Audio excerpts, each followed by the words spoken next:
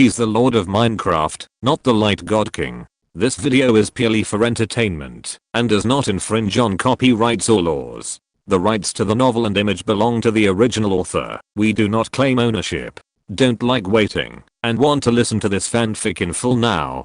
Subscribe to our Patreon, where you'll find the best fanfics. Chapter 101 MC Spells in Rodri Continent. The practicality of the mind control spell far exceeded Ian's expectations. In the MC world, the so-called mind control specifically refers to controlling an individual for one's own use. If the staffed specifically enhanced, and there are no targeted accessories, the duration of control over an individual is only a short 30 seconds. Moreover, this thing is ineffective against beings with strong willpower.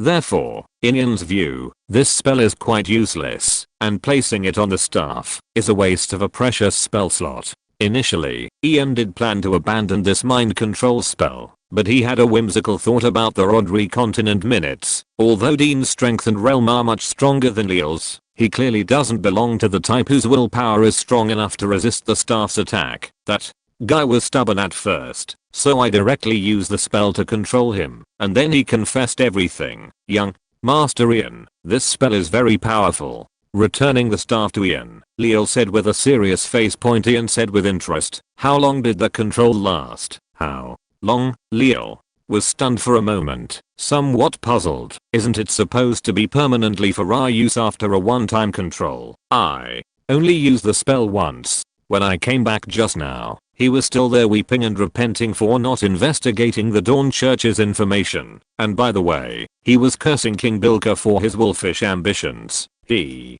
was cursing so harshly." Ian was silent for a moment and said helplessly, "I forgot to say, in the MC world, this spell has a time limit and can only last for 30 seconds. Leal instantly got up and walked towards the basement. "I'll go control him first, lest he commit suicide after regaining his senses. No need to be so troublesome, Leisure." Without Ian saying more, Leisure walked straight to the basement. After a while, with a rumbling thunder, Leisure returned to Ian's side gracefully. "Young Master Ian, he's asleep and will probably sleep for a whole day." Ian slightly and then looked at Leal again. "Tell me, what gains did you have?" "The gains are too great." Young Master Ian's face sank, and he sneered, gnashing his teeth. "You would never have imagined that old Bilka, who looks like a human, had already joined the demon clan's camp and become a traitor. He not only used the citizens of the duchy to feed those demons, but also cooperated with the demons to make many plans against the 100 Clans Alliance. Even the old master back then was." As he spoke, Leal's murderer saw a sword, wishing he could tear old Bilka apart alive immediately. Ian remained expressionless and silent, quietly listening to Leal's report of the insane things old Bilka had done. After a long time, when the atmosphere in the mansion was repeatedly suppressed, almost to the limit, Ian finally spoke. "Is there any other evidence for these things?" "Yes." Leal nodded. "No need for those fragmented pieces of evidence. There is also the most direct piece of evidence that he can't hide at all. According to that guy, the reason why old Bilka can still hang on to life without dying is because of the demon clan's life essence. Simply put, old Bilka is now half demon as he is caught and shows his face." Ian closed his eyes and said nothing. But Leal couldn't wait, especially knowing that the death of old Forbes was also directly related to old Bilka. Now he can't wait to directly kill the old Bilka in the royal capital and dismember him. "Young Master Ian." Before he could finish speaking, Ian raised his hand to interrupt Leal. "I understand what you mean, and I also hope to avenge the old man now. But we are not just the Forbes family now, we need to consider the Dawn Church, which is growing vigorously." Leal pursed his lips, but in the end, he didn't continue to speak. "The matter of old Bilka is not only a righteous excuse for us to completely annex the Duchy of Bilka, but even with a little manipulation, it can become a perfect reason for us to continue expanding to other areas in the future. I don't believe that among so many noble kingdoms of the human race, only the Duchy of Bilka is like this. This is our legitimate reason to continue the holy war." Ian took a deep breath, and the whole person seemed calm again. "Bilka must die. He and everything represented by this surname, family, honor, merit must die. But The time of death must be controlled. Ian got up and walked to the window, looking into the distance to the west with a cold tone. If nothing else, that guy already knows about our holy war. He won't sit still and wait for death, and may even contact other duchies or even the 100 Clans Alliance. After all, our banner is unacceptable to the nobles, but what I want is that moment of universal attention. He spread out his palm and then clenched it fiercely. Powerful force instantly gathered, distorting the air and exploding with surging sound and waves way. At that moment of universal attention, he will die painfully in the most unwilling way, and the name Bilka will be forever nailed to the pillar of shame, and the Dawn Church will appear in order to make this righteous trial more grand, in order to make his death more ironic. We still have to wait for a while, but this time will definitely be very short. Fight the nobles, divide the land, first released, and in a short period of time, 4 or 5 cities in the duchy have already responded to the riots. According to reliable news, the Dawn Church is also behind these city riots. They are using the banner of evangelism to install a large number of so-called clergy. Old Bilka suppressed his anger and said in a deep voice, "How many cities have found their people?" Dean's third disciple was silent for a moment and said in a low voice, "More than a dozen, maybe even more." Damn. Untouchables. A gorgeous lamp was instantly smashed by the furious old Bilka. How dare they? How dare they do this? That damned Forbes is also a noble himself. Is he trying to betray the name of Forbes by doing this? They are enemies of the entire human race. This time, old Bilka really felt fear. Once this banner is completely sounded, it will shake more than just his power. That is the position of the entire human aristocracy, which is the position of the entire human aristocracy, which will be shaken. Point: the human political system of the Rodri continent for thousands of years will be overturned. Even the demons dare not do this. The demons know that the current human race is ruled by nobles, and there is not much amazing performance under the passive combat of the nobles' so-called Dawn Church. How dare they? This is no longer just a matter of the Duchy of Bilka itself, but a major event for the entire human race. Taking a deep breath to calm the anger in his heart. What about Dean?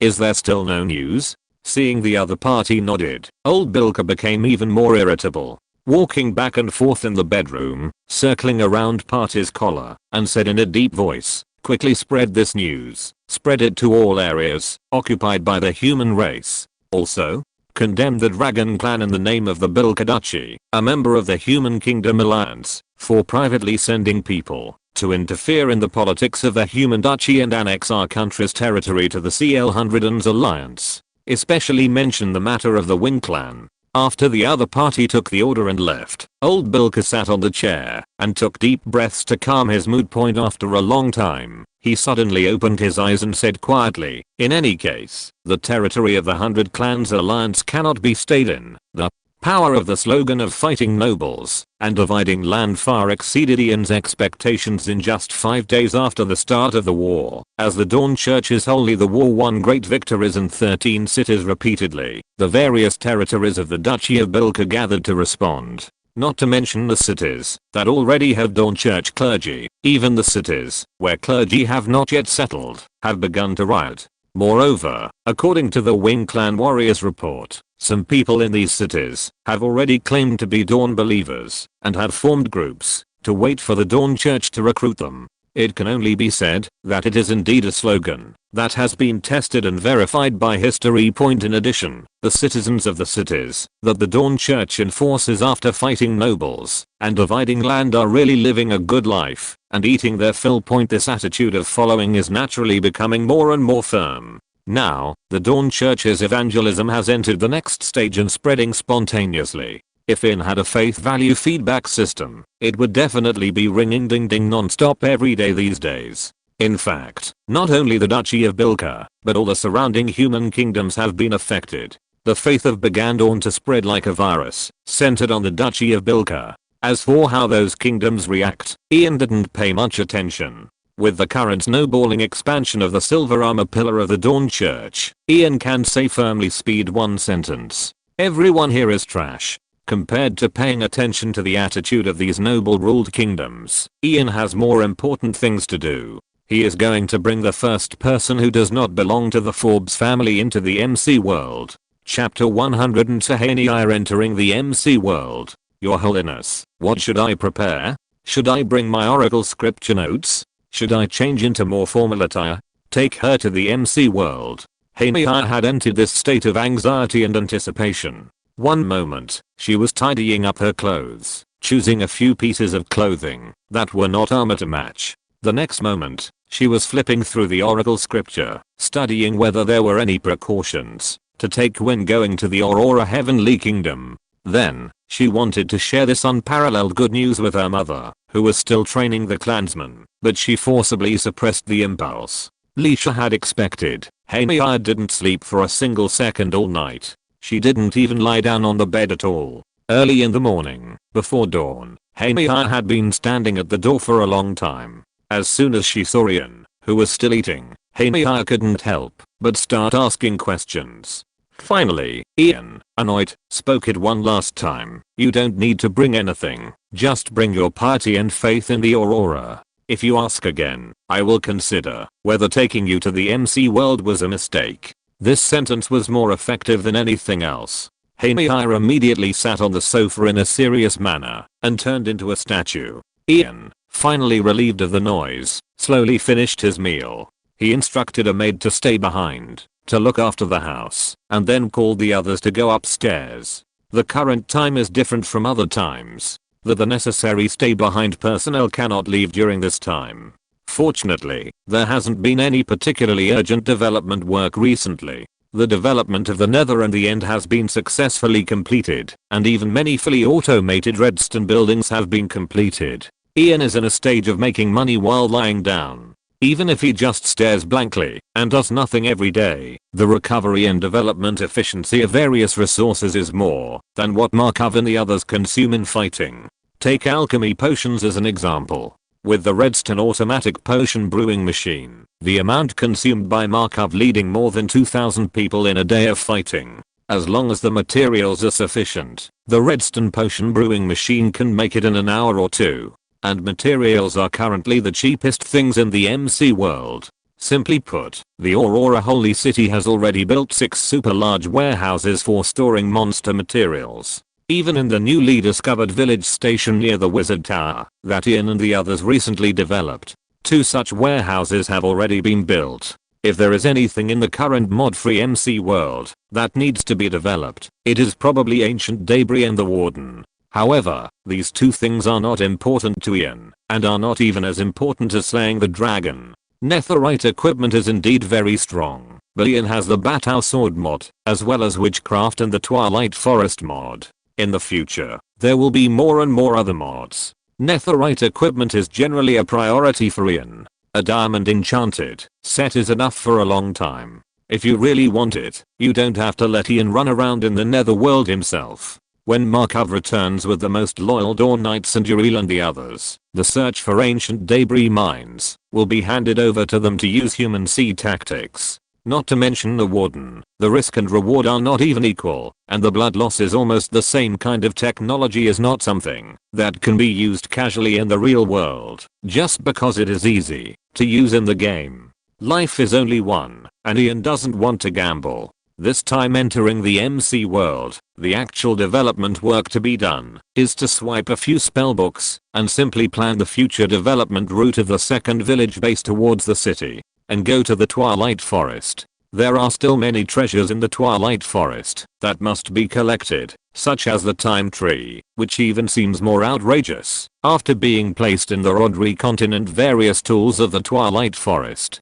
Compared to these tools, the Lich's ones are not worth mentioning. The Aurora Church continues to conquer the West and fight siege warfare in the future, facing those countries with stronger city walls and defenses. This thing will have miraculous effects. The Life Amulet, a strengthened version of the Undying Totem, has no shortcomings except for the high difficulty of obtaining it. These tools, each more heaven-defying than the last, are the real treasures of the Twilight Forest. In addition, there is an important thing Ian wants to figure out.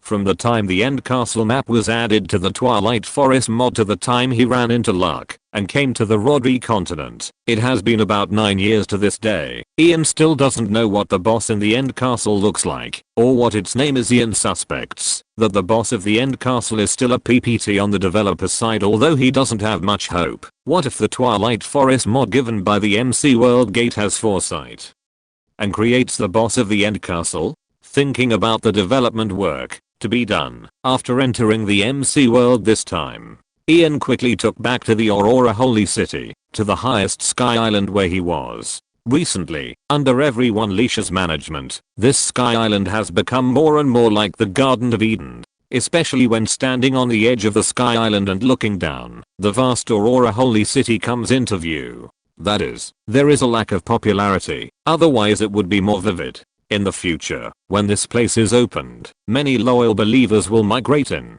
This is also Ian's anticipated reward for the Aurora Church for fanatic believers. Reward them with the opportunity to enter the MC world to move bricks. Your Holiness. Leisha gently pulled on Ian's sleeve, her eyes drifting towards Hania's position. Ian patted his head. He had been thinking about a bunch of messy things just now and almost forgot that Hania had also come in.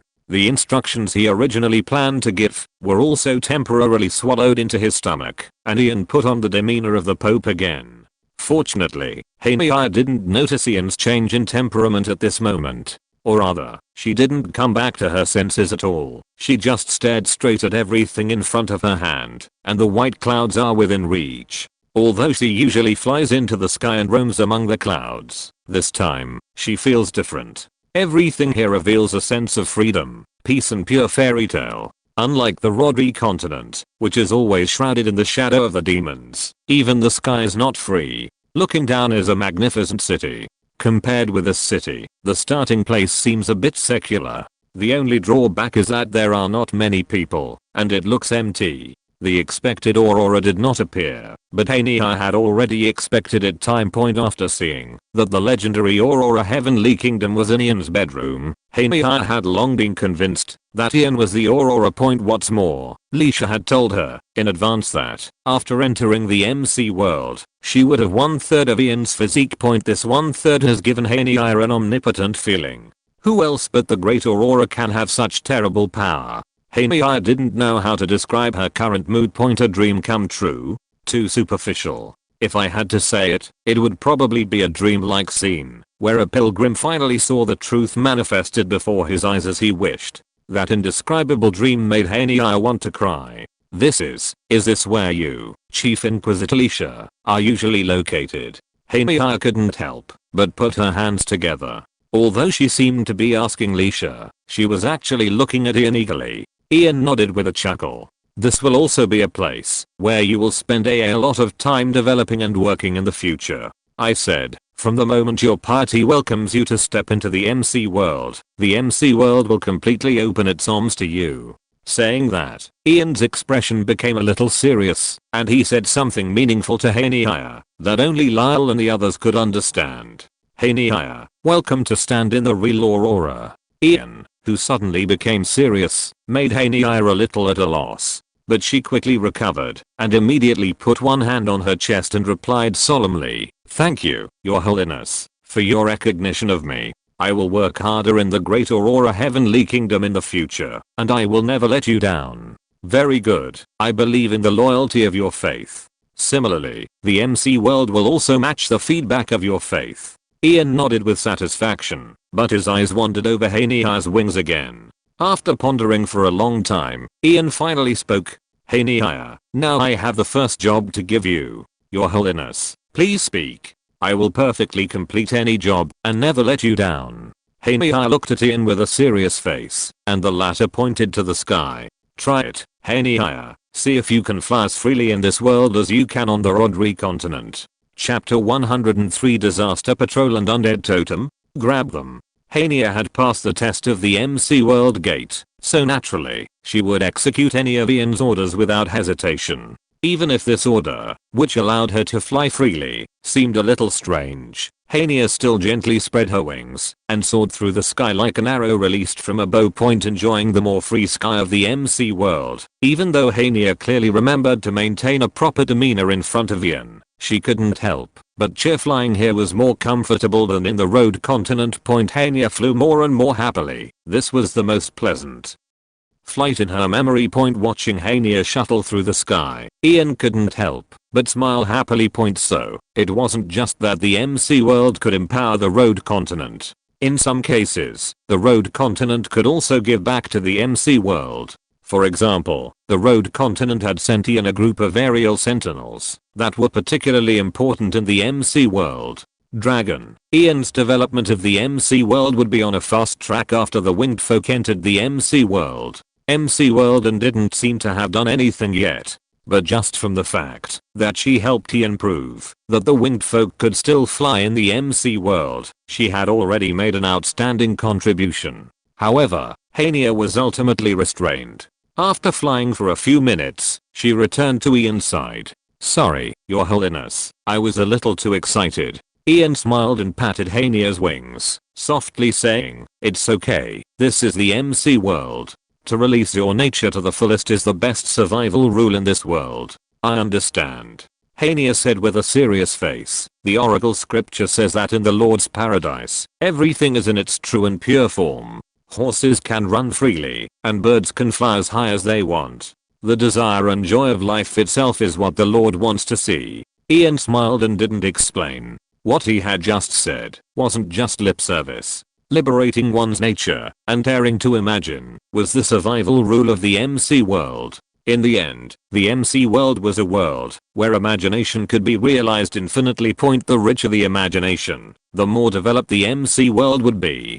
Continent's life consensus stunned Hania. It wasn't until she vaguely followed Ian and the others to the second village base that she accepted barely it. Looking at Hania, who would still exclaim in surprise from time to time due to some MC characteristics, Risha and the others always had a sense of reminiscence of their past selves. Thinking about it carefully, it seemed to be only a little over a month ago. Staying in the MC world really feels like the days are passing slowly. Leah sighed softly, and Ian joked, "What's wrong? Is working here torturing you?" "You know that's not what I meant," Leah said helplessly, glanced at Hania, who was still standing under a chopped down tree, staring at the leaves growing in the air with her mouth wide open.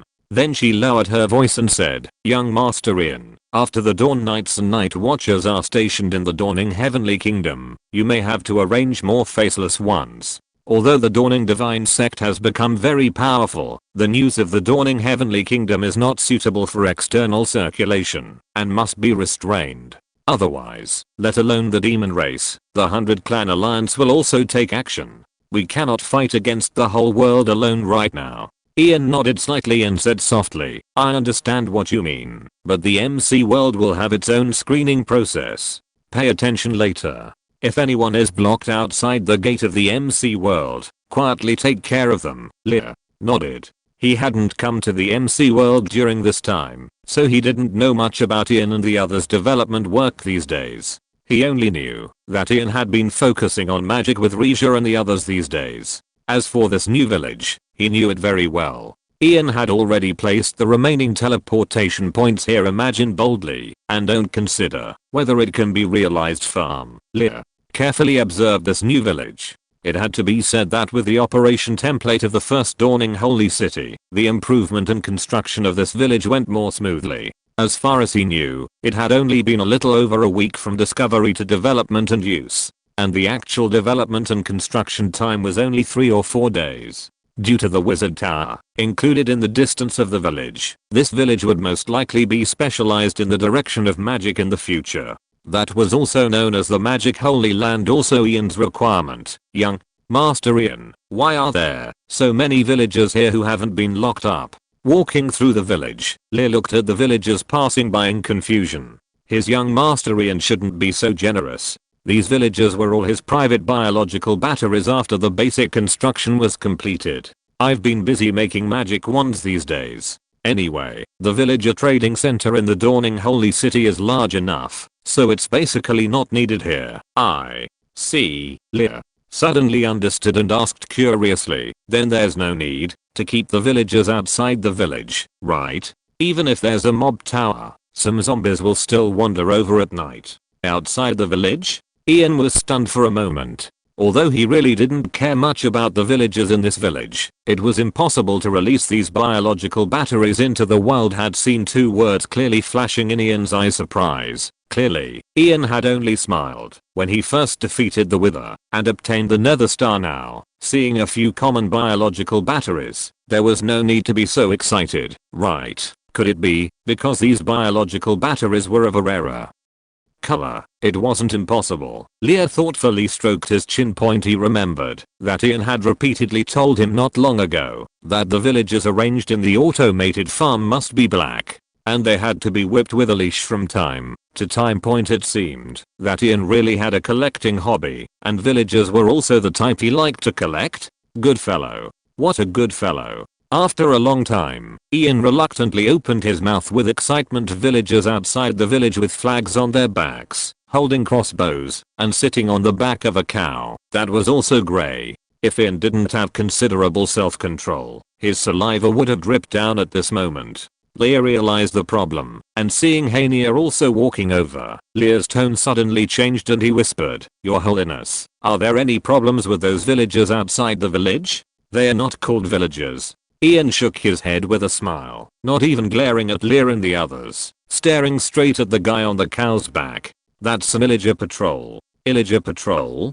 Hania's expression changed, and she gripped her tightly weapon. "It doesn't sound very friendly." "No. On the contrary, they're here to deliver treasures." Ian couldn't wait to take out his bow and arrow and aim at the pillager captain at the head. Reja looked at the Illager patrol with some incomprehension. "Treasures? Those crossbows? We have a lot stored." Ian turned to look at Reja and the others with a smile and said softly, "Crossbows are not worthy of being compared with the treasures they provide. Their appearance will bring us the opportunity to create totems of undying on a large scale." "I forgot. You probably don't know what a totem of undying is. Simply put, it's a divine object that can make us immune to death once, which means that we, with the totem of undying, are equivalent to having an extra life out of thin air." As soon as these words came out, the surroundings instantly fell into deathly silence. The silence was so great that Reja and the others could hear each other's heartbeats and the gradually heavy and hot breathing. After a moment, before Reja and the others could react, a cold light flashed, and Lear had already drawn his otachi, rapidly performing Irajutsu towards the Illager patrol outside the village. "Heretics. Leave the totem of undying and die." Chapter 104 Means of Immortality. The current MC has 3. Ian's speed was faster than Lear's. With the Yama sword unsheathed, a dimensional slash, followed by an advanced level magic staff's flame incineration, he cleaned up the disaster patrol team directly. Leal couldn't bother thinking about Ian's reason for stealing monsters as the undying totem you mentioned, but Leal, full of anticipation, was doused with cold water by Ian, who didn't even bother to look. "No need to look, it's definitely not there." Having said that, Ian picked and chose the potion of unluck from a pile of sundries, but he didn't take it immediately. Leal felt a chill in his heart and looked at the things he had thrown on the ground. Apart from a strange flag of unknown origin, all this seemed reasonable. After all, the undying totem was too outrageous. An opportunity to be immune to death once, an extra life out of nowhere. Not to mention the road continent. Even the knowledgeable demons and demon kings probably haven't heard of such an outrageous thing. After a long silence, Leal still asked unwillingly, "But you just said these guys could drop the undying totem."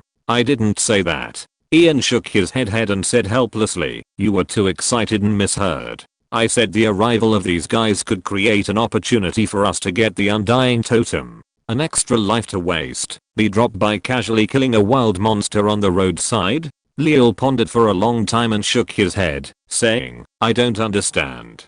"But, we can indeed get the undying totem, right?" "Of course, and there will be many, so many that you wouldn't dare to imagine." Ian chuckled and explained, then looked around and nodded with satisfaction. "It seems this village can't be casually built as a magical holy land. If nothing unexpected happens, this will be the most important villager trading center in the future. Forget it. Let's finish this attack first." Having said that, Ian entered the familiar focused working state under the eyes of Leal and the others. But this time, Ian still had the time to answer some of the questions they raised. "Your Holiness, can this undying totem really make you immortal?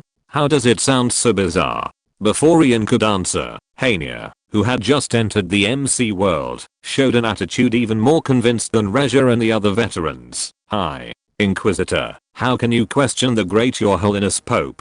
Hania looked at Ian with adoration. We are in the great dawn heaven, experiencing and embracing all this magic under the guidance of Your Holiness Pope.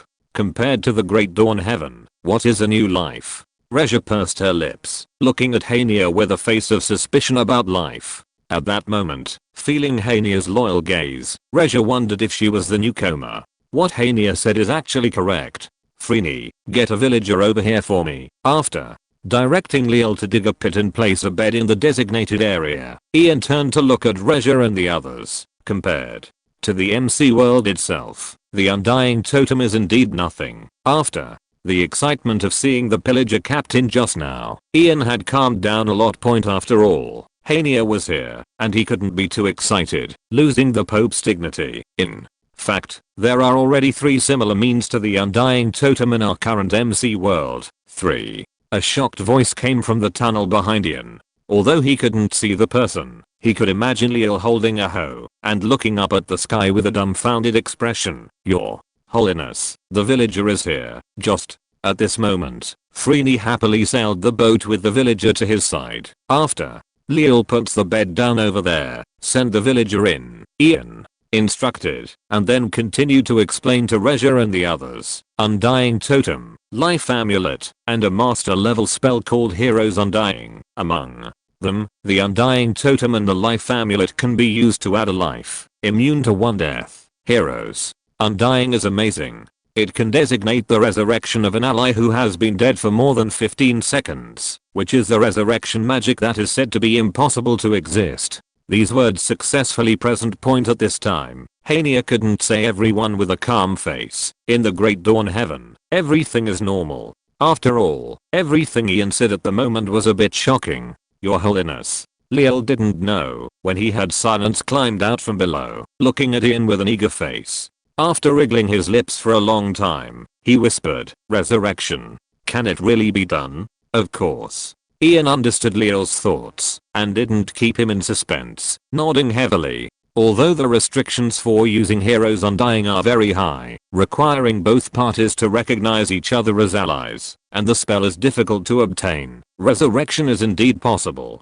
Leal clenched his fists, and after a long while, his whole person revealed a sense of relief and excitement. That's good, ally? Was Old Fog, from the House of Vorse, not treating itself like Ian like his own son? Or was it Ian who didn't see Old Fog, the man who raised him for over 2 decades, as his father, who had fought his entire life, would finally have the chance to enjoy a peaceful retirement if that could really be achieved? Lyle would have no regrets in this life. Hania, on the other hand, had a glint of disappointment in her eyes. The spell of Heroes Never Die didn't seem to work on the Winged Clan's fallen heroes. After all, the Winged Clan didn't even know about the Church of the Dawn back then. But this emotion was fleeting. In any case, as long as they found this spell, the Winged Clan would become an immortal army loyal to Ian in the future everlasting. Ian observed the pit dug by Lyle, and looked at the villagers already at the bottom point. Then he directed Freya and the others to continue placing blocks and digging the pit according to his instructions. At the same time, he didn't forget to continue explaining, among these 3 methods,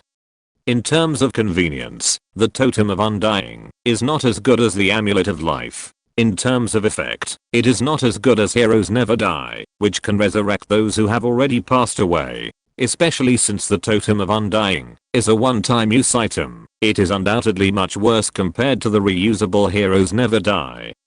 But the Totem of Undying is definitely the most excellent means of immortality. This thing can be made into a resource farm, similar to a mob collection grinder, for mass harvesting, filling the last of the lava and water into a fixed area. Ian turned his head and smiled. That is to say, as long as we have enough time, the Totem of Undying will become a means of immortality popularized throughout the army. Oh right, I almost forgot to mention that the effect of the Totem of Undying is not only immortality, but it also comes with 3 powerful positive effects after activation: fire resistance, health regeneration, and damage absorption. Therefore, after the totem of undying is triggered, it will quickly restore a person on the verge of death to all their injuries. After hearing this, everyone just stood there dumbfounded, their minds filled with the words totem of undying. At the moment, although they haven't seen the real totem of undying yet, this thing has already become a true sacred object in Lyle's and others' hearts. Even the beacon, which can provide a large-scale increase in the army's strength, is not qualified to be compared with the totem of undying. Just because this thing can give people an extra life out of thin air after a long while, Lyle, who had barely recovered his senses, stammered, "Your Holiness, are you going to arm the entire army with the totem of undying?" "Not quite." Ian shook his head. Before Lyle could breathe a sigh of relief, Ian added, "The totem of undying will definitely only be used by the most loyal warriors. Only those with a firm enough faith are qualified to embrace this life-giving blessing of the dawn." Hearing this, the seriousness on the old gentleman Lyle's face was a little difficult to maintain. "But, Your Holiness, as it stands now, our Church of the Dawn already has nearly 10,000 of the most loyal Dawn Knights. Isn't that even better?" Ian smiled and looked at Lyle. Having made all the preparations, he took out the ominous bottle again. 10,000 and even more undying Knight Legions, plus the equipment provided by the MC world, and the blessing of all chemical potions. Perhaps, in the future, we will mass produce katanas and staffs such. A legion is in line with the endless divine might of the dawn and the MC world. Lyle opened his mouth and stammered, "But have you considered?" Ian raised his hand to interrupt Lyle. "If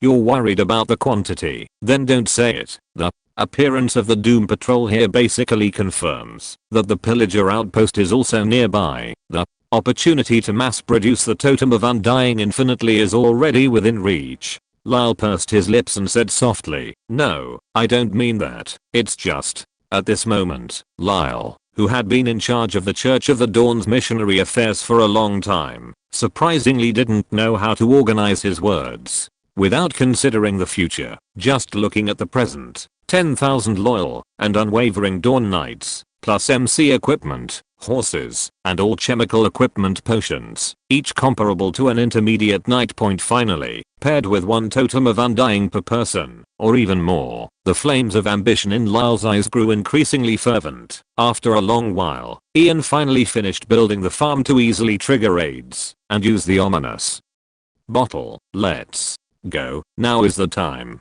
to harvest the totem of undying. Given the appearance of this group of pillagers, we need to survey the surrounding environment after the raid. Also, we need to teleport back and get more emeralds later. We need to take advantage of the village hero booth to buy more things." Ian was talking about his plans for the future, but before he could say a few words, Lyle suddenly interrupted Ian with a serious expression. "Your Holiness, what's wrong?" Ian glanced at Lyle. The latter took a deep breath and said solemnly, "Let's just go and attack the domain of arrogance directly." Chapter 105. Yes, Your Majesty the Elf Queen, I've joined the church, north of the Western Hundred Races Alliance. Here lies a dense forest stretching nearly 2,000 kilometers. The concept of 2,000 kilometers is easily comparable. The Kindling Mountains, revered as one of the dragon veins of Shentao and the north-south climate dividing line, are only about 1,600 kilometers in the narrow sense. However, unlike the Kindling Mountains, this forest has no prominent high mountains. In a narrow sense, it's simply a forest plain. This plain is not only a safe zone where no demon from the Roderick continent's demonic invasion has ever arrived, it is also a well-known forbidden area of the Hundred Races Alliance. The vast forest stretching 2,000 kilometers is inhabited by fewer than 100,000 elves. The elves are one of only two races in the Roderick continent that have not retreated a single step or changed their territory since the demonic invasion. The other is the dragon race, whose dragon island has always been on the far west sea of the Roderick continent, known as the edge of the world point. This forest is the so-called elven forest point. The closer to the center of the forest, the taller the trees grow. Point unknown trees reaching up to 100 meters tall are common in the central area, which is also where the elven cities are located. Point of course, due to the elves' reverence for nature.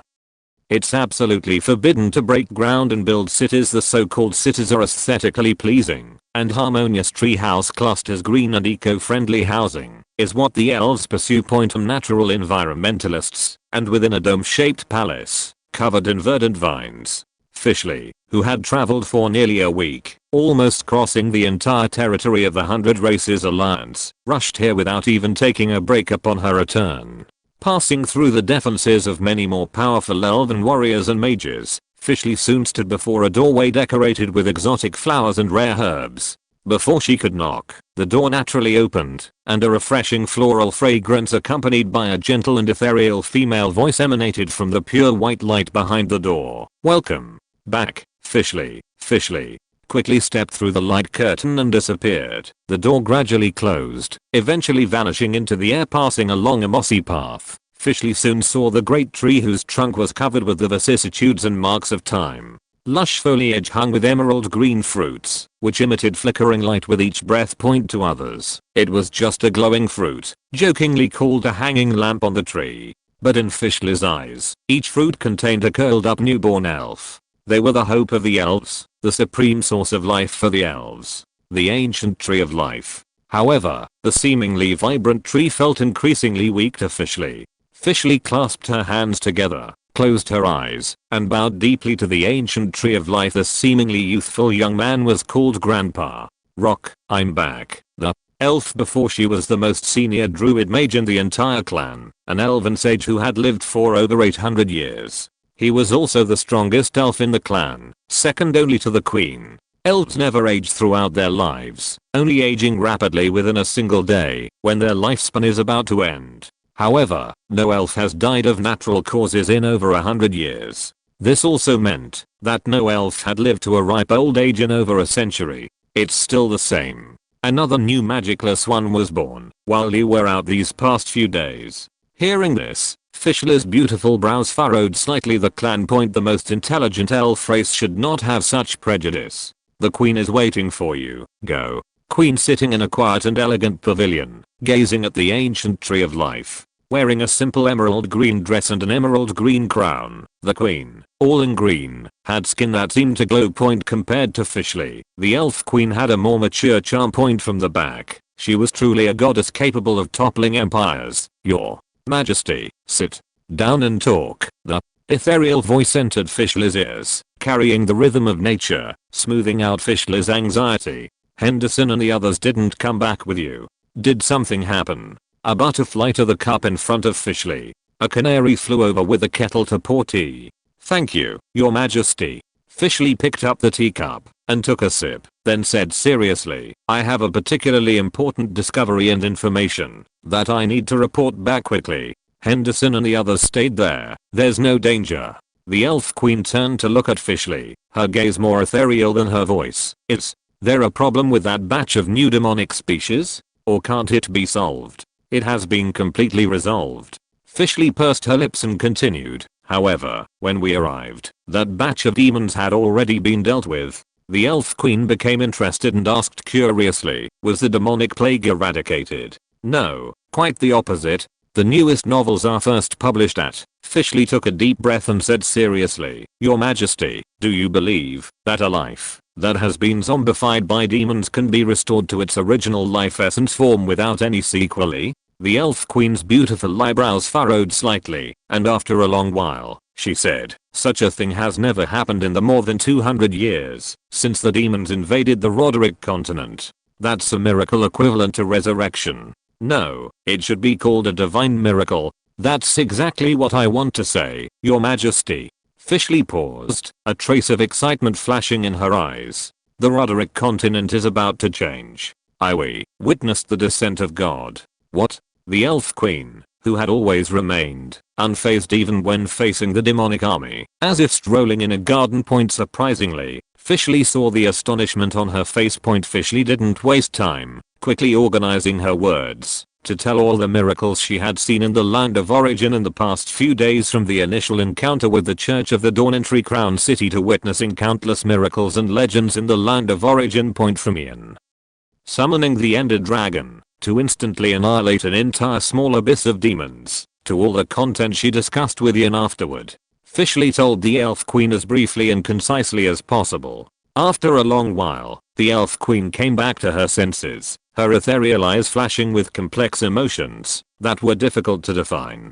Fischli, are you sure that the god worshipped by the Church of the Dawn is truly existent? Fischli didn't say much, stood up and walked to the side of the land, dropped a seed, and then carefully took out a few portions of bone meal and sprinkled it. In a breath, a vigorous tree rose from the ground. The elf queen was stunned, her eyes slightly narrowed as she checked Fischli's strength. But soon, she dispelled the probing technique, a bitter smile appearing at the corner of her mouth. After all, she couldn't maintain a calm state of mind now, and had forgotten that the event happening before she was impossible in the first place. Even with her strength, she couldn't quickly germinate a tree like this. That was the authority that only the ancient tree of life possessed. Seriously, this harvest miracle bone meal, bestowed by His Holiness the Pope, is used to regularly ripen the food for the believers in the territory of the Church of the Dawn. As soon as she finished speaking, Fischli clearly felt a vast natural magic that she couldn't look up to. Green light spots symbolizing nature and life endlessly converged towards the bone meal, and after a long while, everything seemed as if nothing had happened. Know what to say. Finally, when Fischli could hardly bear the silence, the elf queen suddenly said, "Fischli, you joined the Church of the Dawn, right?" Fischli was stunned for a moment, then explained, "Yes, your majesty, the Church of the Dawn is different from the human race, and even other races. They are noble people united together by the attention of a truly compassionate god, to fight against the demons." Fischli was planning to explain a few more words, to prevent the elf queen from becoming dissatisfied. But the elf queen sighed softly, and with a casual probe, her white palm disappeared into the void. When she withdrew her hand, a yellowed parchment was placed in front of Fischli. "This is the denunciation submitted by the Human Kingdom Alliance on behalf of the Bilka Duchy not long ago." Fischli was stunned for a moment, and quickly picked it up, to examine it on the table. That's utter nonsense. How could the Church of the Dawn collude with the dragon race? The human race? Has the Bilka Duchy gone mad? Chapter 106. The 100 Races Alliance can't do it, but the Dawn can. The content on the parchment wasn't complex, unlike the roundabout documents previously issued by the human race. The parchment, not too big or too small, was basically filled with insults on both sides. 1.5 pages were a blood letter from the king of the Bilka Duchy, filled with resentment, scolding the dragon clan for interfering in the internal affairs of the human race. Alliance point it scolded the Dawn Divine Church for wantonly launching wars to invade the territory of the Bilka Duchy, and hinted that the Dawn Divine Church might be cooperating with the demon race. The remaining small half page was written by the Human Kingdom Alliance. Compared to old Bilka, they were more tactful, focusing on accusing the Dawn Divine Church of attempting to subvert the inherent political system of the human race stimulated these human nobles. As for the Dragon Clan, they didn't mention a single word. Fischli took another look, her chest rising and falling with anger. "When I came back, I also heard that the Dawn Divine Church used troops the Bilka Duchy, but that was because the Bilka Duchy attempted to attack the Dawn Divine Church, and the Dawn Divine Church had no choice but to itself in a holy war. Moreover, the holy war of the Dawn Divine Church is to overthrow those against corrupt human nobles and unite the people of the Bilka Duchy under the majesty of God to jointly resist the demon race." The accusations of the Human Kingdom Alliance are entirely defended, because the Dawn Divine Church's slogan of overthrowing the nobles and distributing the land has touched their interests. These short-sighted guys can't see the importance of uniting to fight against the demon race. They only want to continue being nobles and live a life of ease and comfort. Looking at the somewhat agitated Fischli, the elf queen couldn't help but feel a trace of melancholy in her heart. If she remembered correctly, this was the first time Fischli had lost emotional control to the point of saying such harsh words. From the moment Fischli was born, the elf queen had been personally taking care of her, treating her as the next generation queen, even the future of the Tinder plan. Fischli was also very competitive, and in just a few decades, she should become a truly mature successor. But now the elf queen had a bad feeling about maintaining an objective perspective on the affairs of other races as the way for the elf race to survive and develop. But now, Fishley could no longer do this, and because of the personal feelings poured into Fishley in the shock brought by the bone powder just now, the elf queen also had to admit that she was now biased towards the Dawn Divine Church, carefully considering her own state of mind. The elf queen looked at Fishley after a long silence. Fishley, although I trust you very much, this matter is of great importance after all. Can you guarantee that everything you just said is without a trace of falsehood? I swear to the ancient tree of life that what I just said is absolutely what I truly saw, without a trace of falsehood. Otherwise I'm willing to be abandoned by nature. Alright. Seeing Fishley swear without hesitation, the last trace of suspicion in the elf queen's heart dissipated. Taking a deep breath, the elf queen said softly, the Dawn Divine Church you mentioned is very powerful. Based on your joining it, our elf race may not be unable to cooperate with them. However, compared to the matter of cooperation, the problem brought by this parchment is more important at the moment. Fishley was stunned for a moment, and after thinking for a while, she hesitantly said, I'm sorry, Queen, I don't understand. The elf queen was not disappointed, and patiently and gently guided Fishley. You said that the matter of that Pope summoning a dragon to destroy the abyssal demons happened before the start of that holy war, and only the people of the land of origin saw it, right? Will also be the most loyal. Even if you ride a horse from the land of origin to the Bilka royal capital, it will take nearly 7 days. The holy war of the Dawn Divine Church should have only started for less than 10 days, right? Fishley seemed to grasp something important in the dark, but she was still missing the most crucial link.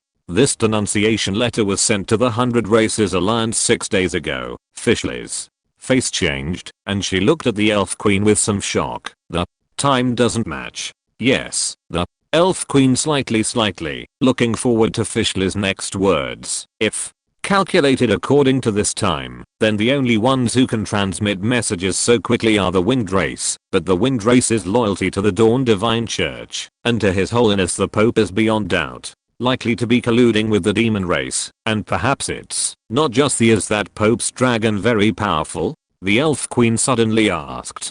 Fishley was stunned for a moment and recalled, very strong, at least stronger than that Dragon Clan elder you entertained on Seed. That's good.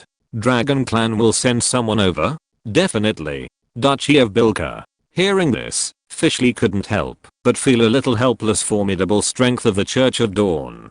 The army of the Church of Dawn is composed of heavy cavalry comparable to some powerful knights. No, I'm aware. The elf queen smiled and shook her head, although the detailed situation is unclear. According to our understanding, the Duchy of Bilka has already lost more than 10 cities in less than days since the start of the Holy War. At such a speed, the strength of their army is naturally extraordinary. According to the deduction of our Council of Sages, the Duchy of Bilka will probably not be able to hold out for many days. Fishley looked proud and couldn't help but boast, I knew it. The power unleashed by the sacred army, united to fight against the demon race under the gaze of the gods, must far exceed the power that the despicable human nobles can mobilize. So, do you think the Dragon Clan that goes to the Duchy of Bilka will be dealing with the Duchy of Bilka or the Church of Dawn?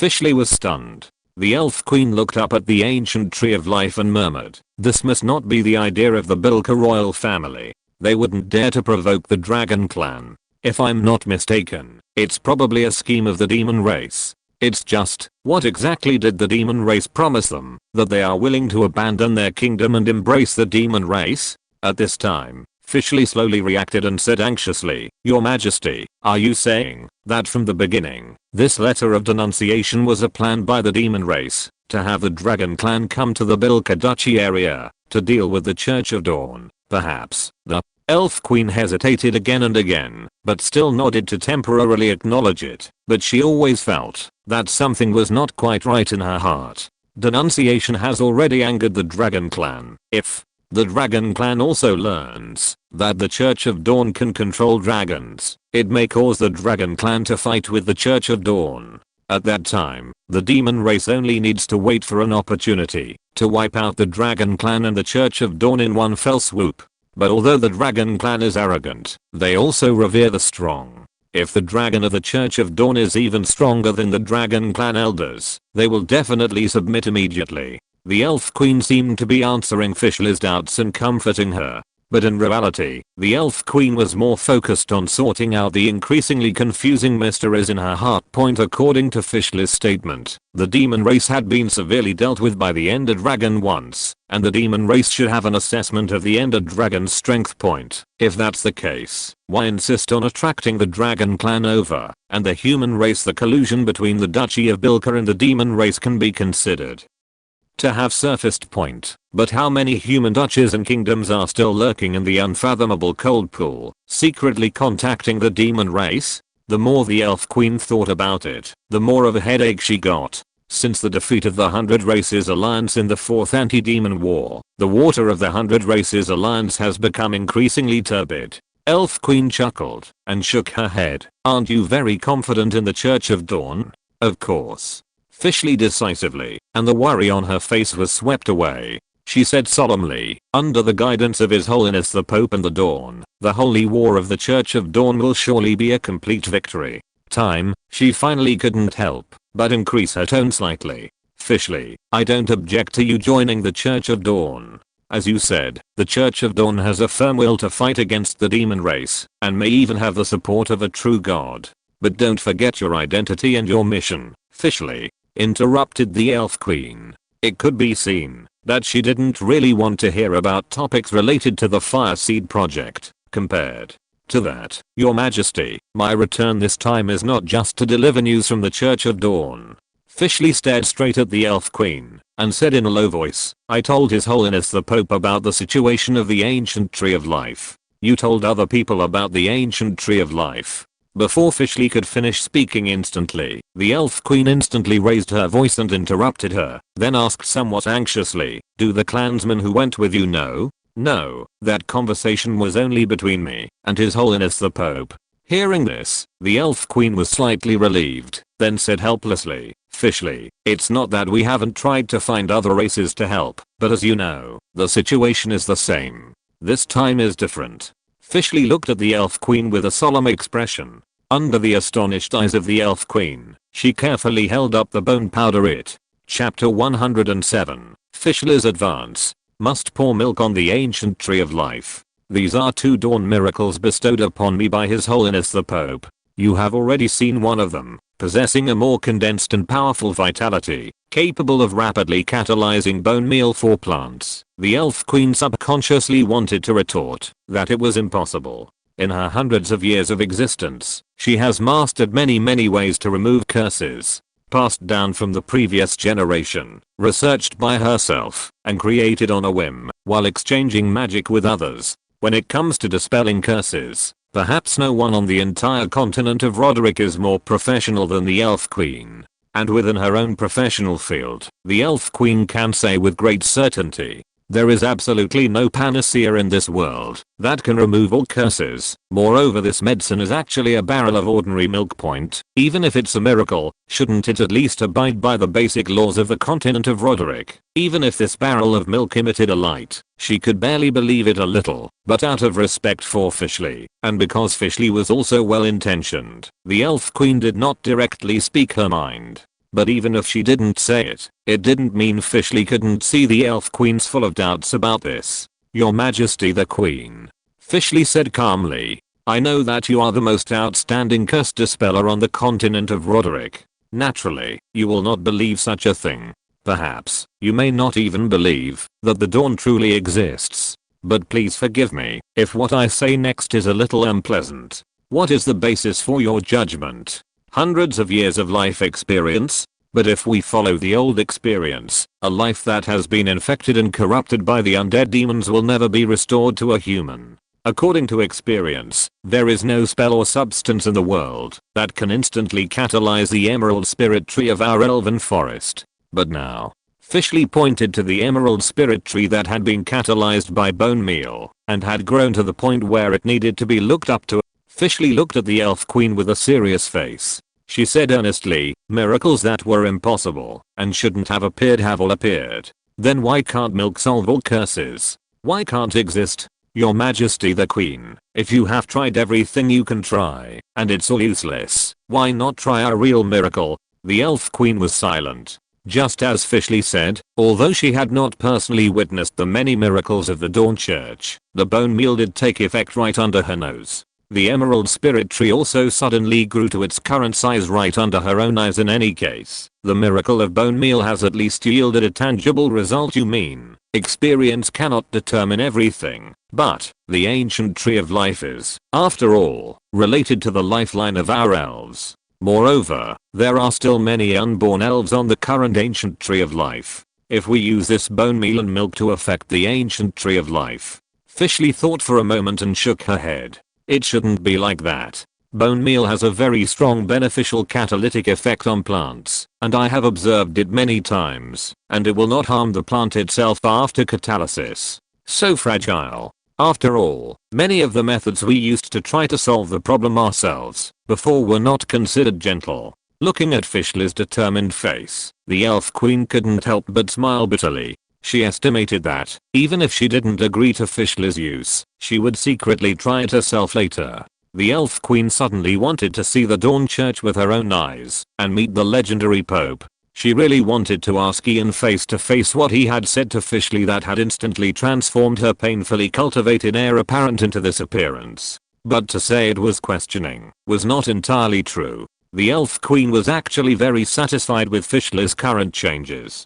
Before each queen heir becomes a qualified queen, they need a most crucial stage. That is, refuting the previous queen has also entered this stage. If you really want to say it, the elf queen is quite grateful to the Dawn Church for stimulating Fishley's independence. The elf queen was secretly happy about Fishley's changes, but now was not the time to talk about this. Tree of Life was not that fragile. Milk and bone meal themselves are also very benign items. What made the elf queen hesitate was that these things were stained with the color of divinity and were the carriers of the so-called miracles of the Dawn Church. So far, the elf queen still cannot believe that there really are gods in the world. After all, she has never heard of them for so many years. Why did they suddenly appear today? But looking at Fishley's firm gaze, the elf queen still slightly and said, "This matter is of great importance. I need to hold a meeting with the other guardians of the ancient tree of life to discuss it." Seeing that Fishley was about to say something again, the elf queen added, "Don't worry, it won't take too long. I just need to notify everyone and take some precautionary measures. When I can guarantee that everything is foolproof, I will let you start trying, but I hope you are also mentally prepared." The elf queen paused, hinting, the situation on the anti-demon front is not optimistic right now, especially since we know that many humans may already be secretly colluding with the demons. Fishley's expression dimmed, and she was about to say something, but the elf queen didn't give her a chance to speak. "I understand your thoughts. To be honest, if there was really no other way, who would be willing to be a deserter? But Fishley," the elf queen solemnly said, "the continuation of the race is greater than everything. The present that countless elf predecessors have strived for cannot be destroyed in our hands. In any case, the elf race must continue to exist." As she spoke, the elf queen carefully pushed the bone powder on the table in front of Fishley. "If it really comes to that day, this miracle from the Church of the Dawn might be of no. Between me and the demons, there will only ever be a fight to the death." The elf queen answered Fishley decisively, then earnestly said, "This is my mission. But it's not yours, Fishley. Am I not an elf?" A fire blazed up in Fishley's heart, and she suddenly stood up and stared directly at the elf queen. "Majesty, I don't understand. You always talk about mission.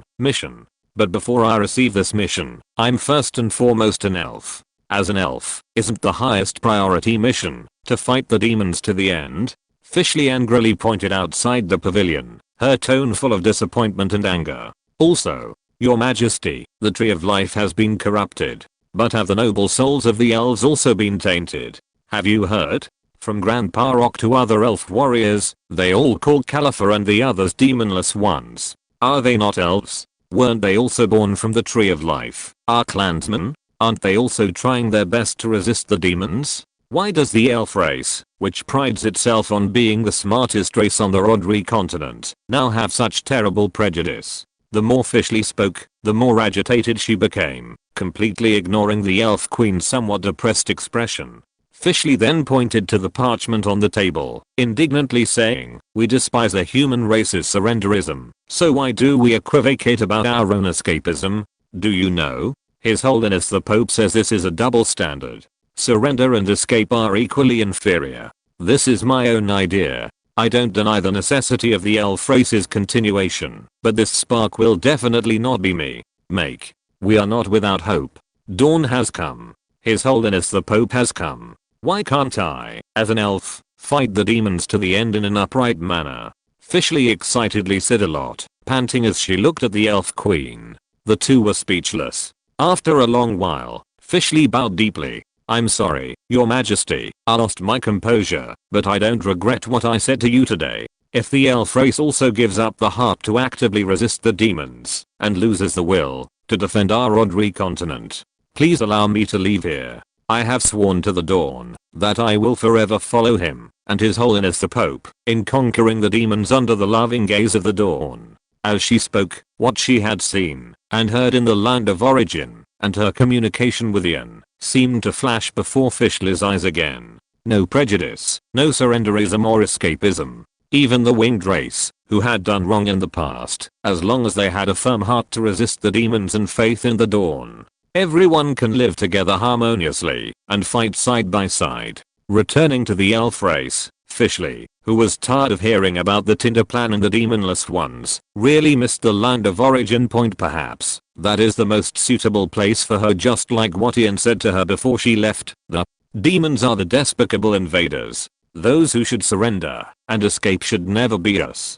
Fishly stared fixedly at the elf queen. "Your Majesty, these are the words His Holiness the Pope gave to me, and I pass them on to you. I don't refute the Tinder plan. The continuation of the elf race is indeed very important, but at least for me personally, I don't want to be a deserter." The elf queen stared at Fishly, her heart filled with emotions, although it was a good thing that Fishly had learned to refute her. But wasn't this a bit too thorough? What kind of magic did the Church of the Dawn have that could turn Fishly into this in such a short time? After a long silence, the elf queen sighed softly and stood up. "Summon the guardians of the Tree of Life to a meeting, Your Majesty." Fishly was stunned for a moment, then overjoyed. The elf queen's lack of a clear statement was actually the greatest support. "Majesty." Hearing this, the elf queen smiled and shook her head.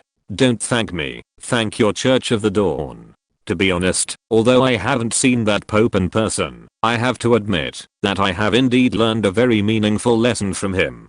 Chapter 108, Returning to Sunderland City, a triumphant homecoming. After the failure of the Fourth Anti-Demon War, the Demon Abyss's encroachment on the Rodri continent became faster and faster, and the 100-clan alliance had already begun to feel pessimistic. Instructing the elven warrior to find the guardian of the ancient Tree of Life, the elf queen took the opportunity to tell Fishly about things she didn't know. And the elven race, undeniably, has also fallen into this state, especially after the ancient Tree of Life was affected by the King of Greed's forbidden spell. The elf queen sighed with some bitterness and continued, "Under a highly suppressed and tense living environment, coupled with the panic caused by the ancient Tree of Life being affected, with the birth of the first special elven tribe, everyone's emotions were completely ignited.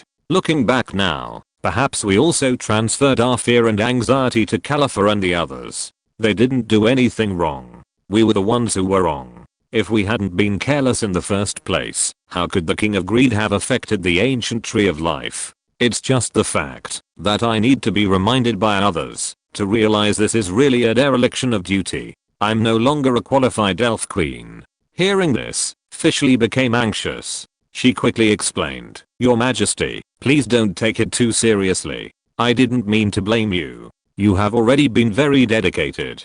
The elf queen chuckled and shook her head. "You don't have to comfort me. As the queen, I must have the courage to face my mistakes." After saying this, the place fell into deep silence, which made Fishly feel a little embarrassed. She was even wondering if she had gone too far just now and stimulated the elf queen. She was planning how to comfort the elf queen to ease the awkward atmosphere. Before she could organize her words, the elf queen suddenly spoke. "Fishly, I'm here, Your Majesty. Really be effective for the ancient Tree of Life. I hope to visit that Pope later." Hearing this, Fishley was stunned, and then pleasantly surprised. "Really? Your Majesty? Of course." The Elf Queen smiled. "If the problem of the ancient tree of life is solved, we should naturally express our gratitude. It is my attitude to go there in person." Fishley was stunned for a moment.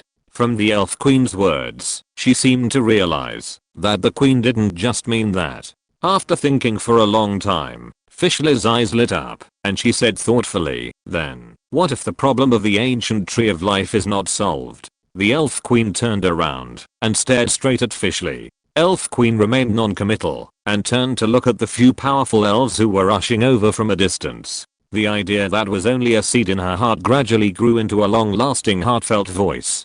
Perhaps the path to salvation for the elven race lies in the Dawn God sect. While Fishley was passionately confronting the Elf Queen within the elven race, in the Principality of Bilka, Markov, who led the Dawn Knights on a western expedition, also won consecutive victories. And at this time their army had already reached Sanglan City. "I'm back." Looking at this largest city in the Principality of Bilka besides the capital, Markov was filled with emotion. Returns now. Point behind he were 2,000 Dawn Knights and 500 Night Watchers, all in full order. Not a single person was missing.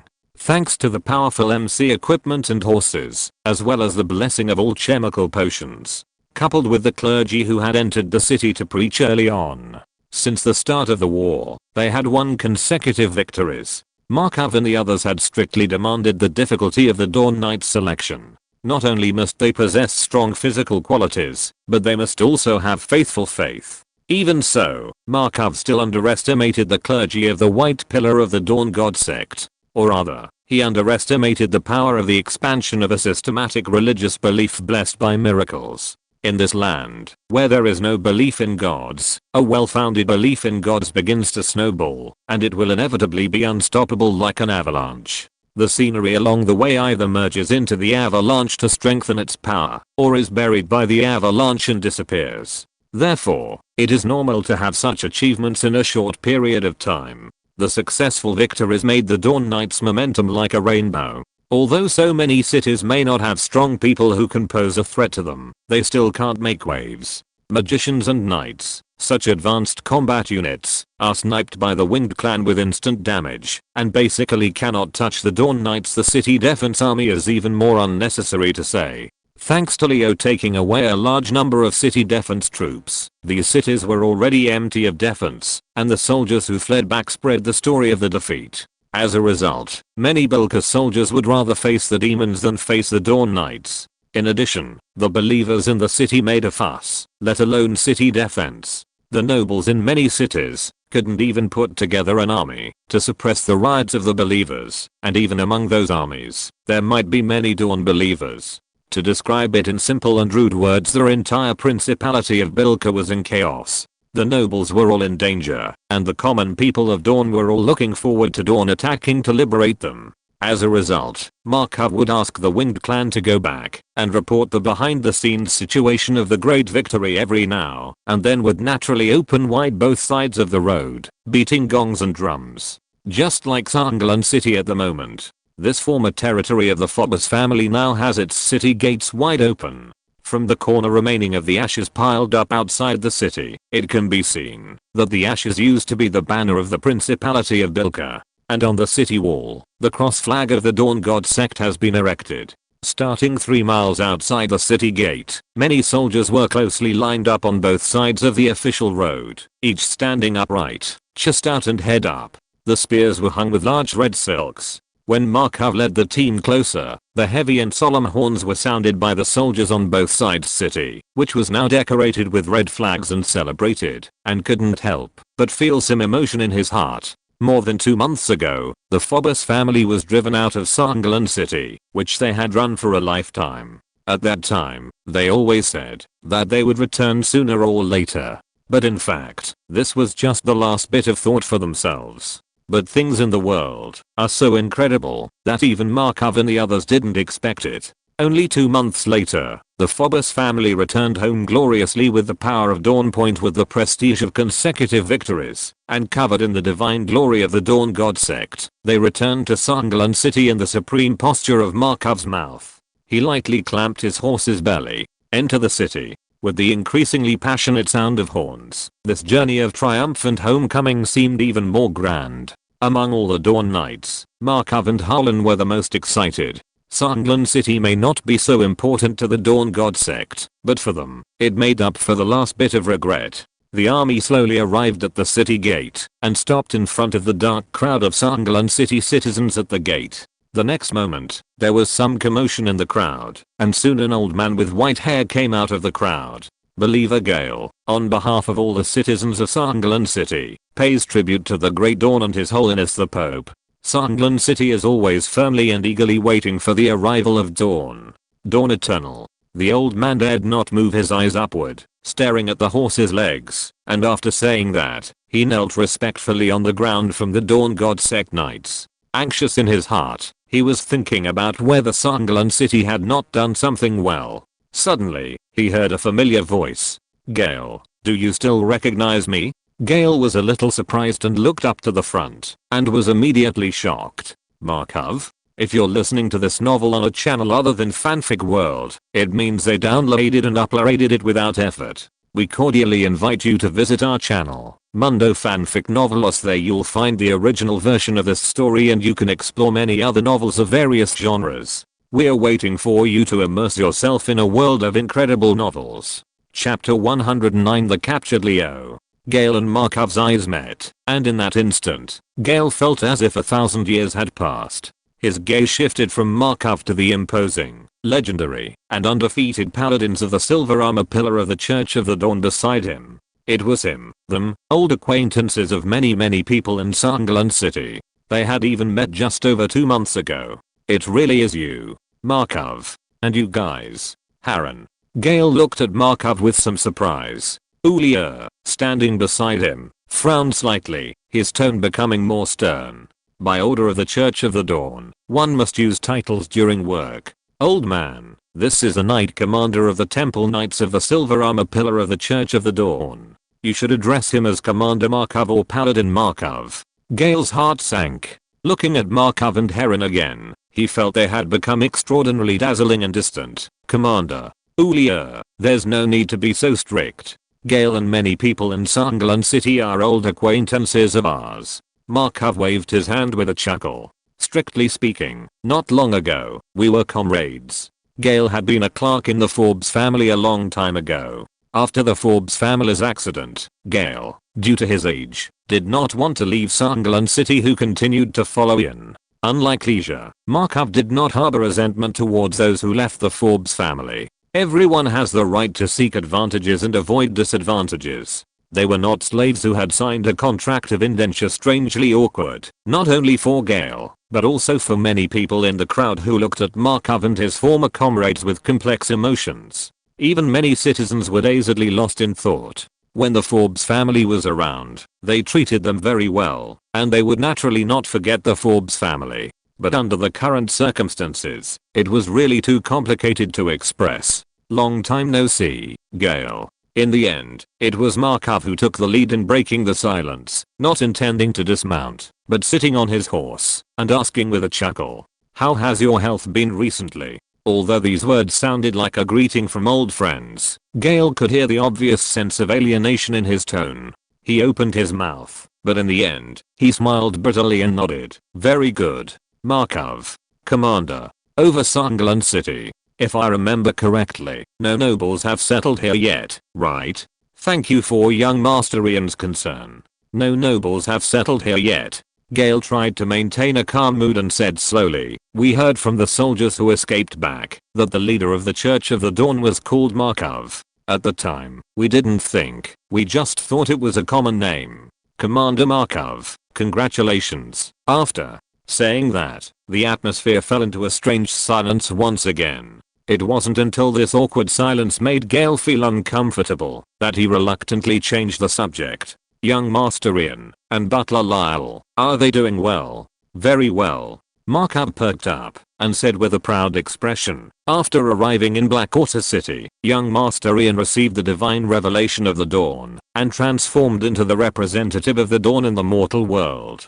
Demons together, young Master Ian is already the great and benevolent Pope, the father of countless believers of the Church of the Dawn. Godfather is now the Cardinal Bishop in charge of the Inquisition of the Church of the Dawn, and Leisure has become the Chief Inquisitor of the Black Book Pillar. Everyone is doing very well. Gale felt somewhat complicated, unable to say whether he was happy for Ian and the others, or regretting his decision back then. After a long while, he lowered his head and said somewhat awkwardly, "That's good, Ian. It's best if His Holiness the Pope is well." Markov glanced at the sky and didn't plan to waste any more time. Sanglan City had been taken, and there were only a few cities left before they reached the royal capital. Besides, he didn't seem to have anything to say to Gale and his old friends 2 months ago, after the gates of Sanglan City divided the two sides who had made different choices. He should have understood that, even if they met again in the future, he probably wouldn't have the mood to reminisce about the past. They were now people from two different worlds. Returning to Sanglan City, still in a triumphant manner, it did make Markov and the others somewhat proud, but after that wave of pride passed, all that was left was plainness. Even if Leisure and the others always complained that Markov was simple-minded, Markov was not really unable to grow. Now, he looked at things more from the perspective of the Church of the Dawn. As for the close relationship of comrades in the Forbes family, it shouldn't be placed on these former comrades who had already left the Forbes family. Now, the Forbes family only had Ian and his 20 people. Thinking of this, Markov didn't even have the thought of resting in Sanglan City and returning to the former Forbes family residence to take a look. Now that Sanglan City had been taken without bloodshed, next, he would let Father Matthew and the clergy of the White Robe Pillar take over. The Western expedition, the Holy War of the Church of the Dawn, still needed to continue. Gale, the clergy of the White Robe Pillar will come to manage Sanglan City in the future, so you don't have to worry. The work of dividing the land promised by the Church of the Dawn will also be promoted by them. If the citizens of Sanglan City encounter any unfair treatment, they can also tell them. Under the light of the dawn, everyone will live a peaceful and tranquil life. This is the will and determination of His Holiness the Pope and the Dawn. We will leave first. There are still a few cities left to liberate, and His Holiness the Pope is still waiting for the good news of our great victory in the Holy War. Gale was stunned for a moment, then quickly said, "Markov, Commander, won't you come into the city to rest for a while?" Everyone in Sanglan City heard that the great Church of the Dawn was coming and prepared a banquet in advance. Or, you can go back to the Forbes family residence to take a look. Someone has always been cleaning it. Markov, who was originally feeling a little lost, became completely firm after hearing these words. He believed that, if Ian were here, he would make the same choice. The Forbes family was no longer the Forbes family of the past. Instead of reminiscing about the past, it was better to create the future. No need. Markov shook his head decisively. We still have the task of the Western Expedition and Holy War on our shoulders, and His Holiness the Pope is still waiting for our victory report. Now that Sanglan City has been incorporated into the Church of the Dawn, the subsequent work should not be interfered with by our silver armor pillar. Rest. The assured Dawn will treat all children who believe in him equally. We will leave first. There are still many nobles and royals in the Principality of Bilka who are oppressing the people. The sooner we liberate all the people, the happier the Dawn and His Holiness the Pope will be. After saying that, Markov turned his head and shouted loudly, "Attention all troops.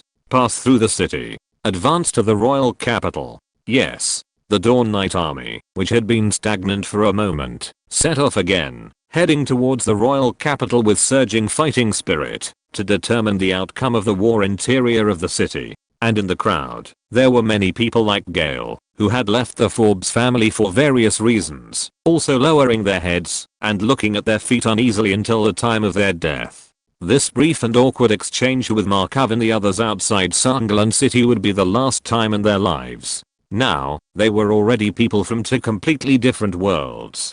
Gale, take care. Suddenly, Markov's voice condensed into a line, drifting lightly into Gale's ear. Could be considered a last farewell from Markov, or even Markov representing Ian and the others, to the past. From today onwards, after the Forbes family completely alluded to the dawn, all that was presented in front of the stage was the sacred and supreme Church of the Dawn.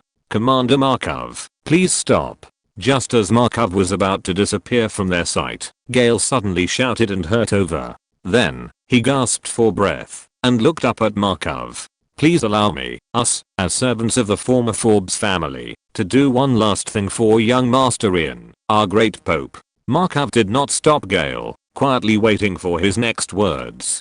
Gale took a deep breath, his eyes full of hatred as he said, according to our investigation, Prince Leo of the Principality of Bilka is the mastermind behind the secret plot to harm the Forbes family.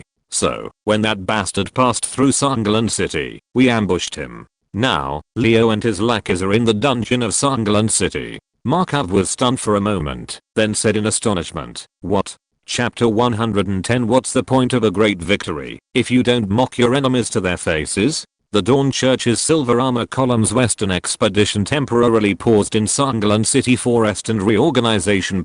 Markov, led by Gale, also went to the dungeon of Sunderland City. Markov was actually a bit helpless about Leo being captured. They had tried to slow down their pursuit of Leo and his remnants as much as possible, but they really didn't expect this guy to be so useless. War having reached this point, Leo's excuse is no longer important. The slogan of fighting nobles and dividing land would, if taken seriously, probably lead to fighting all the way to the edge of the world. Markov originally just wanted to drive Leo back to the royal capital and completely crush the Bilka Duchy during the final battle. This would serve as psychological torment for Leo. After that, when Ian arrived at the royal capital, he would execute the royal nobles to inflict physical torment on the guy. He could maximize the torment and save trouble. He didn't expect, but Leo's capture ultimately doesn't affect the overall situation. Considering it from another perspective, the fact that Leo, who had painstakingly planned for so long, was captured in Sunderland City can also be seen as a kind of irony. In any case, the current Leo is the most worthy of mockery. After all, if he can't mock his enemies, then wouldn't Markov's greatest pleasure in winning the battle be gone? Walking all the way to the depths of the dungeon, Gale pointed to the darkest, dirtiest, and most blood-soaked dungeon not far away and said, Leo and that mage are locked up over there. To prevent the mage from casting spells, we cut off his only arm and cut out his tongue. Sakoni also crippled his mana pool. Sakoni was the main force in this capture. Markov didn't overreact to Gale's statement. After all, Leo and that mage deserved such a reward. Markov just reminisced a bit. Sakoni's strength must have improved a lot. I still remember when I used to train with him under our adoptive father when we were young. Sakoni is a genius, always progressing faster than me, so my adoptive father always compared me to Sakoni. Young Master Ian said that this is a hateful child of someone else. Gale didn't know how to feel and gave a rise. Sakoni's improvement certainly can't be compared to Captain Markov. Captain Markov, would you like to see him? Markov was silent for a long time, then smiled freely. Forget it, I think he probably doesn't want to see me right now. Let's get down to business first. The Dawn Church's western expedition can't be delayed. As he said that, Markov glanced at the corner not far away. At the corner, a black-haired young man leaned against the smile dungeon wall, motionless like a piece of wood, his breathing almost imperceptible. Gale pursed his lips and said softly, actually, after his Pope left with you, Sakoni also missed His Holiness the Pope and Captain Markov very much. It's just, Sakoni's mother is not in good health, he can't leave, otherwise he would definitely. Before he could finish speaking, Markov raised his hand to interrupt Gale and said softly, Gale, let's not talk about these things. The past is the past. It's enough as long as everyone is doing well. There's no need to worry about Sakoni's mother's condition either. When the clergy of the White Robe column arrives, they will solve everything. Dawn and His Holiness the Pope will not let their devout children suffer. Gale understood Markov's unspoken words and ultimately gave a wry smile, nodding without saying anything more. The young man at the corner lowered his head, the dim dungeon concealing the complex and sorrowful expression in his eyes. Gale, I want to talk to Leo alone. Markov said softly, looking at the dungeon where Leo was imprisoned. Gale nodded and slowly retreated. Suddenly, Markov called out to him again, in any case, you guys have worked hard to capture Leo. Is there anything you want? His Holiness the Pope will not mistreat those who have contributed. Holiness the Pope, it's just after A pause. Gale looked at Markov again with anticipation. If possible, can I see His Holiness the Pope again? But didn't directly agree. I'll help you pass on the message, but His Holiness the Pope is very busy with work every day. I can't guarantee whether he will see you or not. That's enough. Thank you, Gale. Breathed a sigh of relief and slowly retreated. Captain Markov, please do as you wish. I'll leave first. At this time, the black-haired young man at the corner also quietly left Point before long. Only Markov and Leo in the dungeons were left in the dungeon. Point Markov raised his foot and walked to the front of the dungeon's swollen face. The madness of fear and hatred intertwined was undisguised.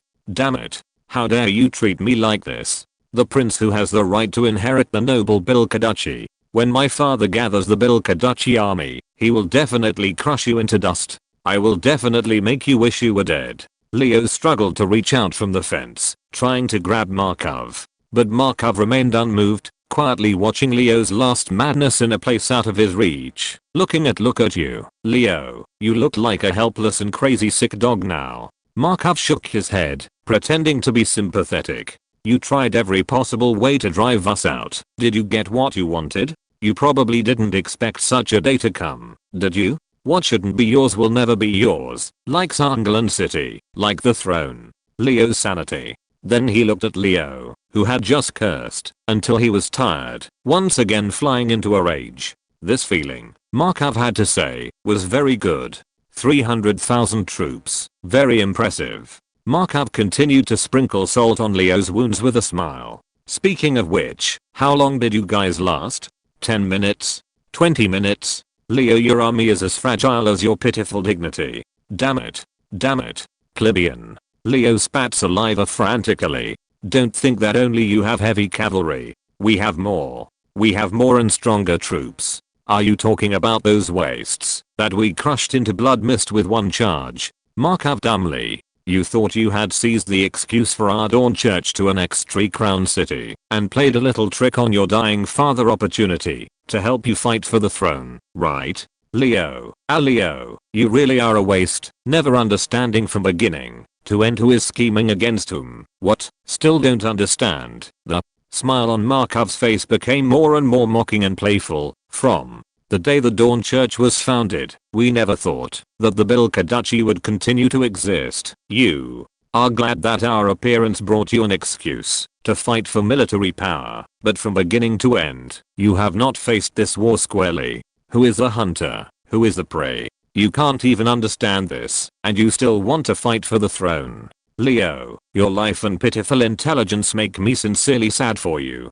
Speaking of this, Markov paused, then laughed loudly. Just kidding. I'm very happy. Looking at Leo, whose eyes were becoming more and more red, Markov said lightly, still don't understand? Still think you can turn things around? How about I explain it to you? Markov looked at Leo with great interest, regardless of the other party's reaction. From the beginning, setting the tone of the holy war without end, to later, waiting for a reasonable opportunity to counterattack, and then raising the banner of the dawn, shouting the slogan of fighting nobles, and dividing land to launch a war, to annex the Bilka Duchy. All the steps and plans, he told him one by one. Only then did Leo understand that he was a pathetic disposable item from beginning to end. His existence was only to allow the Dawn Church to send troops openly, and he, even with 300,000 troops, in the eyes of the Dawn Church, he was still an insignificant pawn. This news completely shattered Leo's last trace of dignity. He slumped to the ground, panting and roaring madly. You are devils. You will not die well. The Human Kingdom Alliance will not let you go. What we expect. But that has nothing to do with you. Taking one last look at Leo, Markov turned and walked out. Enjoy your last miserable days. When the Dawn army breaks through the royal capital, you and your pathetic father and brothers will become the Dawn Church's best sacrificial offerings. Your lives are very useful, and will draw a fair and square pause rune for this holy war. Markov's footsteps gradually faded away, and in the dungeon, only Leo's roar was left with a powerless despair. Leo. Bilka, on behalf of His Holiness the Pope, I thank you for the opportunity created by your foolishness for the Dawn Church. Dawn will bless you in hell. Accompanied by the sound of the dungeon door slamming shut, Leo's roar was only left with a powerless and desperate color. Chapter 111 Divine Miracle descends upon the ancient tree of life. MC World. 7 kilometers west of the Dawn Divine Church's second base point. What was once just a forest now had a massive and peculiar tall tower rising from the ground. Every moment, villagers were born around the tower and quickly gathered towards its center. Below the tower were Ian and the others, leisurely farming the pillagers. After discovering the Calamity Patrol that day, Ian knew there must be a pillager outpost nearby. After he finished farming the raid and spent a day searching with Leia and the others, they finally found their target within this vast jungle. With this, the undead totem farm could also be built. Of course, Ian knew that, based on the scale of this forest and the presence of the pillager outpost, there must be a woodland mansion within this jungle. However, to simply farm undead totems, the pillager outpost was sufficient, and compared to the woodland mansion, the undead totem farm at the pillager outpost was even simpler. The main goal was to farm undead totems, so there was no need to force their way into the woodland mansion. Since that day, Ian had been staying here with Leia and the others, stubbornly farming undead totems for 2 days. Now, although they didn't have enough undead totems to arm everyone on a large scale, they had more than enough for the high-ranking members of the Dawn Divine Church. They could truly use them endlessly. According to Ian's plan, after finding more pillager outposts, the undead totems could be mass-produced and distributed to the army. By then, an undead army with an unbreakable faith and unfathomable strength would definitely become the nightmare of all the Dawn Divine Church's enemies. Ian would make the undead legion under the Gluttony King understand that not just any cat or dog skeleton could be called an undead army. According to the plan, Ian and the others still needed to farm at this undead totem farm for a few more days at the very least. They needed to gather 1,000 undead totems before considering anything else. However, with the maid who was left behind coming to deliver a message, Ian had no choice but to temporarily halt the development work.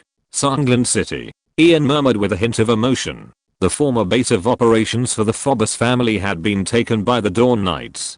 By the time the Winged Clan returned with the message, Matthew and the others had already followed to Sangland City to carry out the Dawn Divine Church's religious enlightenment and rule. As for taking back Sangland City, it was naturally impossible for Ian to feel no sense of relief, but that was the extent of it. The current Dawn Divine Church now controls almost 90% of the Birka Duchy's territory and citizens, as well as 2 bases in the MC world. The return of Sangland City merely brought Ian some sense of release. He was no longer purely the heir to the Forbes family. Now, when issues considering, he did so more from the perspective of the Pope. The Night Watcher warriors also brought a few words specifically for Commander Markov. Seeing that Ian didn't show much emotional fluctuation, the maid simply continued. He met some old people from the former Forbes family, among whom, Gale, who used to be the scribe, wishes to see you.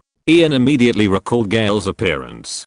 Gale was considered the oldest person in the Forbes family, having come to the Forbes family more than a decade earlier than Leia. Because he didn't have the talent of a knight or master magician, he became a scribe. In the past, when old Forbes didn't allow Ian to leave the family's base, Ian often asked Gale to tell him about the situation in Sangland City.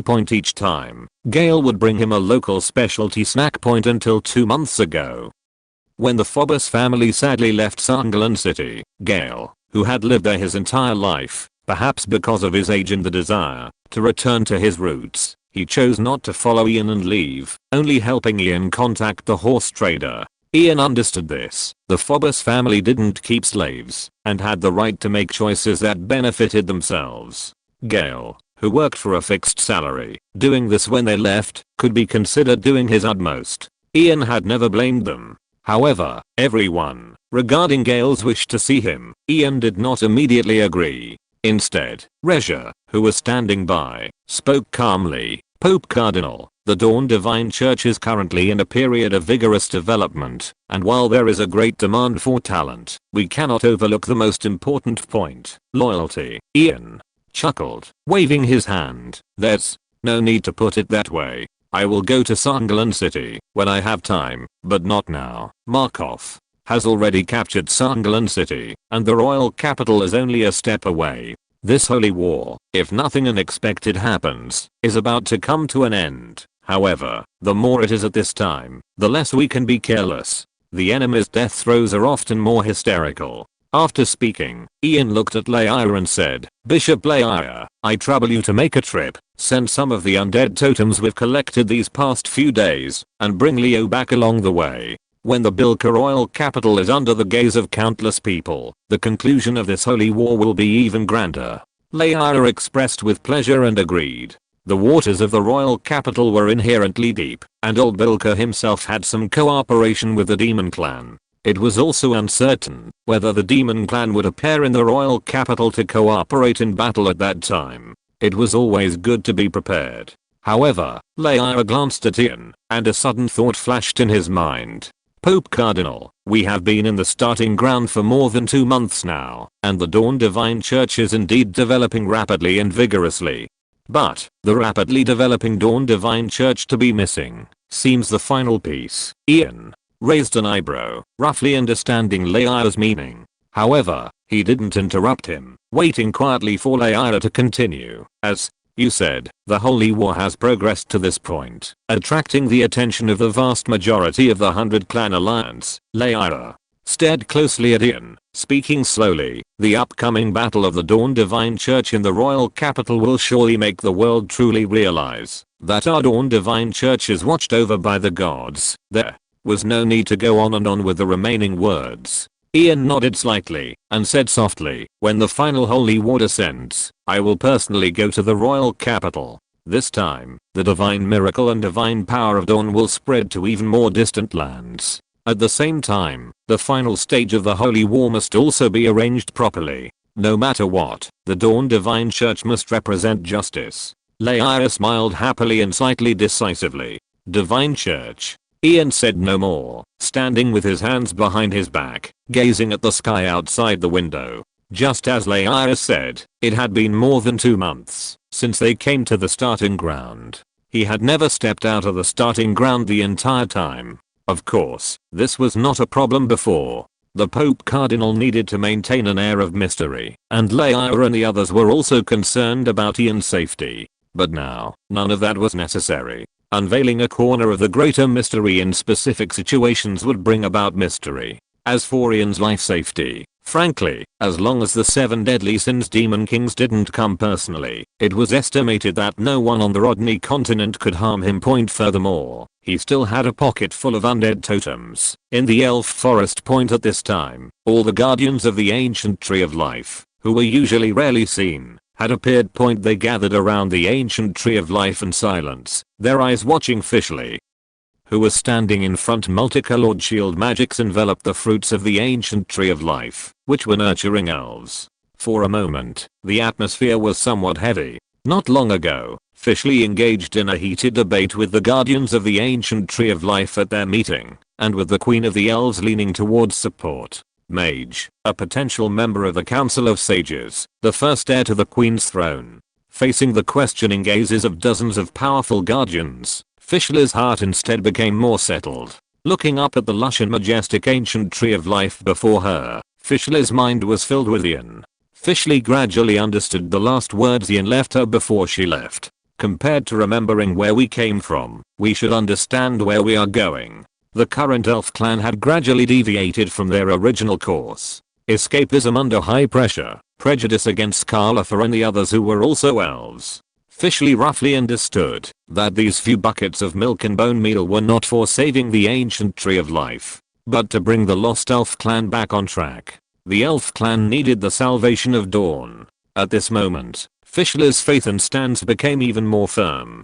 Facing the gazes of dozens of guardians, Fishley took a step forward, standing at the very front, spoke with a complicated expression. "Are you truly going to bet everything to try this almost impossible so-called divine miracle?" "Yes, Grandpa Rock." Fishley's answer was without a trace of hesitation. "Do you truly believe that the so-called god named Dawn, who suddenly appeared, can save the ancient tree of life?" "No, what I want to save has never been the ancient tree of life." Fishley clasped her hands together. At this moment, there was no longer any wavering in her heart. What truly needs salvation is the current elf clan. After speaking, without giving others a chance to persuade her again, Fishley quickly stepped forward.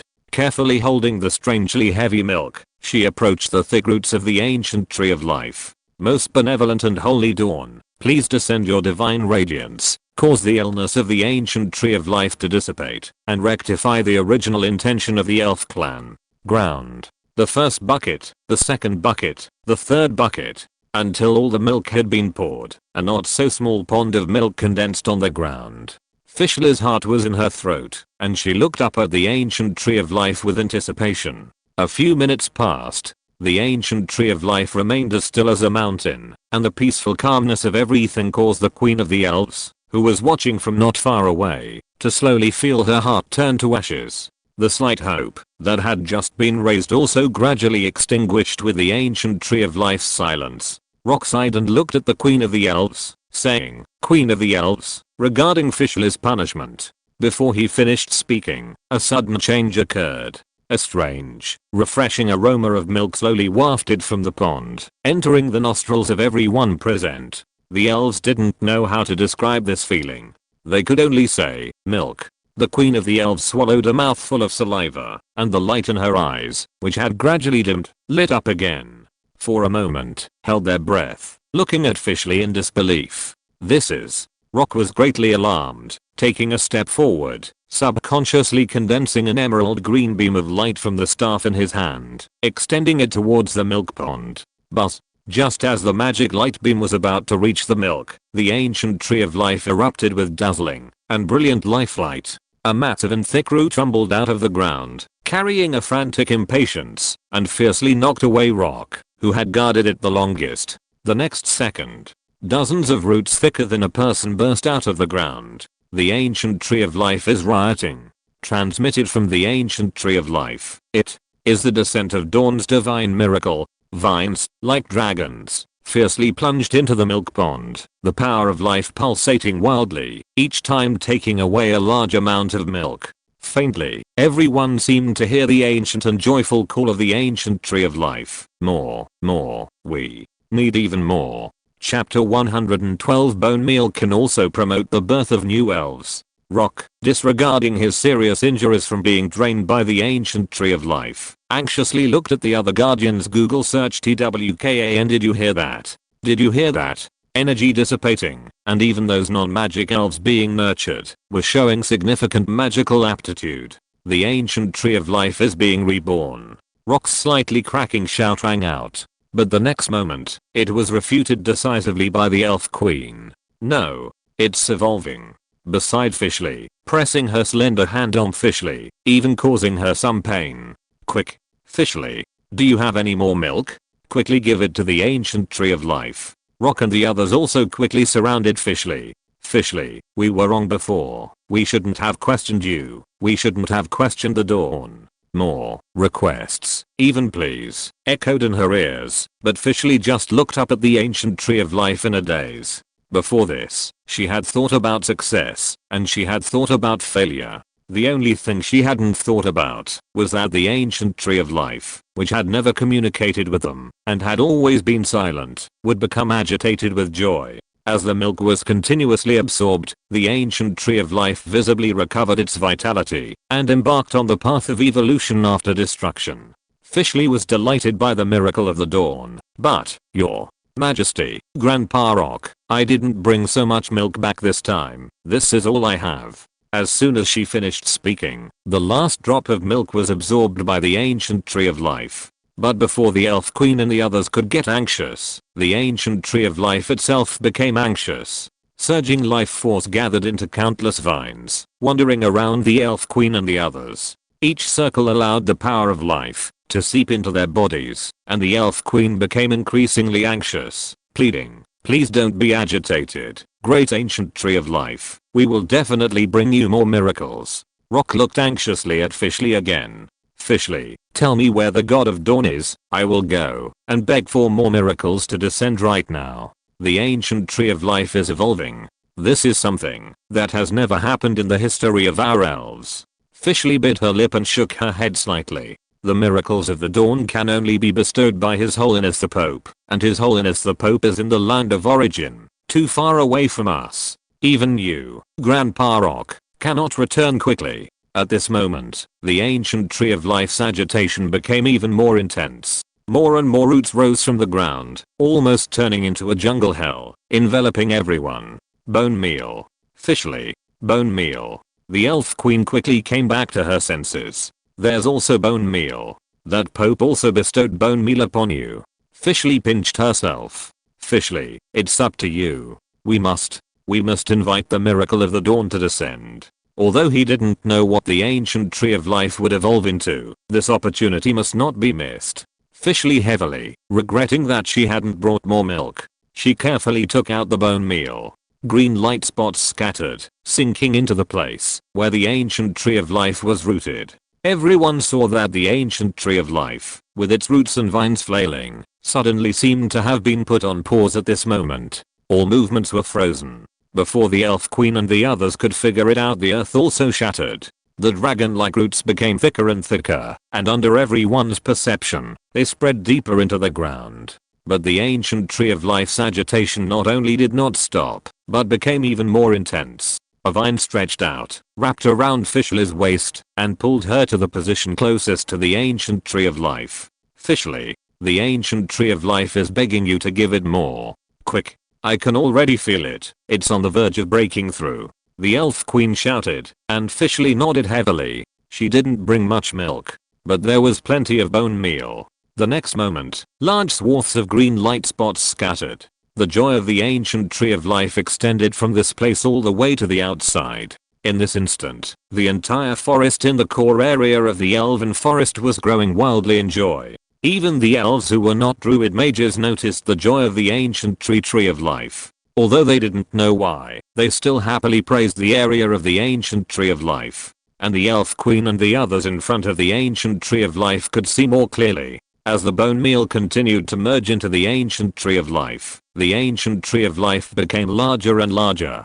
In the blink of an eye, it had already surpassed 2,000 meters. The life energy also became more and more boiling, and even the fruits hanging on the crown that were nurturing the elves matured and fell to the ground. One new elf after another was born, making the first cry of life. Druid Mage. The newest novels are first published at this. 1-2. This. Here. These 3 children here are also ignoring the ancient tree of life, which was still soaring in height. The elf queen and others hurriedly checked this. Look at the canopy. Rock exclaimed, his eyes full of shock. That is more newborns.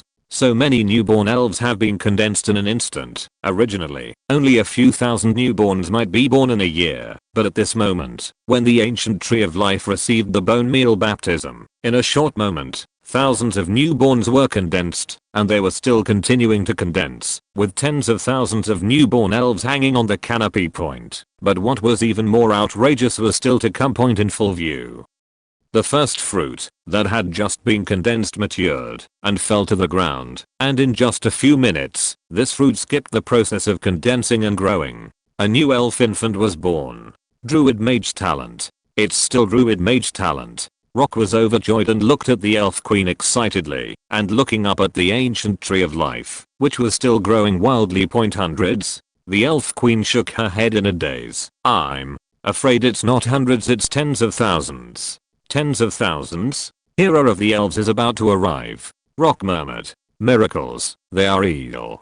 The guardians silently guided the newly born elves who were still being born, and investigated them one by one. Sure enough, all of them were elves with druid mage qualifications. In this short time, there were already more than 2,000 newborn elves crying. But this noisy cry was so beautiful to the elf queen and the others. This is a miracle of life, the divine power of the dawn, and the hope of the elves. And such hope, there are still tens of thousands hanging high on the ancient tree of life. Even the knowledgeable elf queen did not dare to imagine how glorious the elves would be after so many druid mage seedlings grew up.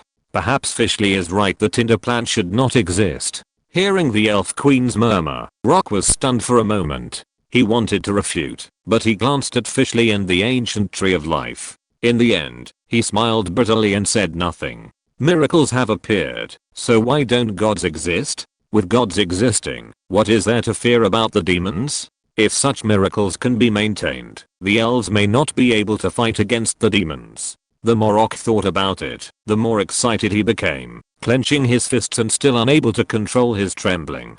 After a moment, Rock looked at the elf queen. "Your Majesty, we need to personally visit the dawn with the highest respect, and visit that pope. The elves have embarked on an unprecedented path of evolution. If all goes well, the elves will reach a peak in our hands that countless predecessors have failed to achieve." The elf queen nodded without thinking. But after a long silence, she whispered, "Rock, what do you think about letting all the elves become children of the dawn like Fishley?" Had stopped crying and was looking at him curiously, looking at the ancient tree of life in the distance, which was already 4 or 5,000 meters tall. Rock shook his head with a wry smile. "I'm sorry, Your Majesty, I don't know what to say, but I think gods really exist. Glorious than ever before." Chapter 114, The Holy War's Final Judgment in the Royal Capital. Seed of Life. This thing, throughout the entire history of the elven race, only existed as one, which is the treasure that gave the elf queen Liliace the confidence to let Fishley execute the fire seed plan. Life is the continuation and incarnation of the ancient tree of life. And now, another seed of life has been born, and the ancient tree of life has instructed Fishley to hand it over to the Pope of the Church of the Dawn. Tree of Life, the weight of the dawn is now higher than that of the elven race exist forever. Since this is the case, there is no need to consider other things. We're filled with only by following the dawn can the elven race be great. Only by believing in the dawn can the world be saved. Liliace murmured with a resolute tone. "Majesty, look." Suddenly, Loke pointed to the trunk of the world tree in surprise. On it, a very distinct cross mark appeared at some point. "That is the banner of the Church of the Dawn." Fishley looked at Liliace seriously, rolled up her sleeves, and showed the cross flag tied to her wrist. Liliace took a deep breath, and looked at Loke and the others. "Except for Loke, everyone else will be stationed at the ancient tree of life, to take care of the elven race's newborn hope. Fishley, thank you for taking me and Loke to the land of origin. We must personally visit His Holiness the Pope. The elven race's faith must be personally conveyed to His Holiness the Pope." Fishley happily nodded. "Reclaim a homeland. Just as His Holiness the Pope said, the Road continent originally belonged to us. It is the demon race that should flee." Fishley clenched her fists excitedly, and then said seriously, "No, Your Majesty, you are wrong. Under the divine radiance of the dawn, the demon race will all be reduced to ashes. The Church of the Dawn will never give them a chance to escape." These words made everyone's blood boil. The high pressure brought about by the demon race in the past was swept away, and the thoughts of decadence and hesitation disappeared under the miracle that descended today. The elven race really found its original heart. Saintess Fishley. Loke looked at Fishley expectantly and said, "Regarding the dawn and His Holiness the Pope, what etiquette should we pay attention to when we visit? This is our even the Road continent's first time visiting a god. We must not be careless. Also, can you tell me more about the miracles of the dawn? I heard that the Church of the Dawn is in a holy war. Do we need the elven race to help? The mere duchy of Bilka is not a match for our elven army at all. Since we are to become children of the dawn and have received the blessings of the dawn, we should also make contributions." Fishley shook her head and said softly, "Let's talk about it on the road, Grandpa Loke. The holy war doesn't need our help either." As soon as she finished speaking, Fishley remembered something and hurriedly took out a longbow that exuded a purple glow. "Look, this is the divine bow bestowed upon me by His Holiness the Pope." Loke became interested, but did not directly take it. "Can I try it?" "Of course." With Fishley's consent, Loke took the enchanted bow and immediately felt the unusual weight of this thing. Fortunately, he was powerful. In addition to being a top mage, he was also a powerful knight. "Good bow, Loke," exclaimed. "I'm afraid it's not much worse than my crescent moon bow. Grandpa Loke, pull it a little and try it." Fishley handed Loke an arrow with a smile, but only asked him to pull the empty string. The latter was a little confused, but still tried it according to Fishley's instructions. Now, Fishley's words are as useful as the Queen's. Not only because Fishley is a saintess, and not only because Fishley brought a miracle to save the ancient tree of life. More importantly, Fishley is the first batch of elves to join the Church of the Dawn. In the eyes of the Dawn, Perhaps the meaning is more important. Subsequent elves joining the Church of the Dawn will also need Fishley to lead the way. Thinking about things in his heart, Loke pulled the empty string. This bow can shoot infinitely and create arrows out of thin air. Unlike the arrows condensed by our natural power, the arrows condensed out of thin air like this will not consume our power. And Grandpa Loke, let go. Loke nodded, aimed at an open space and shot. The arrow shot out like lightning, carrying flames, instantly tearing through the earth. Loke looked slightly surprised. I didn't use the power of nature. Yes, that's how this bow is. Fishley retrieved the enchanted bow. It infinitely condenses fire arrows, and its power is already very strong. The most important thing is that ordinary people can use this kind of bow. Ordinary people. Can it have such an effect? This time, Liliace and the others were finally moved. They had many. Fishley, could it be? That's right. It's what you think. Fishley looked at Liliace proudly. Under the protection of the Dawn and His Holiness the Pope, this kind of bow can be mass-produced and used by ordinary people. The entire winged race is equipped with such bows and arrows, so much so that in a one-on-one fight, elites like Henderson would probably lose to a winged race member. Loke said in a daze, all of them? Yes, all of them. Not only that, but there are also alchemical potions. As she spoke, Fishley gestured and talked about the weapons and equipment of the silver armor pillar of the Dawn God sect. Now, Loke and the others were even more impatient. Powerful weapons with extremely low usage requirements. Alchemical potions with no side effects and free to use. Just these two things were enough to beat the demon race over the head. Loke finally understood why Fishley had such confidence in the Dawn God sect's ability to defeat the demon race. Your Majesty, let's go quickly. Loke couldn't help but urge. The hope of defeating the demon race is right in front of us. As long as we have these treasures, our elf race only needs to develop for a few decades under the leadership of the Dawn God sect. I believe that we can fight against any domain of the 7 deadly sins. Plus the evolution of the ancient tree of life, the Demon King, is not out of reach. Your Majesty, we can't delay. We must offer our faith as soon as possible and strive for more attention from the Dawn. Liliace also nodded solemnly and finally arranged a few words for everyone. She was about to take Fishley and the others all the way to the origin land, but before she could set off, a druid mage rushed over. Clansmen stationed in the eastern region are sending messages via natural magic. The Dawn God sect, that you asked us to pay attention to, has already reached the edge of the Bilka royal capital. It seems that the final battle is about to begin. Liliace glanced at Fishley and chuckled. Looks like we've arrived at the best time.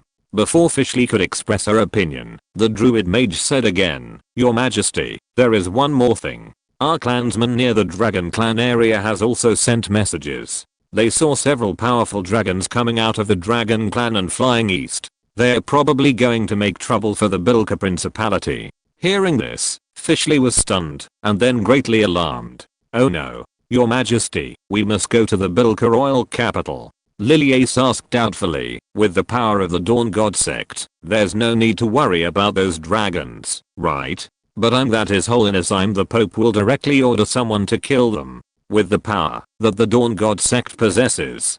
Before she could finish speaking, Liliace grabbed Fishley, and the power of nature burst out, soaring into the sky. Loke, follow. In the blink of an eye, the three had already flown in the direction of the Bilka Principality. The druid mage was a little confused, but looking at the drastically changed ancient tree of life and the newborns all over the ground, he was once again at a loss. Here, what exactly happened? Daring, you've come at the right time. A guardian with a bright smile on his face waved his hand and said, come quickly, there is something important to tell you. Is there a problem with the ancient tree of life? No. The Great Dawn has descended. Under the pious prayers of the guardians, the first batch of self-supplied believers of the Dawn God sect of the elf race was born. Point outside the Bilka Principality's royal capital. The silver armor pillar knights, with their fighting spirit soaring to the sky, stood on their war horses on the mound, looking at the magnificent royal capital in the distance. Filthy place, full of heresy, in urgent need of judgment and liberation. After a great victory along the way, and after more than half a month, the holy war finally reached the gate of the royal capital, and those nobles who were being chased and killed finally had nowhere to escape. Here is the final judgment of the Holy War, where all heretics will be judged by the guillotine named Louis XVI ahead.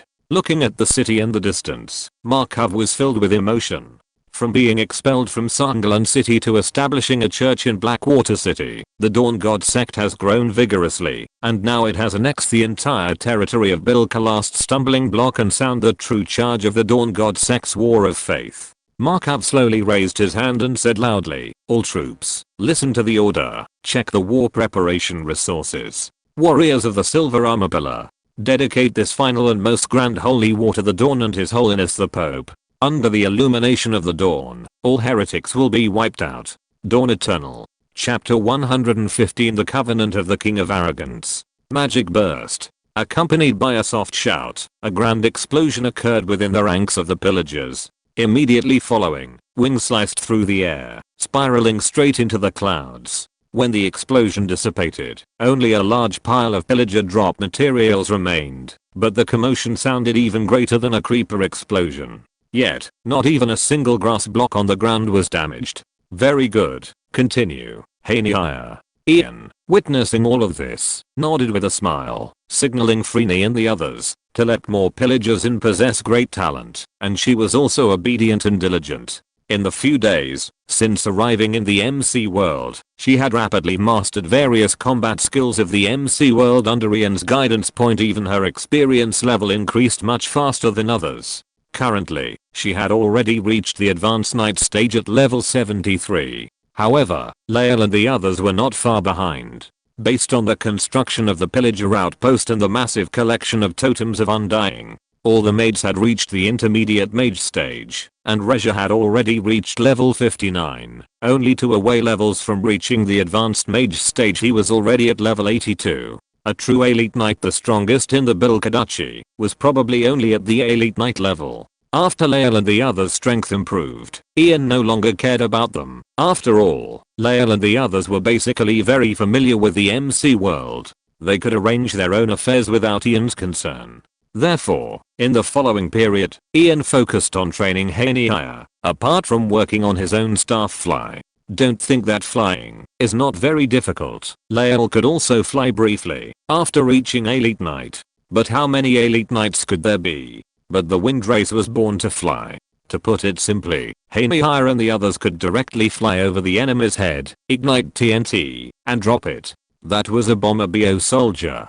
Flying over the enemy's head with a lava bucket and pouring it down could be used in countless ways. The winged race was the most perfect composite air force of the Dawn Church in Ian's imagination. Dawn Heavy Cavalry plus Night Watcher Air Force. This was the early air tank coordination, strategic bombing, and steel torrent of the Rodri continent. The Dawn Church's war mode was becoming more and more modern. Therefore, Ian chose to train Haneyhire first, let her master more MC combat skills, and then let Haneyhire teach other winged people. In this way, an air force with full mobility and explosive destructive power could quickly mature. 100 Clan Alliance, to only use the winged race as scouts. Ian shook his head, still very grateful in his heart. If the guys in the 100 Clan Alliance really became smart, the winged race might not have submitted to the Dawn Church so early. Young Master Ian. Reja walked slowly to Ian's side with a pleasant smile on her face. News from the front. Markov and the others have already reached the royal capital. The final judgment of the Holy War is about to begin. Ian was not surprised by Markov and the others' progress. Calculating the time, it was indeed time.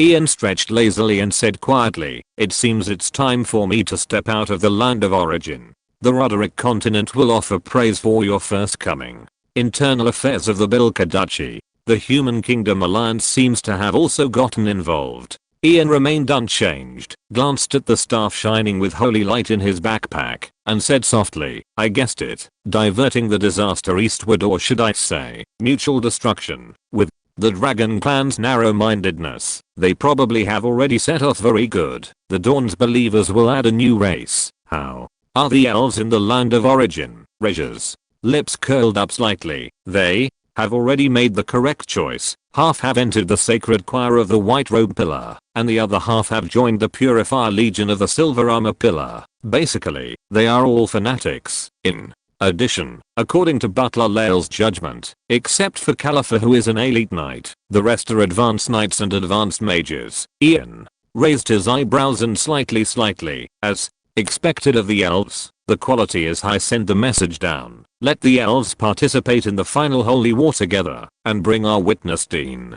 Regia bowed slightly. Yes. What other resources need to be carried? I think the demon race will also take action. Ian did not answer, but turned his head and looked at Regia with a smile. Looking at the confident and playful look in Ian's eyes, Regia suddenly understood. Of course, Regia smiled briskly and said softly, your coming is already the greatest miracle. Go ahead. Flicking Regia's nose, Ian turned to look at Haniah, who was dealing with the last batch of pillagers. 100 Clan Alliance. Ian took out the golden staff that was constantly shining with holy light, even embellishing Ian into a little golden man. You should prepare to offer your faith. Bilka. Royal capital. Inside the king's bedroom, old Bilka stood by the window with a gloomy face. The surroundings of the palace were filled with clamor today. Through the gaps in the curtains, old Bilka could see a group of well-dressed noble ministers anxiously shouting outside the palace. Our Majesty, possible, and the rebellious Church of the Dawn. I swear to never coexist with them.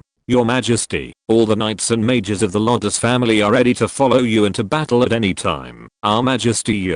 One after another, passionate shouts and loyal declarations rang out. That these ministers could remain still so loyal to protect the duchy when the entire Burka duchy had fallen, leaving only the capital teetering on the brink of collapse. It seemed that old Burka should be moved by their loyalty, but in reality these guys were all on the Church of the Dawn's list of judgments. They had no choice judgments at all. If the Church of the Dawn wasn't shouting the slogan of own with the nobles, distribute the land, these guys would surely be surrendering faster than anyone else. Pulling the curtains shut, old Burka said with some annoyance, hasn't your master returned yet? Oh, your Majesty. The newest novels are first published at Hydrocarbon. A figure in the shadows replied in a low voice. Old Burka was silent for a long time, then said coldly, has that damned demon clan made any moves yet? This time, the person in the shadows didn't answer. Old Burka was about to get, but he heard a faint swallowing sound in his ear.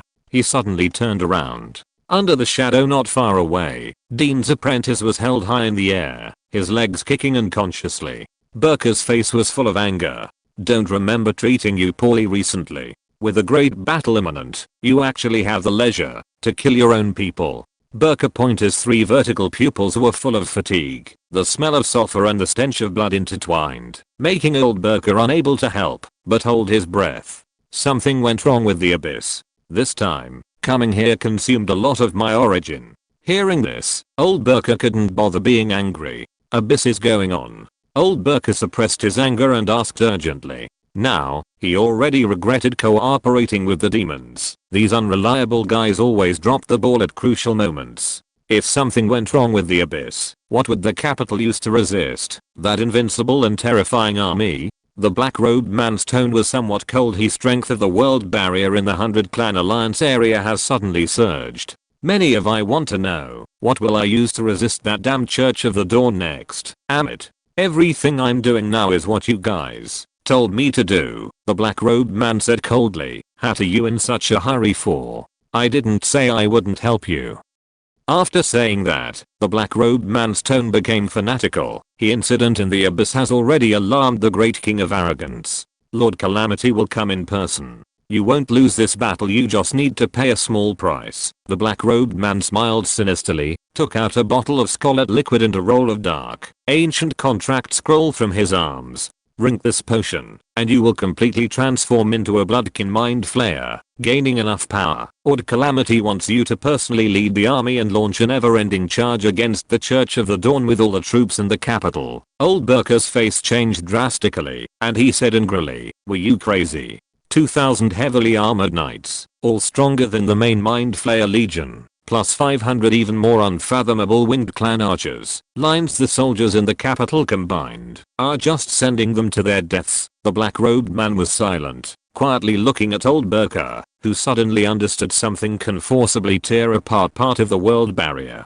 The black-robed man's tone was calm, but it sounded particularly cold and piercing to old Burka. The soldiers under your command are enough to create a passage for Lord Calamity to come in person's voice. Be silly, you old thing. Black-robed man slowly disappeared into the darkness. The struggle in old Burke's eyes became more and more intense. After a long time, he closed his eyes and took a deep breath.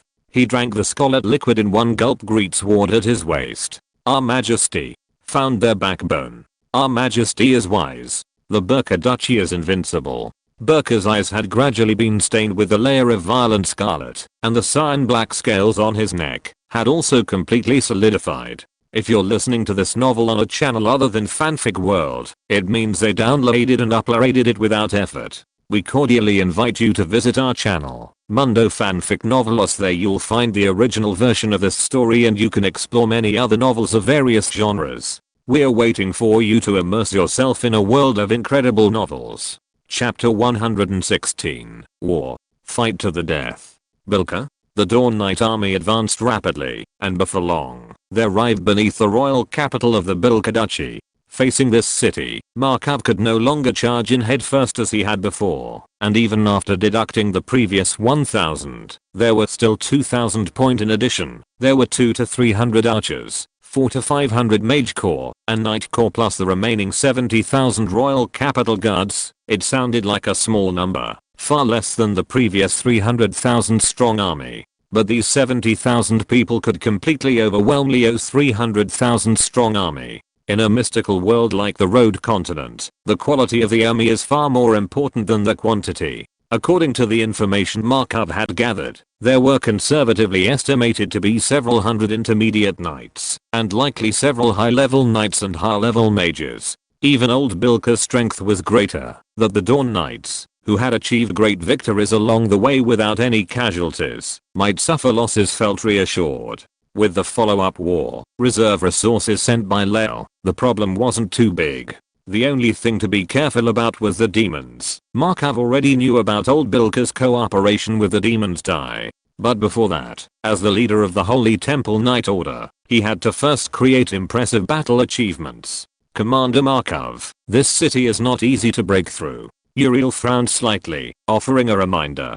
The city defense forces of the cities they had attacked along the way were pitifully weak, and with the spread of the light of dawn faith, they often collapsed without a fight. Few were able to put up resistance, and those that did were directly smashed through by the 2,000 heavy armored tanks of the Dawn Knights. The charge of 2,000 heavy armored Dawn Knights meant that the defending army, let alone the city walls, were as brittle as paper. Often, a single charge would cause a city wall to collapse directly. But the royal capital was different. It was covered by a large array jointly constructed by hundreds of mages, and over time, the array had become increasingly solid. Even elite knights and archmages would probably struggle to break through it easily. In Markov's eyes, the most some trouble part of this battle was breaking through the city. As for the army inside, the powerful knights would be dealt with by the Holy Temple Knight Order. Markov could down a mouthful of alchemical potion, equip his MC gear, and chase after elite knights to slaughter them. The royal capital guards and cavalry were not a big problem for the Dawn Knights and Night Watchers. After all, there was a qualitative difference between them. An intermediate knight could kill thousands of ordinary soldiers without injury, and the intermediate knights, all 2 knights, 1,000 Dawn heavy cavalrymen were after taking the potion core, and Night Corps also had Night Watchers sniping them. But the prerequisite for such combat was to break through the city. Commander Markov, Yuri added again. Our Light of Dawn Church army has been winning battles one after another, and the strength of the Dawn heavy cavalry is already well known by the Bilka Kingdom. In my opinion, they probably won't be foolish enough to send a large army out of the city to fight us. They will likely defend most of the city, and wait for support from the Human Kingdom Alliance or the demons. Markov said softly, there is no need to worry about reinforcement. His Holiness the Pope is already on his way to the battlefield. His Holiness the Pope is coming in person? Uriel's heart shook, and he immediately rubbed his hands together excitedly. Then we should open up the situation quickly and not disappoint His Holiness the Pope. That's exactly what we should do. Markov raised listens to the order. The Dawn heavy cavalry will stand by in place. Point Holy Knight Harlan. Take people to place TNT near the royal capital city walls. The entire Night Watcher Corps will replace their arrows with instant damage arrows. Spot killing mages in the air. and destroying the royal capital's grand array. Once the grand array is broken, immediately ignite the TNT to destroy the city walls, and the Dawn heavy cavalry will follow closely, charging to flatten all resistance forces in the royal capital. Uriel and the others immediately accepted the order, and Harlan and the others also moved out all the shadow boxes. This was the final battle, and there was no need to reserve any war reserve materials. Use them all, and we'll deal with it later. The Night Watcher Corps members excitedly took the instant damage arrows. Since the start of the war, these arrows had been the most precious strategic resources, and they would not be used at all, except to spot kill particularly powerful mages and knights being used to annex the entire Bilka territory. And now, every Night Watcher warrior could use them freely. Taking the arrows, they flapped their wings and flew high. The 500 Night Watcher Corps members flew towards the royal capital, preparing to carry out the bombing mission. But Uriel, who was full of joy, had just flown over the city wall when he was met by a sharp sword door hundreds of meters mark long shrank, and he drew his bow to the full moon. A dark beam of light pierced straight down from the sky, accurately landing in the center of the sword aura. But to Uriel's surprise, this instant damage arrow, which had always been invincible, was only stalemate for a moment before being knocked away. The sword aura only shrank by more than half and continued to fly towards Uriel and the others. It looked like it was going to cut them in half with one strike. Dimensional slash. At the critical moment, Markov's voice entered his ears. As the sword aura approached, the space suddenly shattered, and the sword aura also disappeared in an instant.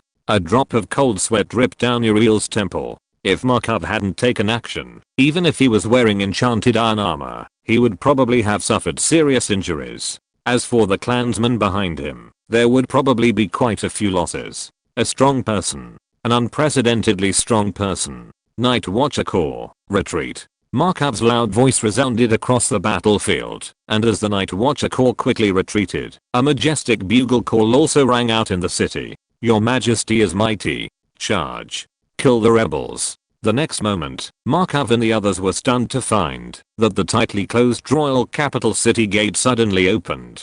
A mighty cloud of dust rose up, led by an old man riding a black unicorn tiger and wielding a black light shimmering two-handed sword. Behind him were hundreds of knights with fighting spirit burning on their bodies and mages surrounded by magic power. Finally, there were the royal capital heavy cavalry and the royal capital guards. Under the leadership of Old Bilka, the army charged with a boiling aura. Markov narrowed his eyes slightly and was shocked. This was probably the entire army of the royal capital. But why? On what basis? Just based on that Old Bilka leading the way. Markov admitted that he was very strong, probably stronger than Leo, but totems. It was useless for this old guy to personally lead the charge. Although the soldiers on the opposite side were very elite, weren't they just sandbags for the Dawn heavy cavalry and night watchers on the plains outside the city?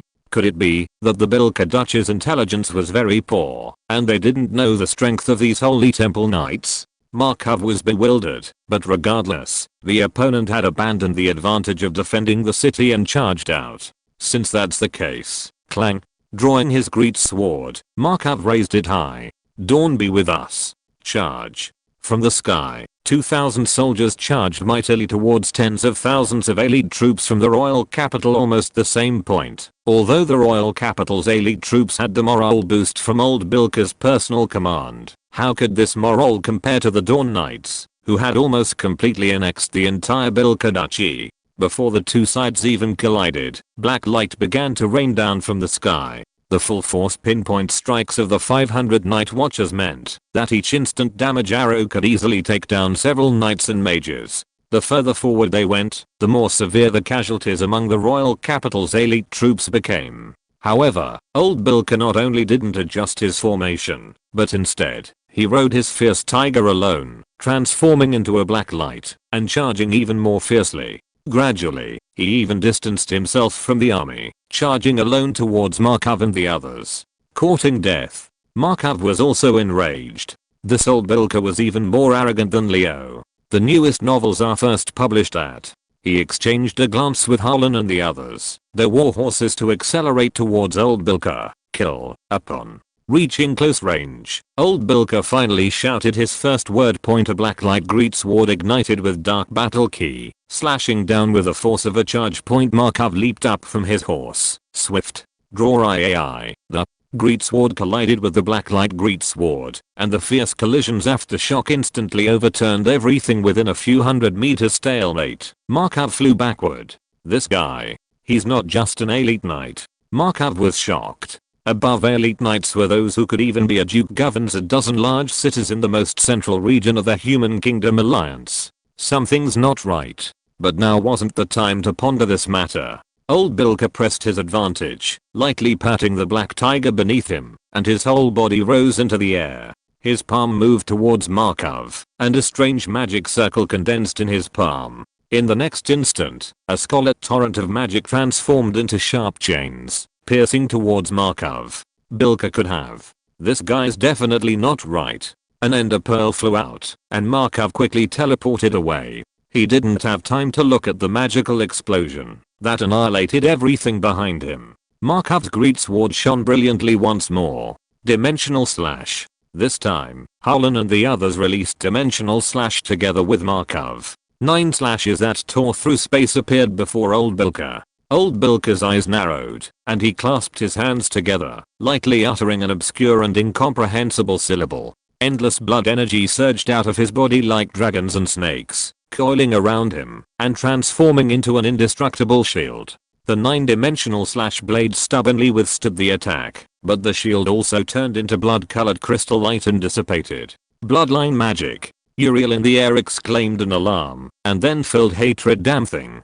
How dare you. The 100 Races Alliance will grind you to ashes. Old Bilka's eyes hardened, and without a word, his figure flew through the air, continuing to kill Markov. Captain Markov. He's become a bloodkin mind flayer.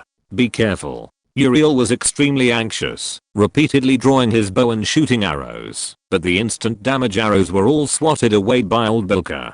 Don't let him absorb your blood. Markov's heart tightened, and he quickly retreated.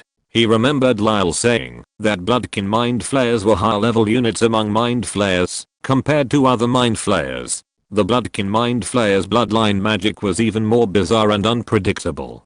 During the Anti-Demon War, the damage caused by bloodkin mind flayers to the 100 Races Alliance was far greater than that of other mind flayers.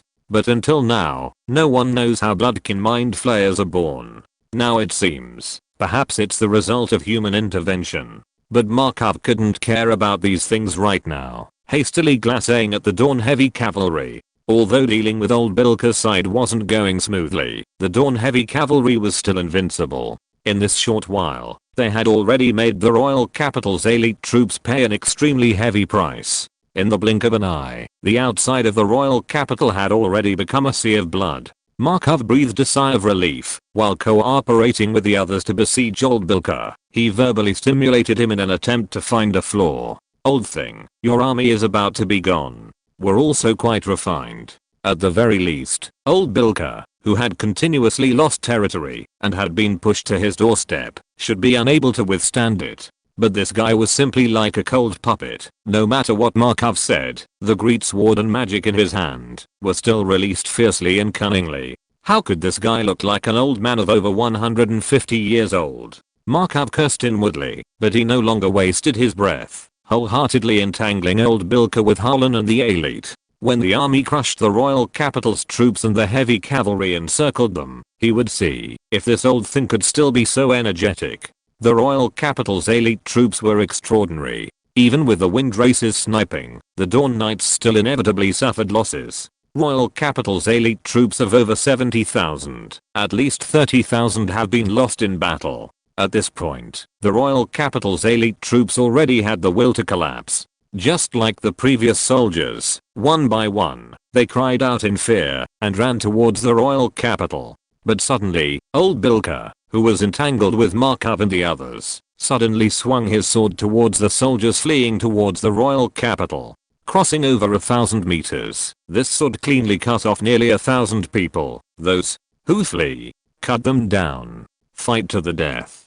Kill. Old Bilka turned back again and continued to fight alone against Markov and the other knights. Old guy. Markov narrowed his eyes slightly and stared at old Bilka, his attacks becoming even sharper. Although I still look down on you for joining the demons, but at least you're still a warrior. In his chest point, the killing intent in his eyes also became more and more pure. Point soon, I will make you feel everything I have felt. Chapter 117. The Scourge Knight descends. As the fight continued, Markov gradually realized that old Bilka was acting strangely. While a war concerning survival naturally called for fighting to the death, this guy was taking it too far. He was simultaneously dealing with the joint encirclement of Markov and Harlan, while also paying attention to the royal capital's elite forces would casually kill them. He was using this brutal method of supervision to forcibly stage a do-or-die drama on the Rodri continent. Point remember the first website domain name now. The royal capital's elite forces, with no way to retreat, had indeed gone crazy.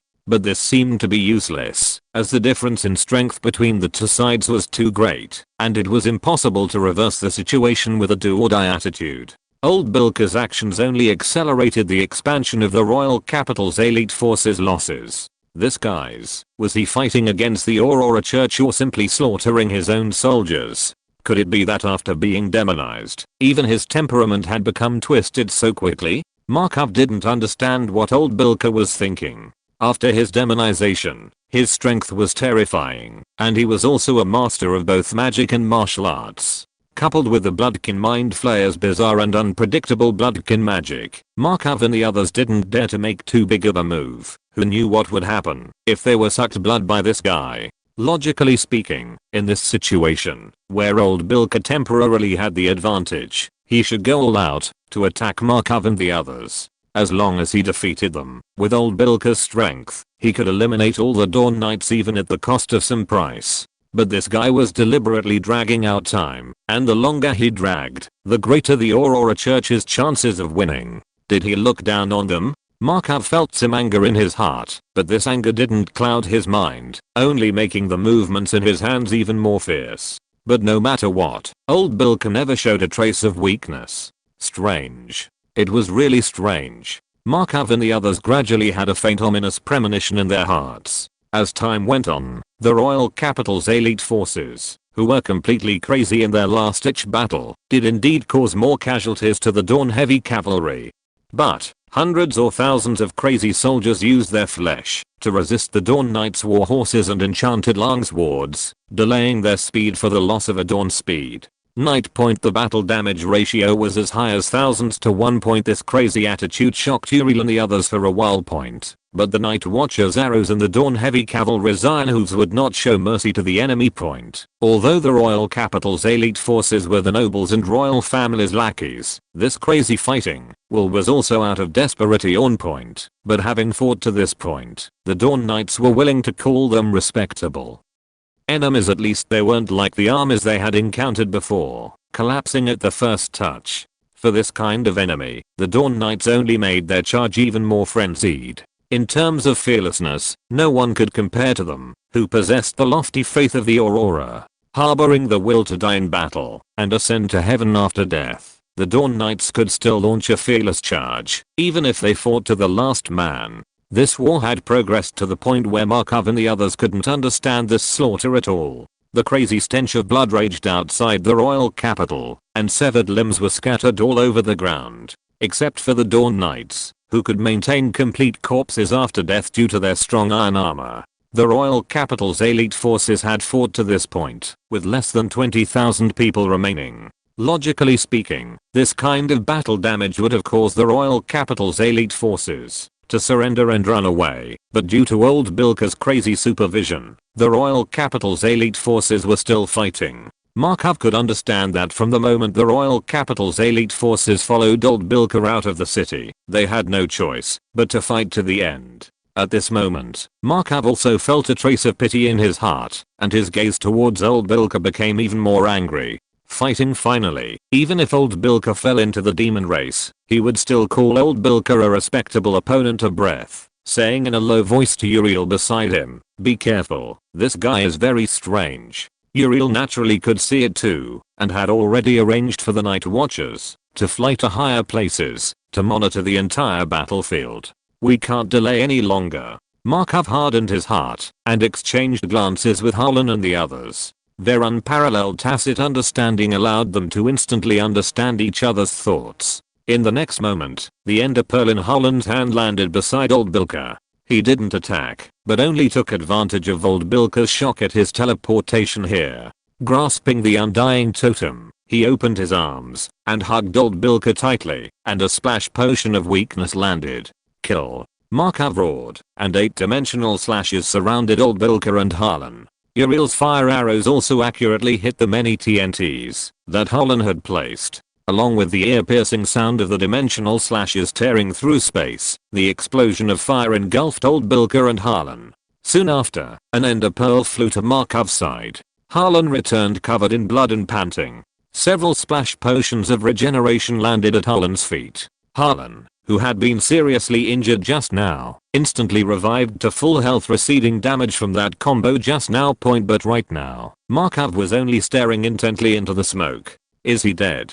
Harlan asked. Markov didn't speak, only instructing Uriel and the others to continue firing instant damage arrows. Finally, after the smoke cleared, old Bilka's figure appeared before everyone. This guy's Markov was shocked. The current old Bilka had his left arm transformed into a scarlet blood mist, which was constantly dissipating and merging into the scarlet magic circle under his feet as he chanted obscure incantations. In addition, the blood energy from the royal capital's elite who had died on the battlefield was also turning into pillars of energy, converging above his head, forming 4 scarlet, fanged demon shields that revolved around old Bilka's body, firmly blocking all attacks. Bloodline magic's truly bizarre. Markov's eyes turned cold, and he glanced at his backpack. Bloodline magic was bizarre, but his undying totem was not to be trifled with either. The amount he had left was enough for him to use the mutual destruction technique dozens more times. Mist of his left arm completely dissipated. Old Bilka quickly retreated with his crippled body.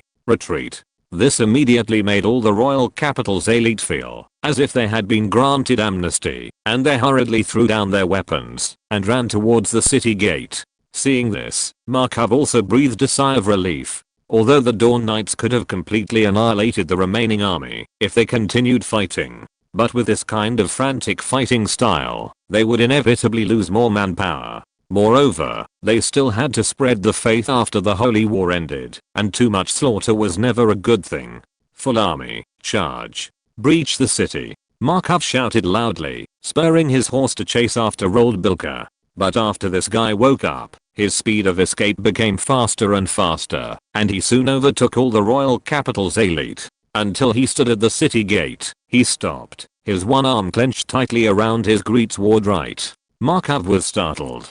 Halt. The MC Warhorse's extreme mobility immediately caused the Dawn Knights to stop in place. Before Markov could figure out where the ominous premonition in his heart came from, old Bilka suddenly turned around and swiftly unleashed a slash. Far exceeding his previous attacks, the scarlet sword energy, spanning hundreds of meters, surged towards the remaining royal capital's elite like the wails of countless wronged souls. The battlefield instantly fell silent. Markov and the others stared wide-eyed as the remaining royal capital's elite were completely annihilated by this one sword strike, dissipating into a blood mist. The Dawn Knights who had stopped their horses, the night watchers in the sky, everybody looked in astonishment at old Bilka's sudden act of madness. Took a deep breath, inhaling the nearby blood mist into his nose with a look of intoxication. Old Bilka finally spoke, staring at Markov and the others with a gloomy and excited gaze. Contract, and even from a distance, Markov could see the contract expanding and contracting like a heart.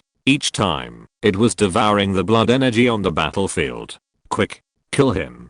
Now was not the time to think about keeping old Bilka alive for trial. This guy was probably about to do something big. The demons who had not shown their faces since the start of the war were probably waiting for this. As Markov's words fell, countless dark rays shot out from the night watchers' bows and arrows. But as soon as they approached old Bilka, the instant damage arrows shattered inch by inch. This was an unprecedented situation. Too late. Old Bilka spoke with intense madness, slowly raising the heart-like contract in his hand. If it weren't for you, how could I have suffered such pain? Everything I had is ruined. You deserve to die. You will deserve to die. Use your souls to atone for me. Damn Church of the Aurora, Markov was horrified, rushing towards old Bilka at the fastest speed of his life. Kill him quickly, but the contract was ultimately torn apart by old Bilka. In the next moment, a pillar of blood shot into the sky, dyeing the space in front of the royal capital's gate into a scarlet ocean. Gradually, at the center of the light pillar that had reached its extreme redness, accompanied by several sounds like glass cracking, a purplish black abyss luster slowly bloomed. 3 pairs of jet black hands, wearing jet black thorny heavy armor gloves, reached out from within and grabbed towards the sides of the abyss. Squeak. A sound, as meaningless as before, rang out. But now Markov and the others understood. It was the sound of space tearing apart. The small abyss that had just condensed was instantly torn open into a huge gash by those 3 pairs of hands. Through the abyss, saw the cataclysmic world and the scarlet blood moon. Under the blood moon, hundreds of thousands of mind flayer armies, everyone composed of pure mind flayers, were waiting in full battle array. Tap, tap. The muffled sound of hooves came from within the abyss. In the next second, a huge demonic horse, its body burning with black flames, carrying a black armored knight nearly 5 meters tall, strode out. The knight had 6 arms, each wielding a weapon filled with demonic energy. Knife, sword, axe, spear, hook, hammer, all connected by chains made of unknown skulls, coiled around the knight's body. His entire body was covered in black demonic armor, not an inch of exposed skin, upon which were carved patterns of 10,000 demons trampling countless living beings. Beneath the jet black helmet was a pair of pure black emotionless eyes. Demonic energy soared into the sky, instantly turning the entire sky into pitch black, and even the clouds seemed to ignite with black flames. In an instant, from this place to the endless horizon, everything was reduced to the territory of black flames. Markov and the others, who had just charged forward, were instantly overwhelmed by the demonic energy, and in the process of being sent flying, the undying totems all bloomed together. After landing, Markov and the others were horrified. The demonic energy that appeared just now had instantly killed them once. What on earth was this? Old Bilka knelt on the ground with a fanatical expression, raising his one arm high. Welcome my lord, the descent of the great calamity night. Chapter 118, Elves and Dragons, the 4 horsemen of the apocalypse. We are doomed. Allah's eyes were filled with despair, and his arm holding the bow trembled uncontrollably. Under the command of the King of Arrogance, the leader of the 4 horsemen of the apocalypse, the calamity night, Markov and the others felt their hearts sink to the bottom of the valley. The prestige of the 4 horsemen of the apocalypse was not something that a mere army of mind flayers could compare to. The 4 horsemen of the apocalypse were famous for exterminating races. In fact, Allah and his winged race were among the biggest victims. The calamity night slaughtered hundreds of thousands of winged people. Even powerful members of large races such as the dragon race and the elf race have died at his hands. The 4 horsemen of the apocalypse are the most useful knives used by the King of Arrogance, and also the most powerful killing machines of the King of Arrogance. In addition, the 4 horsemen of the apocalypse are essentially refined by the King of Arrogance using the corpses of powerful people from hundreds of races, while retaining their fighting instincts. They also bear part of the power of the King of Arrogance. Therefore, the power of the 4 horsemen of the apocalypse is unimaginable. And the calamity night is the strongest of the 4 horsemen of the apocalypse. What did that damn old Bilka cooperate with the demons to do, that he could attract such a monster? This is not something that the silver armor pillars can contend with at all. To put it bluntly, even if there were another 100,000 silver armor pillars, plus Ear and the others, the calamity night could kill them all. What is this? Just left the novice village and encountered a maximum level boss. Waves of rampant demonic energy swept over, and Markov and the others also had some difficulty controlling the weapons in their hands. After a long while, Markov pinched himself hard and said in a cold voice, even if it is the 4 horsemen of the apocalypse, so what? We have the protection of the dawn. The dawn is watching us. This statement immediately stabilized the weapons of the winged people such as Allah, who had a strong psychological shadow of the calamity night. The calamity night stood silently in place, and behind him, the army of mind flayers walked out of the abyss with heavy and bloodthirsty steps. This time, it is not a small fight, but the true main force of arrogance. At least 300,000 mind flayers. Not to mention compared to the Dawn Knights, even people with strength like Markov are everywhere in the army. Winning rate is 0. There is not even a chance to escape. Markov instantly came to this conclusion in his heart. But at the moment, when the answer was settled, Markov felt a lot more relief. Dying on the way, to charge the Calamity Knight is also the supreme honor, to report to His Holiness the Pope. Markov grinned and looked at Allah beside him. Captain Allah, dare to charge. Allah did not answer, but instead changed to the large katana that Ian gave him, took out the undead totem, and took all the potions. Seeing this, Markov laughed loudly, and raised the large katana. All troops, listen to the order, charge. Dawn Eternal. The power of faith was vividly displayed at this moment. Faced with the main force of more than 300,000 more powerful mind flayers, faced with the Calamity Knight who became the nightmare of countless races on the continent of Rodri, none of the warriors of the Silver Armor Pillars flinched. Knowing that they would die, they still shouted Dawn Eternal, and killed the Calamity Knight. The Calamity Knight remained silent, quietly watching everything in front of him. The arm holding the sword slowly leveled. Surging black flames attached to it. A sword swept out horizontally, and the endless sword energy seemed to divide the world into two. Markov's smile became even brighter, and he raised the undead totem, and rushed to the front. Come on. I'll count it as a win, if I can cut you once. With grey eyes and eyed, Markov and the others' undead totems were also directly triggered. This is the Calamity Knight's sword that annihilates the soul. It is impossible to avoid, and impossible to block. Seeing that the sword energy was about to engulf, a wave of emerald green suddenly pressed down from the sky. Breath of nature. Towards the Calamity Knight point at this moment, the six arms wielded their weapons at the same time, smashing towards the void without saying a word, to be turned upside down, and thousands of mind flayers were wiped out in an instant. Markov looked up at the sky in astonishment. Captain Markov, here. Fishley's figure fell from the sky to the ground, holding a staff, and looking at Markov nervously. How are you? Markov shook his head, but noticing the Dawn Knights lying all over the ground behind him, his eyes darkened. But now is not the time to talk about this matter, Markov said in a deep voice. Did His Holiness the Pope send you to support us? No. Fishley quickly cast spells to help Markov and the others recover from their injuries, and did not forget to explain, I saved the Tree of Life with a miracle, bestowed by His Holiness the Pope, and the Queen and Grand Paolok want to personally pay their respects to His Holiness the Pope. After saying that, Fishley said urgently, what's going on with that Calamity Knight? How could he cross the heavenly barrier to come here? The outposts on the other side of the heavenly barrier did not have any magic communication. It's that old bastard. Markov looked gloomily at old Bilka, who had already fled back to the royal capital, and was looking at himself and others mockingly on the city wall. That bastard doesn't know where he got the contract from, summoned the abyss, and allowed the Calamity Knight to descend.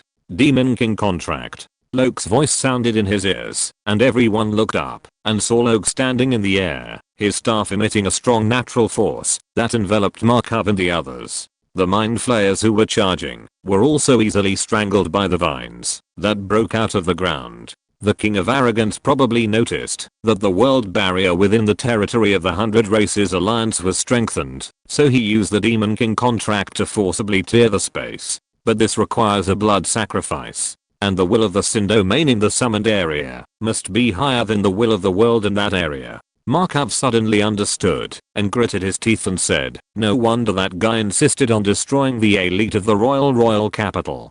Damn it. Using the elite of the royal capital as a blood sacrifice, coupled with the fact that Bilka's royal capital was originally completely corrupted due to old Bilka's cooperation with the demons. Only then could such a Demon King contract take effect. In the end, it's all him.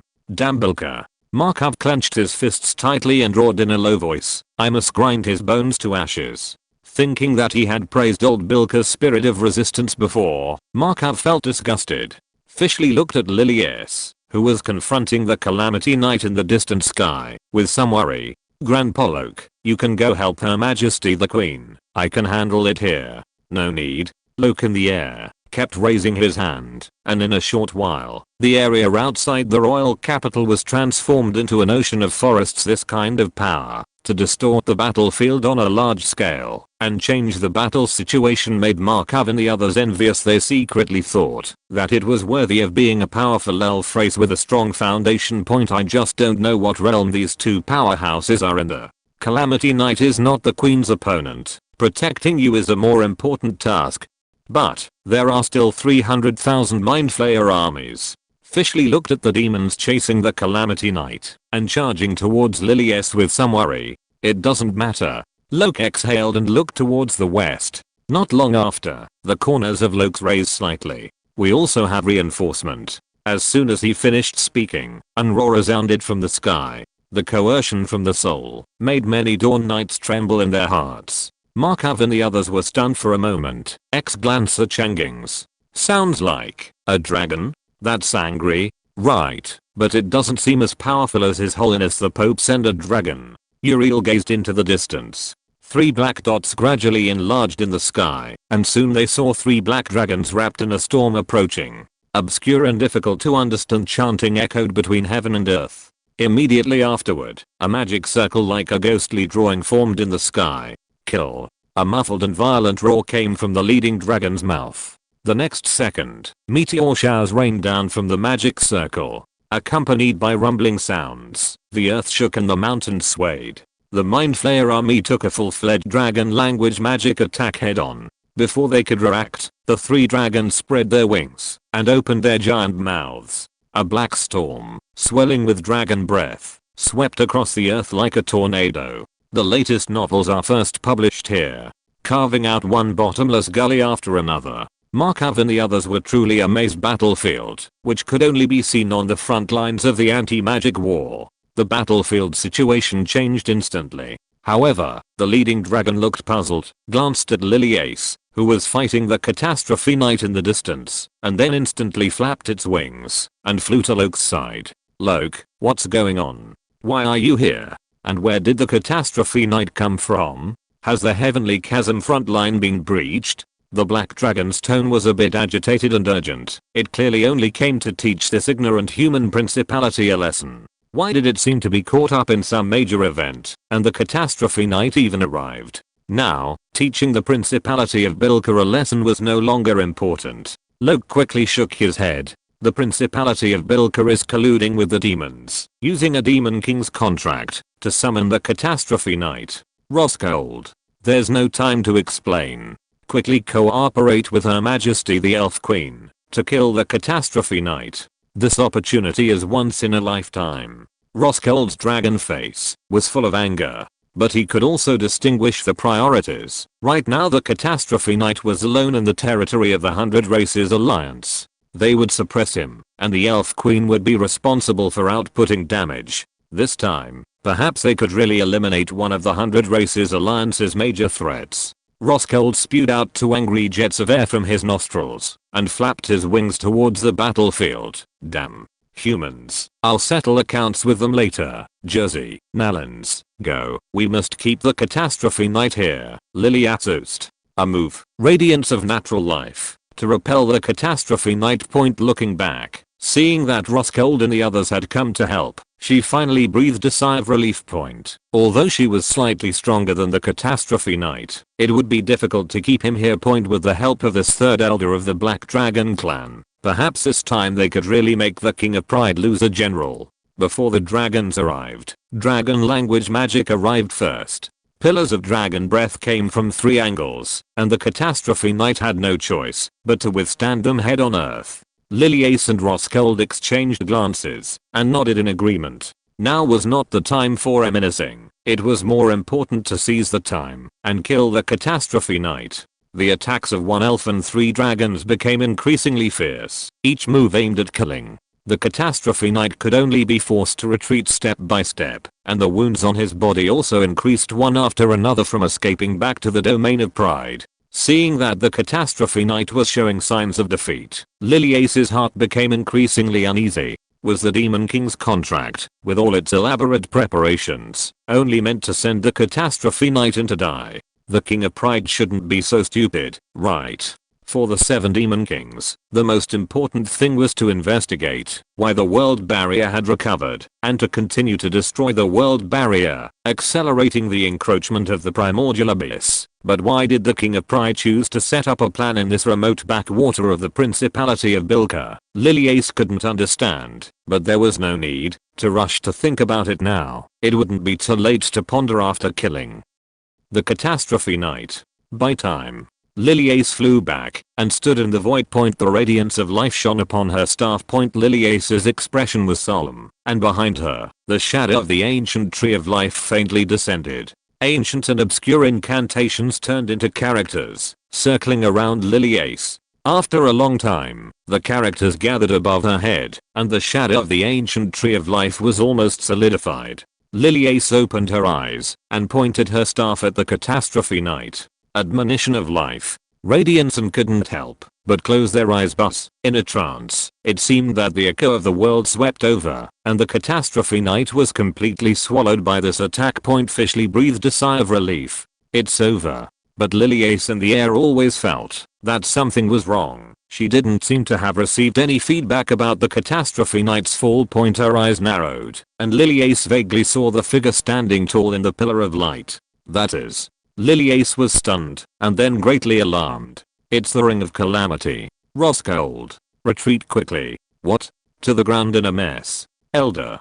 The other 2 dragons were both shocked and angry, but the enemy didn't give them time to react. A dark green magical spear and a gust of grey-white evil wind swept over. The last 2 dragons also landed in a mess. Flares did not directly finish them off. Instead, they gathered together and constantly inserted their blades into their own hearts, and the gushing blood gathered on the ground to form a stream, forming a strange and unpredictable formation around the 3 dragons. It's that again. The mind-devouring, soul-eating formation. Uriel's eyes narrowed and looked at Fishly by the mind flayers and become the demon's lackeys. There's such a thing. The collective featherfall of the winged race back then. There's no time to explain. Hurry. Hearing Uriel's urging, Fishly didn't dare to delay any longer and informed Liliace of this matter with a communication spell. In this instant, many doubts in Liliace's heart were instantly connected. Energy array plate suspended in the air forcibly pulled Liliace into the center of the formation, accompanied by 4 nays of horses of war, the Green Knight of Plague, the Grey Knight of Death. Sank point. It wasn't the catastrophe night coming alone at all. It was the damn 4 horsemen of the apocalypse who had all arrived. Chapter 119,119 TNT Replicator. Defense? No. Counterattack.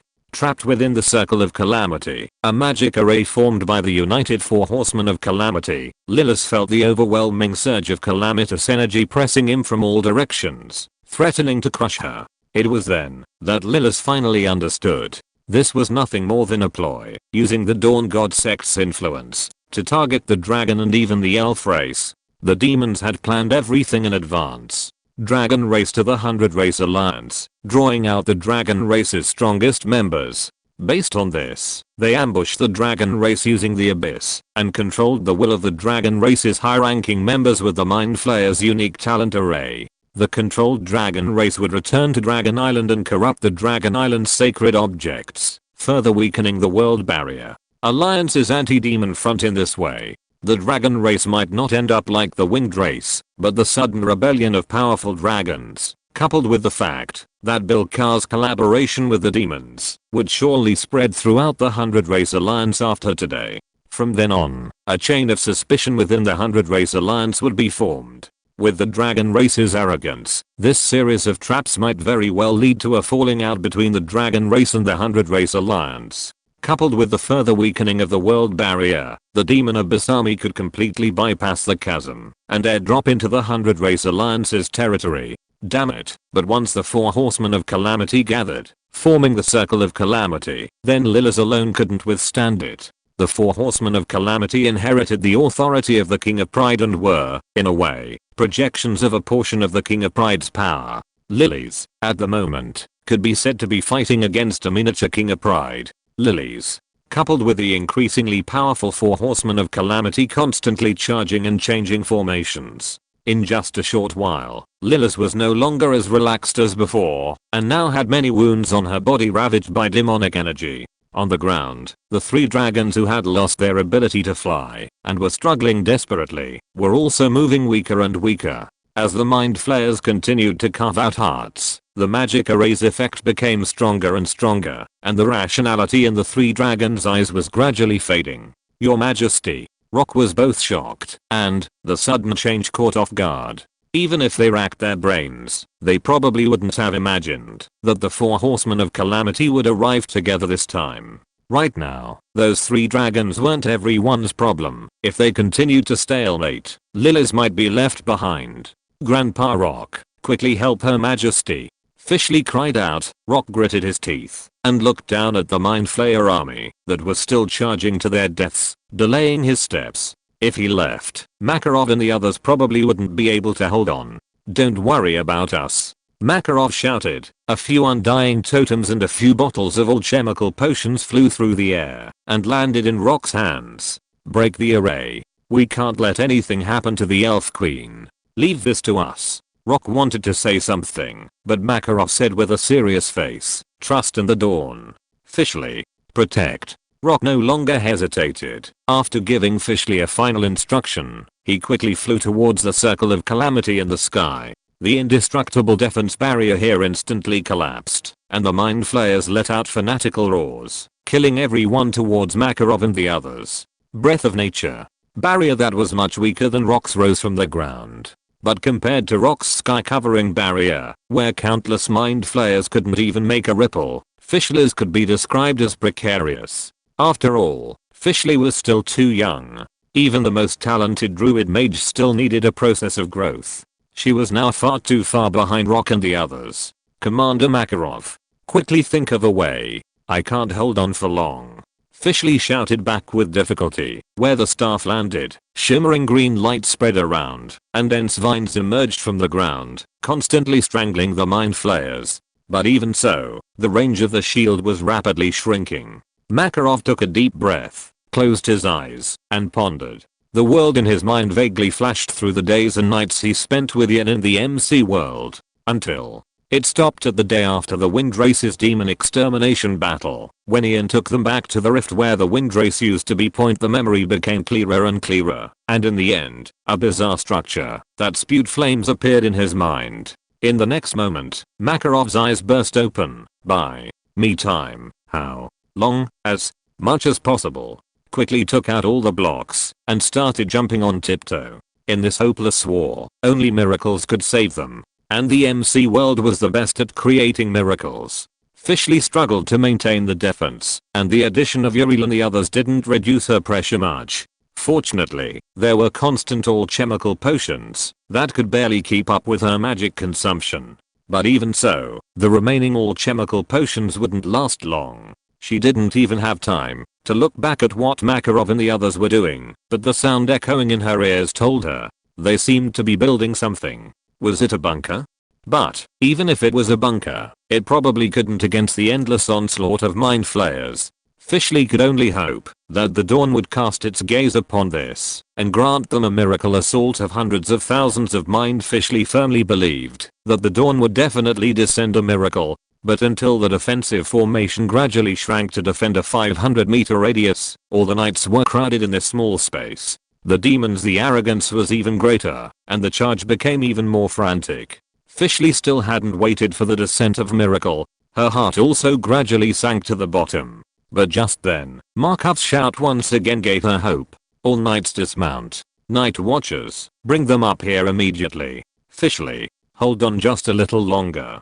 Fishley was covered in sweat, her clothes soaked and clinging to her body. The once radiant and beautiful elven maiden was now a sorry sight. Yet, she still managed to squeeze out a single word through gritted teeth. "Okay." Time seemed to freeze in Fishley's eyes. The phrase "a day feels like a year" took on a whole new meaning. This was probably what the various races of the Roderick continent often thought of. The Roderick continent came to believe that there were no gods in this world. The newest novels are first released on Zongheng. But the dawn is real. Fishley's spirit returned to her body, and as the last trace of her magic was exhausted, the defensive barrier shattered into a sky full of green light particles and dissipated.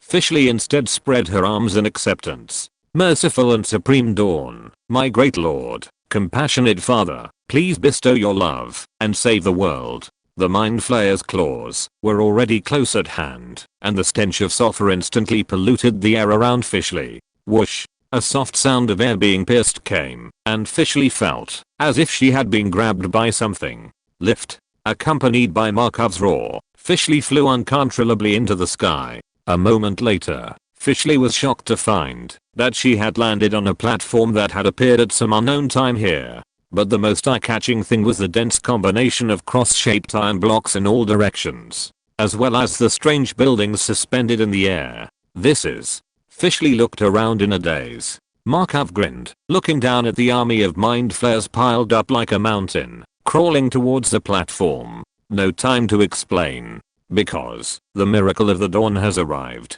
Raising his great katana, Markov's roar resounded through the wilderness. TNT.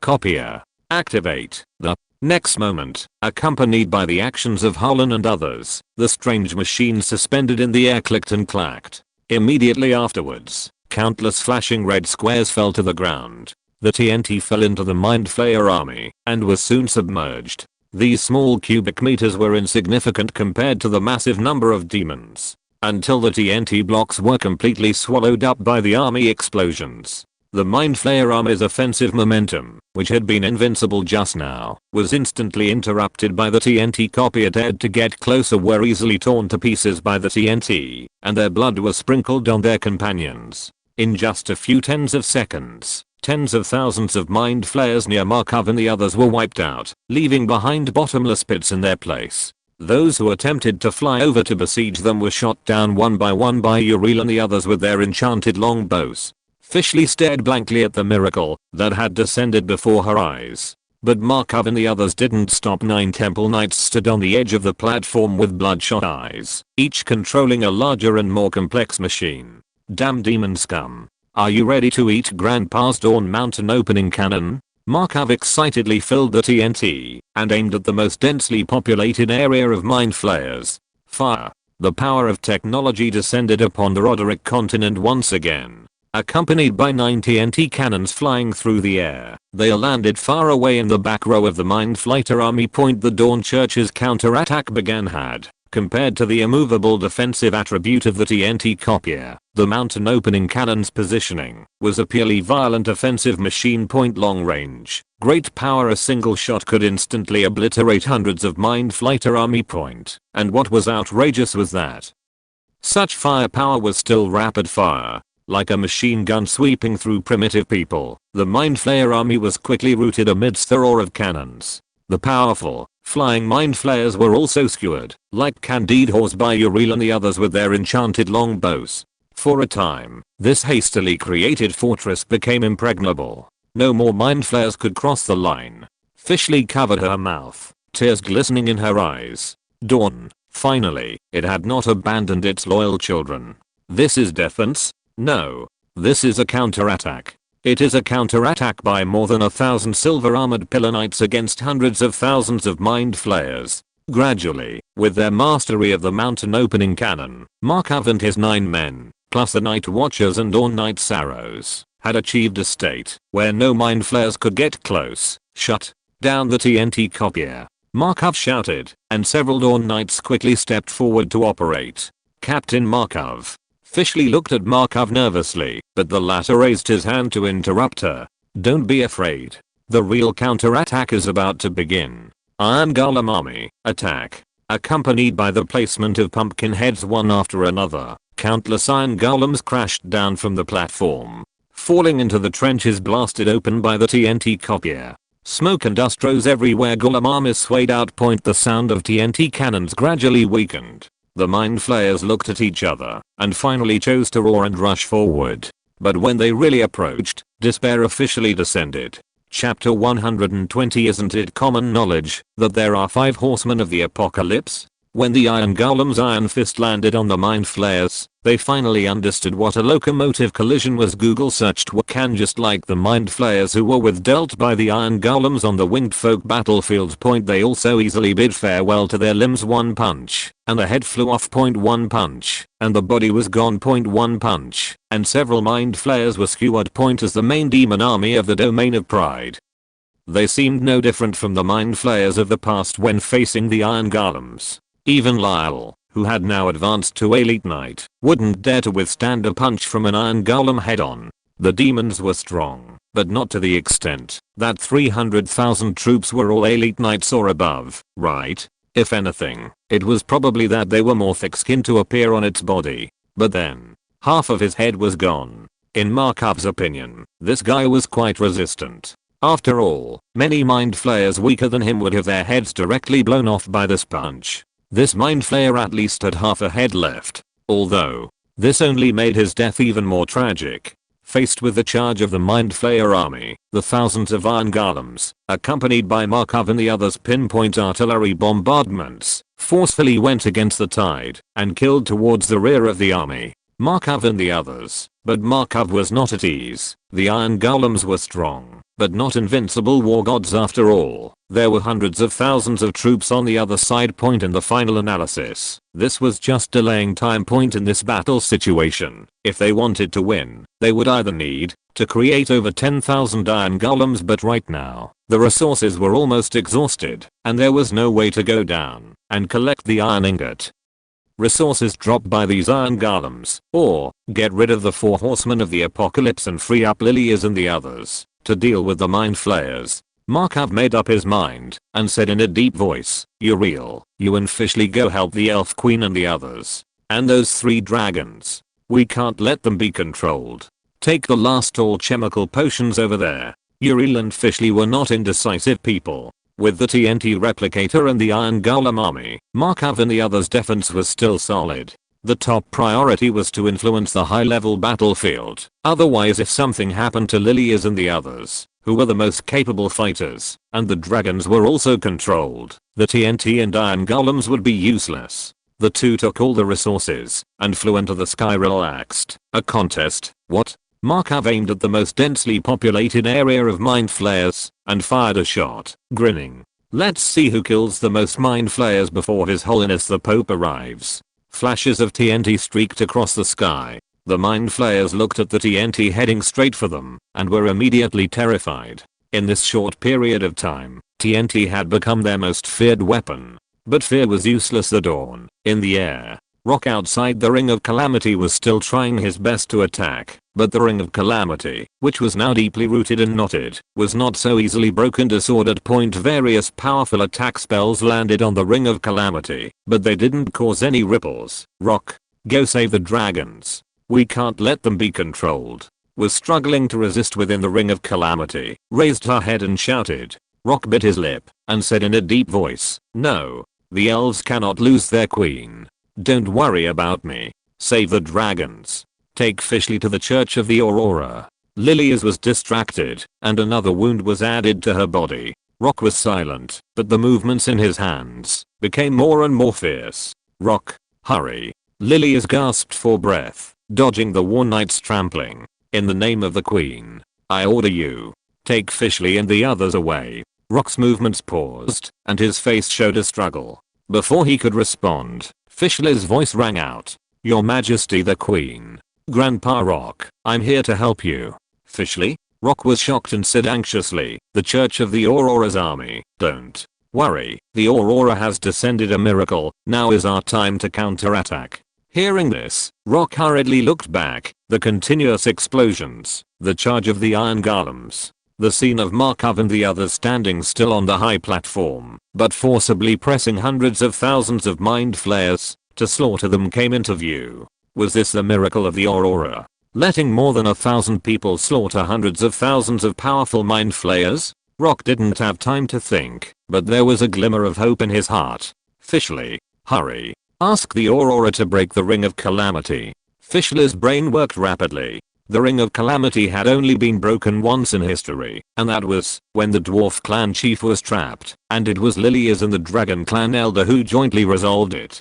Strictly speaking, the barrier of this thing was not magic at all, but a curse. It fused the 4 cursed powers of disaster, war, plague, and death. And right now, Lilias, who was the best at breaking curses, was trapped inside. How could she? Wait. Curse? It's a curse. Fishley was overjoyed and hurriedly turned to look at Uriel. Captain Uriel, do you have milk? Uriel didn't say a word, but took out the splash regeneration potion and milk. Fishley took it and threw it to Rock, shouting, "Grandpa Rock, throw it." Hearing this, Rock was stunned, but he didn't have time to react and quickly smashed these things onto the Ring of Calamity. At this moment, the Ring of Calamity, which neither he nor Lilius had been able to shake, no matter how hard they tried, actually began to collapse like ice and snow melting of pride. To carry power wasn't this a coincidence? MC Milk's ability to remove negative effects was at the conceptual level, and splash recovery potions were a special attack against undead creatures. It just so happened that these two things were also blessed with MC's unreasonable concept of forcibly acting regardless of the difference in levels. The ancient tree of life could recover by drinking a bucket of milk. Ian's powerful Steve physique would still have a significant improvement when taking all chemical potions in the Roderick continent. A mirroring of calamity in 4 Horsemen of the Apocalypse. When the splash potion fell like rain, Lilies's almost exhausted magic power instantly recovered a bit, and even the injuries were visibly restored. But for the 4 Horsemen of the Apocalypse, it was a poison complete. The indestructible magic armor was instantly eroded with several large holes the moment it touched the recovery potion, revealing the dark and dry bodies of the 4 Horsemen of the Apocalypse. The Ring of Calamity was crumbling. Seeing this, Rock was overjoyed, and the movements in his hands became faster and faster. Aurora bless. Aurora bless. While throwing potions and milk, Rock shouted repeatedly in his heart, "Accident here. Fishley, remember, what you have in your hands is the undying totem given by the Aurora. As long as you hold it in your hand, you can be immune to death once. Be sure to hold it tight." Hearing this, Rock and Fishley's hearts were shocked. They didn't have time to think. They could only nod heavily. Uriel pulled out a sonic boom and flew towards the struggling and weakening dragons on the ground. Splash recovery potion in hand. Looking at the scarlet magic circle on the ground, Uriel's mind seemed to return to the days of the fallen wings and the winged folk clan. His eyes instantly filled with blood and scarlet, and he roared out with unimaginable hatred flares. Die. Above the sky, the Ring of Calamity was already covered with broken cracks. The charge of the 4 Horsemen of the Apocalypse had also come to a halt. At this moment, they were barely maintaining their formation, dodging the raindrops of all chemical potions. But contrary to them, Lilius was constantly devouring the milk and all chemical potions falling from the sky, and her momentum gradually became more and more condensed. Fishley glanced at Lilius, then took out another bottle of Grandpa Rock, splash type strength potion. Rock instantly understood, and, taking the potion, shouted loudly, "Your Majesty, catch." Collided with the Ring of Calamity. Lilius leaped up and received all the potion. In the next moment, a hint of astonishment flashed across her delicate face. Lilius felt that she could slap the 4 Horsemen of the Apocalypse to death. The newest novels are first published at this. Is the power of the dawn. Lilius grabbed her staff in surprise and nod to Rock and Fishley outside the Ring of Calamity. In the next moment, she raised her staff high with both hands, pouring into it the strongest power and magic of her life. The space was faintly distorted. For a powerhouse of Lilius's level, the strength potion was not just icing on the cake. At this moment, she had crossed the barrier and reached a new height, flames enveloping her. This is a blessing of the Holy Dawn. Offer praise to the God of Dawn. The staff slammed down, its tip landing on the core of the Ring of Calamity. Lilius. Filthy vermin. The boiling power ignited Lilius, the usually calm and composed elf queen. With one blow, the atmosphere was instantly evacuated the earth. Lilius did not stop, flashing to the middle of the War Knight and the Death Knight like a teleport. The green tendrils emanating from the staff tightly entangled the two knights. The indestructible magical armor also emitted a harsh cracking sound. Shrinking violently, the 2 Horsemen of the Apocalypse crashed into each other and were thrown by Lilius into the depths of the earth. The earth-shattering explosion also buried countless mind flayers. In the distance, the walls of Bilka City also collapsed in the aftermath. Your Majesty, how are you? Rock and Fishley hurried forward. Lilius took several deep breaths, trying to calm down the excitement brought about by the sudden surge of power. After a long time, Lilius raised her staff and aimed it at the earth of natural light plunged into the earth like divine punishment, as if the earth dragon had turned over and the entire battlefield was overturned by her. But immediately afterward, 3 unparalleled roars rang out again. Demonic scum. Die. The 3 giant dragons, who had almost been controlled, flapped their wings and flew high with angry flames terrifying attack. Invisible ripples swept across Fishley and others. Lilius's power, which was already on another level, soared again. It's the Dawn's Gaze. A miracle dawn that can greatly amplify the strength of all friendly forces. Fishley was overjoyed and quickly handed Lilius an undying totem. Your Majesty. Quick. This is the undying totem bestowed by the Dawn, which can grant immunity from death once. Combined with the miracle of the Dawn's Gaze, we will definitely be able to wipe out these damned 4 horsemen of the apocalypse today. Lilius's eyes trembled, and she took the undying totem and clenched it in her palm. Dawn be with us. The staff was raised high again. The staff was raised high again. 3 dragons, who had vented their anger, also took advantage of the amplification to aim their spears at the 4 horsemen of the apocalypse, who had emerged from the ground and were already seriously injured. Lilius, the 3 dragons, Rock, and Fishley. 6 dazzling pillars of light converged into one, and gradually, the color unified into the pure white symbolizing the sacredness of the dawn. The price. Lilius took a deep breath and thrust out her staff. This is the dawn's judgment on you. The pillar of light sank like a meteor, and the 4 horsemen of the apocalypse were completely unable to move their bodies. The light of judgment was about to devour them. An abyss tore through space under Lilius's and the others' noses, accompanied by a pair of pure black and massive wings. The light of judgment was received by the newcomer. The wings shook vigorously, and a violent shout reverberated in all directions. The light of judgment was forcibly turned to the sky. Hands were scalding hot and trembling slightly. It seemed that he was not easy to take this move. Lilius and the others were stunned. The black-winged man in front of them had an arrogant expression and looked quite handsome, not at all like a demon. Point on the contrary, Lilius and the others glanced at Uriel, who had a shocked expression on his face. This person looked more like a winged human. The battlefield fell silent, but this silence was broken by the 4 horsemen of the apocalypse kneeling on one knee and bowing their heads to the black-winged man. Greetings, fallen knight. Lilius stepped forward, protecting Fishley behind her, and looked at the black-winged man with a solemn expression. This guy was not ordinary, not to mention being able to withstand the outrageous blow just now. His aura was condensed to the extreme. Faintly, Lilius had a feeling of facing the King of Pride time. He said in a strange tone, God level? When can the Rodri continent give birth to a god level? Markov in the distance was moved and remembered the word god level in his heart. The magic and night system of the demons is indeed more complete than the Rodri continent. Lilius looked at the black-winged man with a solemn expression. After a moment, a look of understanding appeared in the black-winged man's eyes. So that's how it is, a pseudo-god whose power and lore are not solidified. Finally, Lilius spoke. Clenching the undying totem, she asked Rock to replenish a few bottles of potions. Who are you? The black-winged man did not answer, but put his eyes on Uriel's ancestors. Uriel seemed to understand something and gritted his teeth. You are the bastard who wronged the winged humans. The demon encirclement of the winged humans not long ago was also done by you. The black-winged man did not refute and still looked at Uriel with a calm expression. You are as stubborn as your great-grandfather.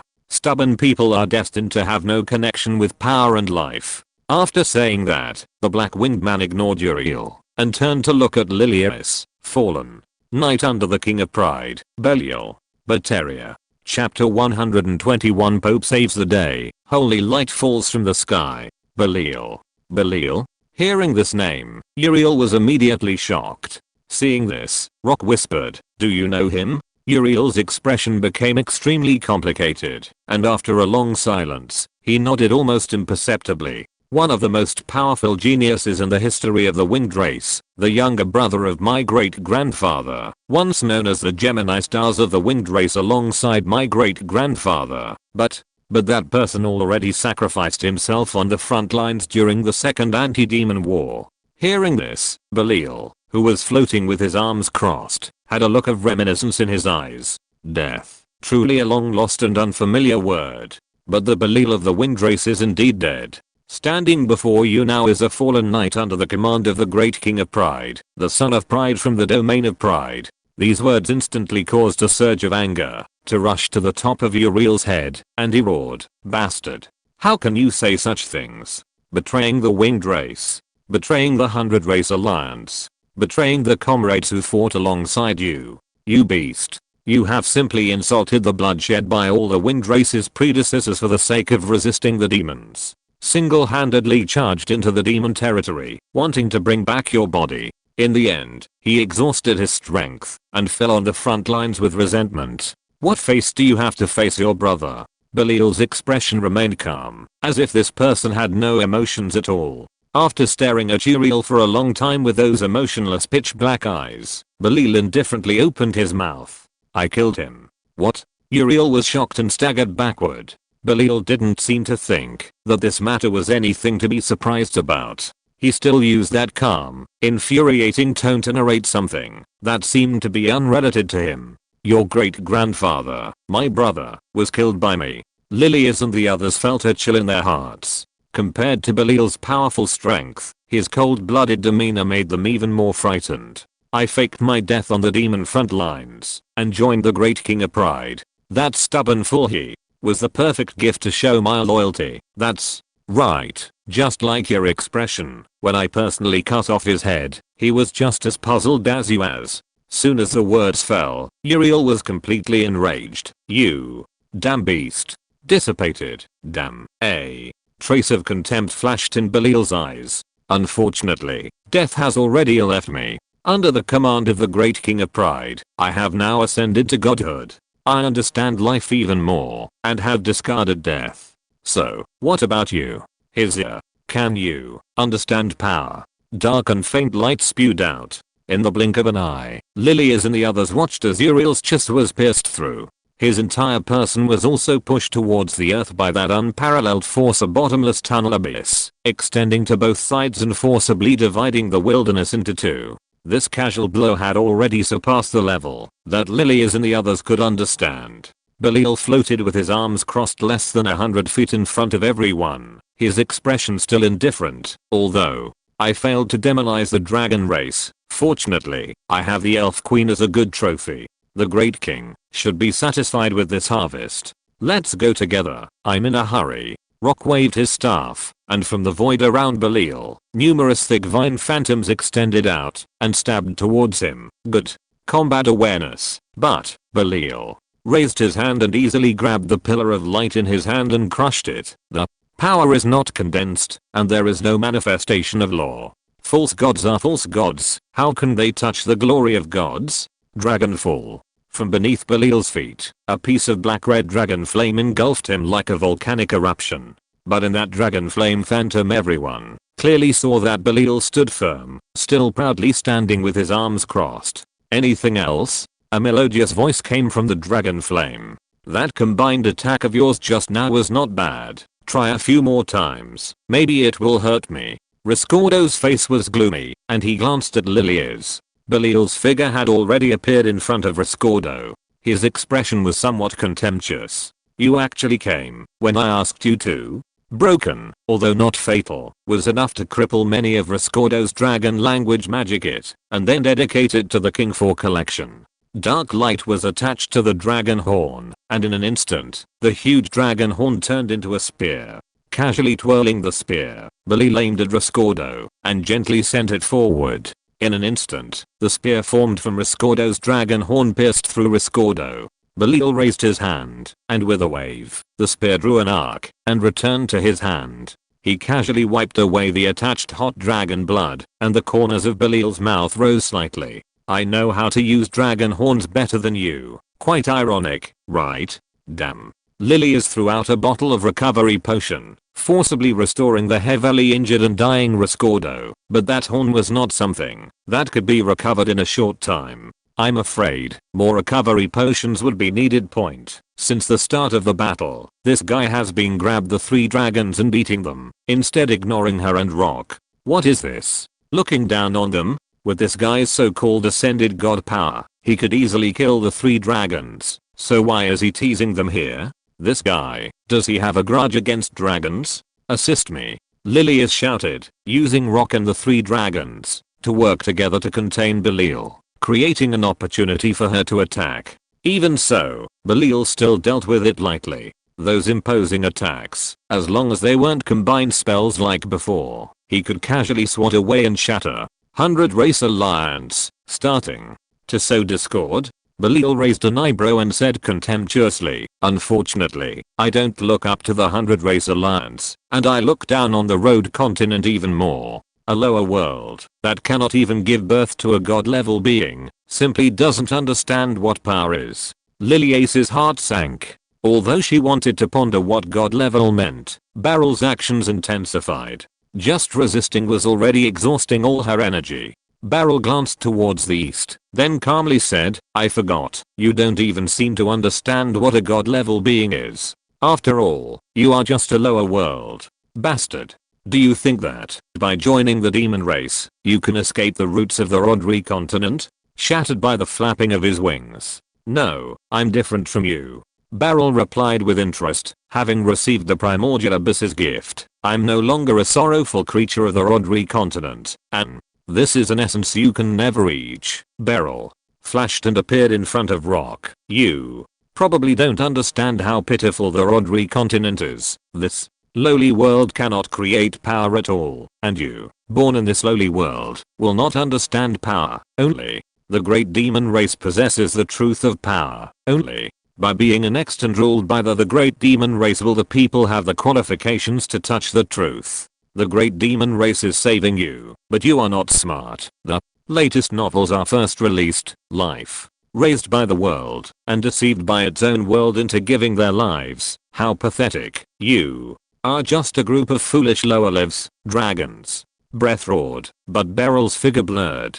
The next second, he appeared above Roscold's head. With a light tap of his toe, Roscold fell to the earth like a meteor. Until now, I still don't understand why the great primordial abyss is willing to bring the truth of power to your lowly Rodri continent. Clearly, you are worthless, but I'm willing to follow it. Opening his arms, Barrel said loudly, embrace the abyss, and then you will understand what power is. Like you, becoming a beast worse than an animal? Liliace sneered, the tide of life swallowing towards Barrel wave after wave. Barrel folded his wings and swept out thousands of sword-like feathers instead. The black feather tide swallowed Liliace's tide of life in reverse. No one can gain power for no reason.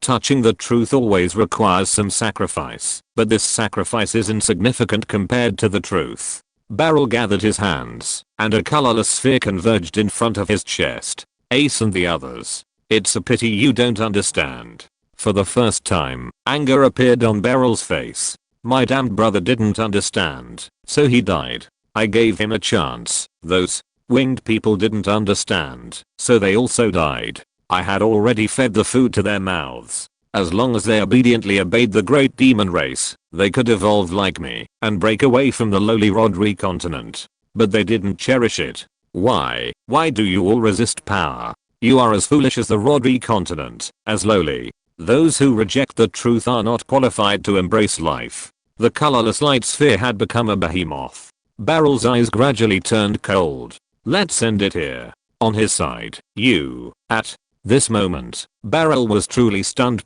He hadn't held back at all in that move just now. How could Uriel, with his worthless strength, withstand it? Light sphere in Barrel's hand point. After contracting to the extreme, the violent aftermath of the explosion swept in all directions along with the airwaves. Looking out, the sea of clouds, which could not be seen to the edge, was cleared by this blow. It was as if a god had picked up a spoon and scooped out a piece of cloud cake. Uriel was thrown out like a broken sack, and Rock caught him. Thank you. Uriel hurriedly took out the last undying totem. Roscold on the side looked at Uriel in shock. Aren't you? I have a miracle bestowed by His Holiness the Pope. Uriel hurriedly explained. His Holiness the Pope. Roscold remembered this name, but there was no time to ask more questions at the moment. He looked at the center of the explosion with eyes full of hatred. Did that bastard die? No one answered. Uriel wasn't sure either. It was said that the explosion of the nether crystal was more powerful than TNT, and it took advantage of the situation to detonate Beryl's attack. This blow had already surpassed the combined attack of Liliace and the others just now. But would that guy, who claimed to have ascended to godhood, really die? When the explosion dissipated, a black cocoon appeared in front of everyone. That was Beryl's defense with his black wings covered. This guy, he really didn't die. But when he opened his wings, everyone breathed a sigh of relief. Although he'd die, he probably didn't feel good. A large area of his beautiful wings had become bald. The armor on his body was also fragmented, and there were many burn marks on his body. It's just, those burn marks didn't seem to be new. Beryl's face was gloomy, staring closely at Uriel. Especially after looking down at the exposed scars, his killing intent became even more surging. That kind of aura. The aura of what Uriel was holding just now. There was no mistake. Damn it. Dawn Church. Beryl's wings instantly expanded to not good. Liliace was shocked, and with a tap of her staff, the phantom of the ancient tree of life emerged, covering. But this barrier was on the verge of collapse in an instant. Liliace, everyone also suffered a severe backlash. Your Majesty the Queen. Rock clenched his staff and injected natural magic into Liliace. Liliace looked up at Beryl in the sky. Great Dawn. Liliace reluctantly showed a mocking smile. Dawn will surely judge you. These words reminded Beryl of unbearable memories, and his face turned cold as he said, if he really comes, I will surely offer his head to the great king of arrogance. Is that so? A black spot tore through space and arrived in an instant. Pointian, whose whole body seemed to exude a gentle divine radiance, stood on the head of the nether dragon, wearing a crown and holding a golden scepter. The fierce wind at high altitude blew Ian's papal robes under the gaze of everyone. Ian slowly raised his scepter. Holy power, I summon you to come. Purify this land. May darkness not invade. Heavenly, falling holy light, shrouded in the dark clouds of the demon race, instantly turned into a holy light. Chapter 122. Listening to the echo of dawn, not a single demon left. Wizardry Master Level Light Magic Point Heavenly Descent of Holy Light Point Wizardry Master Level Staff Point Staff of Holy Sanctuary Protection Point. In the MC world, the coverage and attack power of this spell are not particularly outstanding point, but what if it leaves the MC world and descends upon the continent of Roderick? What if we add the 60% increase in Ian's Steve physique from the Staff of Holy Sanctuary Protection of Dawn has descended? Liliace was unable to maintain her defensive magic and fell to the ground. But the next moment, she struggled to break free from Fishley's support, got up, and prayed to Ian in the sky with a look of reverence. Under this pure light, everything between heaven and earth was pure white. This light was not dazzling, but exceptionally gentle, yet it made it impossible to see Ian's figure clearly. One could only vaguely see, in the distant horizon, a blurry and gentle figure descended like a god. Thousands of voices for a time. It was impossible to guess who was wailing. It wasn't until a long time later, when the holy light gradually dissipated, that Liliace and the others were shocked. When they looked at the battlefield. With this one move, the endless army of mind flayers was reduced to ashes. Were closer, were all ignited with a holy white flame. That flame could not be extinguished, and the mind flayers could only watch themselves turn to ashes inch by inch in endless pain and waiting. And Beryl, who had stubbornly endured so many attacks in the sky and only suffered a minor injury from his own magic backlash, at this time, a pair of black wings had completely turned into hideous and ugly fleshy wings, covered with terrible burn scars from top to bottom. And the four horsemen of the apocalypse not far away were lying on the ground, barely alive. With one blow, almost the entire demon army was wiped out. Ian stood still on top of the ender dragon's head, overlooking all living beings. What is that? Roscold's dragon face was full of absent-mindedness, but his body unconsciously prostrated on the ground. Whether it was the high and mighty ender dragon or the sacred figure, they made him submit from the bottom of his heart. Our Lord, merciful Father, great Pope, and Uriel knelt on one knee with a pious and fanatical expression, and hammered his right fist heavily on his chest. The supreme dawn, the perfect and benevolent Father, your wisdom is as vast as the ocean, unfathomable. Your justice is as majestic as a mountain, unshakable. Hope. Offer praise to His Holiness the Pope. Dawn eternal. As Uriel's words spread in all directions, Fishley, Lilies, Rock, even Markov and the Dawn Knights in the distance all knelt on one knee, revitalized this land stained black with demon blood. Dawn Eternal, Roskilde and the three dragons looked at each other, but sensing the sacred radiance in front of them, they still sensibly prostrated on the ground like the others. Ian silently took out another staff of holy sanctuary protection. Children of Dawn, you have worked hard. Now, I grant you the right to be, the power to avenge. From the dawn into practice and the charge. In the name of Angry, the second staff of holy sanctuary protection bloomed with brilliant holy light. Be immune to all evils. I command you to tread on sharp edges and drink blood. I command you to be the bravest in the army. Group healing, radiant totem, magic enhancement, inspiring heart. 4 consecutive spells scattered, and Lilies and the others only felt that the world had become brand new. All the injuries they had suffered just now were instantly restored, and even Roskilde's horns had grown back. Their bodies had inexhaustible power, and their magic had been raised to an unfathomable level in this instant. Not only that, but with Ian as the center, all the troops of the Dawn God sect and Lilies and the others felt that they were in a warm embrace. Every moment, they were constantly recovering their strength. On the contrary, the demons, under the cover of the radiant totem, once again ignited pure white flames on their bodies. Clenching her fists, Lilies felt the blessing that was even more terrifying than the previous alchemical potion. A blush could not be controlled on her pretty face. Dawn is above. His Holiness the Pope is above. Suddenly, Leah's impassioned roar sounded, and looked back. Listen to the divine decree. Leave no demons alive.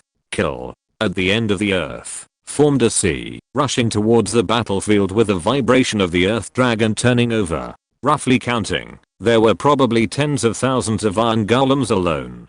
On the other side, Leah led the way on horseback, holding high the banner of the Dawn God sect, but behind him, dust was flying all over the sky. Taking a closer look, it was actually 20,000 Dawn heavy cavalry.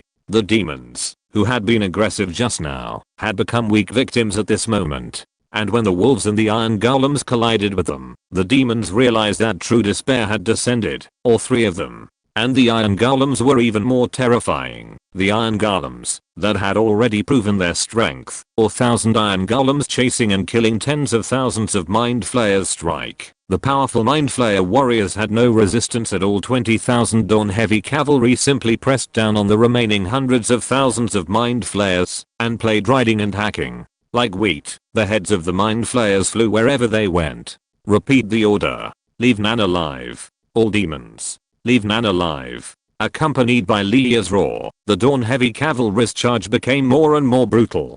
Demons. They are demons. Finally, the mind flayers broke their defense, wailing in fear, and aimed to escape in the direction of the abyss. But as soon as they approached, multicolored spells descended from the sky. Fire, lightning, nature, frost. Like a tide, it instantly blocked the gates of the abyss. At the top of the 10 tower pillars that had appeared at some point, Regia and the others held their staffs and indifferently overlooked the fleeing demons below. By order of His Holiness the Pope, leave no demons. Chain lightning. Chains of lightning hanging down from the sky instantly devoured hundreds of mind flayers. Kill the mages first.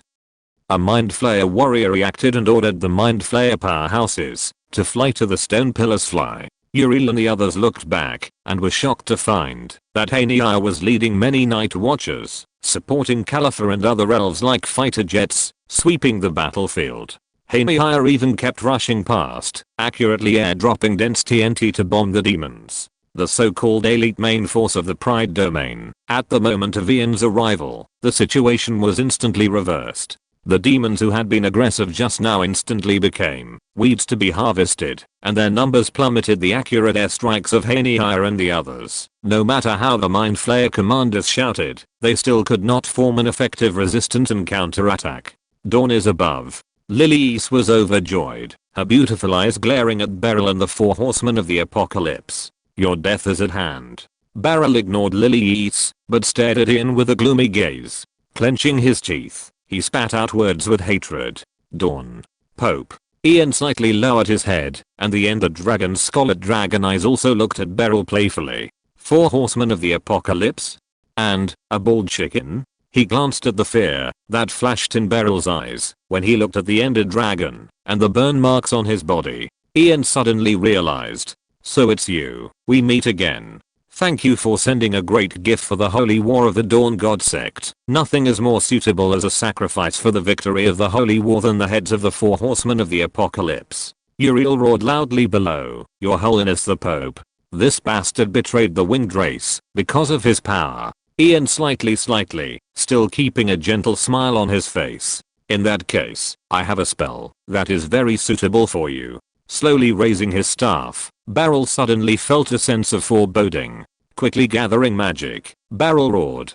Don't be too arrogant, bastard. As the torrent of magic surged forth, Ian calmly pointed at Beryl. Arcane interference. A thin beam of light easily pierced through the torrent of magic and struck Beryl. Beryl's face clearly showed fear. Why? My power. Where did my power go? Damn you. What did you do? Ian's expression was indifferent. I'm sorry, you are now forbidden from casting spells. Lilies and the others, the latter understood, sneered, and instantly rushed towards Beryl. Rescorda, imbued with terrifying power after being blessed, had a face full of ecstatic joy. Damn trash, come on, try using the power you're so proud of to test the Dawn's supreme blessing. Die, you demonic beast. Rescorda crossed Lilies and the others at the fastest speed, not using dragon breath, but instead using his newly grown horns to ram into him fiercely. Beryl resisted with a ferocious expression, but was easily pierced through by Rescorda. AWW. Rescorda roared to the sky in excitement. All the grievances he had suffered earlier swept away. He looked up at Ian and the ended dragon, his eyes full of excitement. Then he looked at Beryl, who was coughing blood, and grinned. Trash, aren't you very powerful? Stand up. Damn it. Beryl roared, flapping his wings with difficulty to fly up. The next moment, Rescorda instantly knew what to do and slammed Beryl to the ground with a claw. I told you to stand, and you actually stood up. Revenge. And he lowered his head to bite. With a wail from Beryl, his left wing was violently torn off. Rescorda used dragon language magic to turn this wing into a sharp blade and cut off Beryl's other wing. Waste. I know better than you how to use your wings. Listening to Beryl's wails, Rescorda felt that this was the most enjoyable moment of his life. But this was not enough. More than just Rescorda was holding back a belly full of fire. Lilies and the others were still waiting to torture Beryl to avenge themselves. The following time became a time for stylishly abusing Beryl. The group, empowered by Ian's spells, whipped Beryl with unparalleled power. Whenever Beryl recovered, another arcane interference from Ian would be thrust into his face. From beginning to end, Beryl couldn't release any magic as his magic, but it was still not weak. Otherwise, he wouldn't have been able to withstand Lilies and the others fighting to whip him. Perhaps at this moment in Beryl's heart, he would regret not cultivating the path of the night properly. But it was useless. Arcane interference would prohibit all his spellcasting abilities. To describe it with a game, the current Beryl is like a maximum level character who can't control the mouse and skill buttons, can't cast spells, and can only use WASD to move and run in a PvP game. Moreover, the opponent can control his escape route. Somewhat pitiful, but there are many who are more pitiful than him. In such a short time, under the encirclement of the reinforcing Dawn Knights, Iron Golems, Wolves Packs, and Regia and the others, the hundreds of thousands of demons that were just there are now only a few hundred left. Markup and the others are playing a cat and mouse game to take revenge. This battle can already be declared a victory. Rescorda snatched another opportunity, rushing over and giving Beryl a barbecue with a mouthful of dragon breath. He glanced at the battlefield that had already begun to be cleaned up, and then looked at Ian in the sky with all the reason he came here in the first place. Did the denunciation, right, that someone was manipulating the dragon race, knows where he came from, gave him a powerful aura that required him to submit immediately. Dragons are all about the strong are respected. Considering the miracles he had witnessed from the beginning. Undying totems, all chemical potions, an army of iron golem spells that instantly restore injuries and massively increase strength, the ability to prevent a powerhouse like Beryl from casting spells. Rescorda felt that the reason why this ended dragon was so strong was probably because he became the mount of that Pope. Thinking about it this way, Rescorda had some enlightenment. Isn't it just being a mount? He can also talk about it. He can also join the church. Riscorda was thinking about how he could have a good chat with that pope after the war ended. No, he should pay his respects. Suddenly, a gust of wind attacked from his side, sending Riscorda flying. Abyss without looking back. Damn it. I forgot about those 4 guys. Riscorda was not seriously injured. After all, the Calamity 4 Iders were already seriously injured. He also had a constantly recovering radiant totem on his side. In fact, this fall was not as harmful as tripping over. But in any case, the Calamity 4 Iders had already dragged Beryl away. Pope, when I return to the domain of arrogance, I will definitely ask the great king to tear you into pieces. Ian remained silent, and with a flick of his staff, a beam of light beside fell Beryl and the Calamity 4 Iders locked their retreat. Advanced secret art, containment barrier. Now that you're here, leave your lives behind before you go. Ian waved his hand listlessly, looking at Rezha in the distance point. The latter clenched the firmly encircled lightning staff excitedly. This spell that His Holiness the Pope has bestowed upon me, you are the first experimental subjects. You should be grateful. You judgment. Thunder holy hammer. Explosive lightning gathered in the air to form a huge hammer. With a power that made Lilies and the others feel fear, it hammered towards Beryl and the Calamity 4 Iders like the opening of heaven and earth suddenly reached out and pierced into the chests of the Calamity 4 Iders, taking out 4 dark, withered hearts. My king, save me. With the 4 hearts being crushed at the same time, time seemed to freeze. Bang, demonic claw, but like a drop of water merging into the sea, it failed to spread even a trace of gunpowder smoke. The next second, a magnificent and grand aura polluted the world from that hand, turning into a war between the world and the other side. But even so, Lilies and the others, who had just been in high spirits after the appearance of this hand rings, even if they were not targeted, their faces still suddenly turned pale, as if they had lost all their strength, and they fell uncontrollably to the earth like raindrops. Even Lyle and the others were pressed to the ground by this powerful aura, and could not move. Between heaven and earth, only this magic claw surrounded by magic and Ian standing on the back of the Ender Dragon remained. After a long time, Lilier's trembling cry reached Ian's ears. Your Holiness the Pope, that is the King of Arrogance. If you're listening to this novel on a channel other than Fanfic World, it means they downloaded and uploaded it without effort.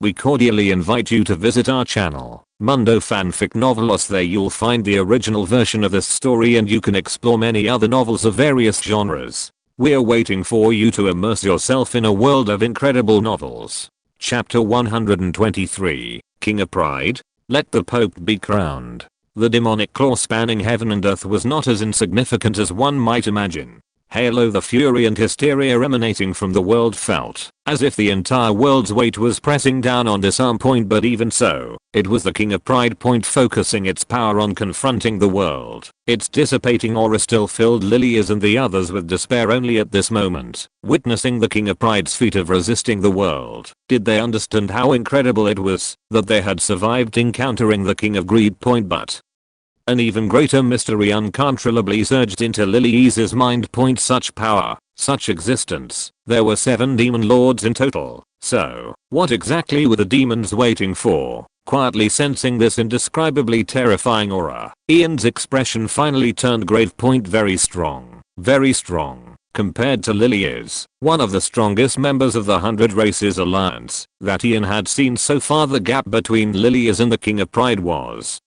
probably even greater than the gap between a slime and Lilies, but also in the quality of life. It was as if the King of Pride was not a 3-dimensional being at all. But for Ian, that was all it was. He had to admit that, with only 1/3 of Steve's physique in the Roderick continent, he was indeed not a match for the King of Pride. There was no need to compare, it was obvious just by looking.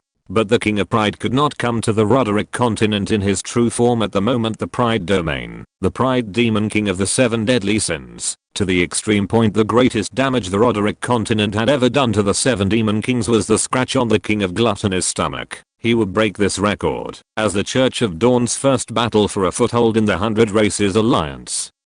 He would take the heads of the 4 horsemen of the apocalypse and the Son of Pride point. He would also have the blood of the King of Pride. Nothing could boost the morale of the Church of Dawn and the 100 Races Alliance more than such a victory. In the sky, Ian was accumulating the power to charge On the ground, Lilias and the others sat on the ground with despairing faces, looking up at the demonic claw that was capturing the world. After a long time, after the King of Pride did something, the world's resistance gradually weakened. It did not go any further, but slowly retracted the demonic claw back to the Pride domain, grabbing Beryl. This made Lilias and the others breathe a sigh of relief. They had boundless respect and trust for the Dawn, but the Dawn was not present in person at the moment. If the King of Pride really wanted to attack them, he would probably be reduced to ashes. But looking at Beryl being gradually taken away by the King of Pride, there was still some unwillingness in their hearts. But, just as Lilias said that was the King of Pride, one of the supreme 7 demon kings of the demons, a terrifying source whose name alone could crush the will to resist if the entire 100 races alliance. Perhaps letting the holy war end like this was not a bad choice. At least the 4 horsemen of the apocalypse had been firmly left behind. At this moment, the only remaining Beryl climbed up from the King of Pride's demonic claw, his dark eyes filled with hatred. Staring intently at Ian in the sky. Pope of the Dawn, I'll remember you. The future is long. I will tear you to pieces. Towards the King of Pride's hand. You are too arrogant. The distance to the demonic claw of the King of Pride was getting closer and closer. Lilias and the others finally understood Ian's goal. He had never taken Beryl seriously. He had been staring at the King of Pride himself. Your Holiness the Pope. Lilias was shocked and reached out to try to stop Ian, but at this moment, she had lost the power to stand up under the suppression of the King of Pride's rampant aura. Madman. You madman. Beryl was also shocked and roared hoarsely. Since the demons descended so many years ago, he had never seen a guy who dared to charge the 7 demon kings home alone. Approaching the demonic claw of the King of Pride, Ian lightly stepped on the dragon's back and jumped up. Clenching his fist, he streaked towards the King of Pride like a golden white meteor. Ian's eyes burned with unprecedented excitement. King of Pride also a test subject for him to test his strength. Besides, just a hand. Get back. Silent. Invisible ripples spread from the point where Ian and the King of Pride's demonic claw met, and the space within a 10,000 meter radius above the sky shattered like glass. The remaining airwaves swept across, and Lilias and the others on the ground were instantly blown away of hundreds of meters after landing. They were all seriously injured. At the point of the confrontation, a brand new basin was born, and it was even more so in the sky. It was as if a hole had been hollowed out of the world out of thin air, revealing a deep despair. In that instant, the screaming Belial had already shattered into a cloud of blood mist and dissipated. But what happened to Belial was no longer important. Under the unbearable wails and tremors of the world, Lilia and the others struggled to lift their heads. Only after they took regeneration potions and barely recovered, did the silent world regain its sound in their ears. It was an unprecedented roar of rage from the 7 deadly sins demon lord. Those ferocious demon claws were also being stripped of flesh and blood under Ian's unparalleled power, turning into bare white bones. Base insects. The muffled and frantic roar passed through the abyss and reached everyone's ears. The King of Pride was furious, and boundless demonic energy tore apart the barriers of the abyss like octopus tentacles, and shiny netherite sword, emitting a purple magical light, appeared in his hand at some point. As the price for your trespassing into the Dawn territory, Ian raised the netherite sword high. This hand, I want it. In the name of Dawn, I bestow upon you holy judgment. In a flash, a sharp sword light streaked across, and the world froze for a moment. Terrifying demon claw lost all its supporting power and crashed down towards the newly formed basin on the ground. The Ender Dragon swooped down and lifted Ian up again. Everyone who witnessed this scene in this world was stunned. It wasn't until a long time later that the King of Pride's even more frantic roar reached the Rodri continent. Damn bugs. You dare to injure a supreme demon lord. Then the Ender Dragon of Pride grabbed the ram-horned hammer next to the throne with his only remaining hand and smashed it down across the abyss. Die. Space, and instantly intertwined here, forming a tight 7-colored net. At this instant, the shattered world barrier seemed to have an extra layer of barrier thick out of thin air, patching up the broken abyss. At the last moment of contraction, it wasn't just Lilia and the others. Everyone on the entire Rodri continent, whether they were far away on the overseas Dragon Island, or hidden deep in the dwarves and giants in the southern mountains, heart point like an alarm bell ringing for no reason. Damn. Sacred objects. Damn Rodri continent. Damn. Dawn Pope. The King of Pride's violent roar burst out from the abyss, which had shrunk to the size of a pinhole, roaring at the sky. I will kill you. Full. The Rodri continent collapses. In the name of the King of Pride, Origins, I will flay you, rip out your tendons, and tear you into pieces. Ian proudly on the head of the Ender Dragon, holding the netherite sword, and staring at the gradually closing abyss. Next time, I will use your head to forge the invincible divine might of the Dawn Church. The abyss completely closed at this moment, leaving behind a broken the battlefield covered with the severed limbs of demons. Lilia and the others stared blankly at Ian, whose figure in the sky merged with the reappearing sun. For a moment, they were not sure whether the dazzling light came from Ian or from the sun. But in this silent moment after the end of the Holy War, the 7 rays of light that had patched up the world barrier did not dissipate. Instead, they gathered into a bowl and gradually died into pure white. Under the gaze of everyone, a holy white gold crown condensed point. The 7 colored light bands held up the crown and drooped down, but only stayed in front of Ian, and did not put it on Ian's head without permission. Ian quietly looked at this particularly dazzling and sacred crown, feeling the eagerness conveyed by the 7 colored light bands instantly extended outward like banners displaying joyful emotions. Then they closed again, one after another, sticking to Ian's body. Finally, it turned into Aa's holy as the crown, embroidered with the Dawn holy flag. A sacred and supreme aura swept across the world at this moment. No matter how far away from this place, all the strong people of all races sensed the advent of a sacredness and hope that the Rodri continent had never had before. Perhaps it was the guidance in the dark. Countless people present chanted the prayer that suddenly appeared in their hearts in unison: redeemed. Those who call upon you will surely be answered. Myriad demons tremble before you. Myriad spirits prostrate at your feet. You are the omniscient and omnipotent who was, is, and ever shall be. Is light, is beauty, is benevolence, is goodness, is the hope walking in the mundane. Dawn is born. Myriad spirits demons are subdued.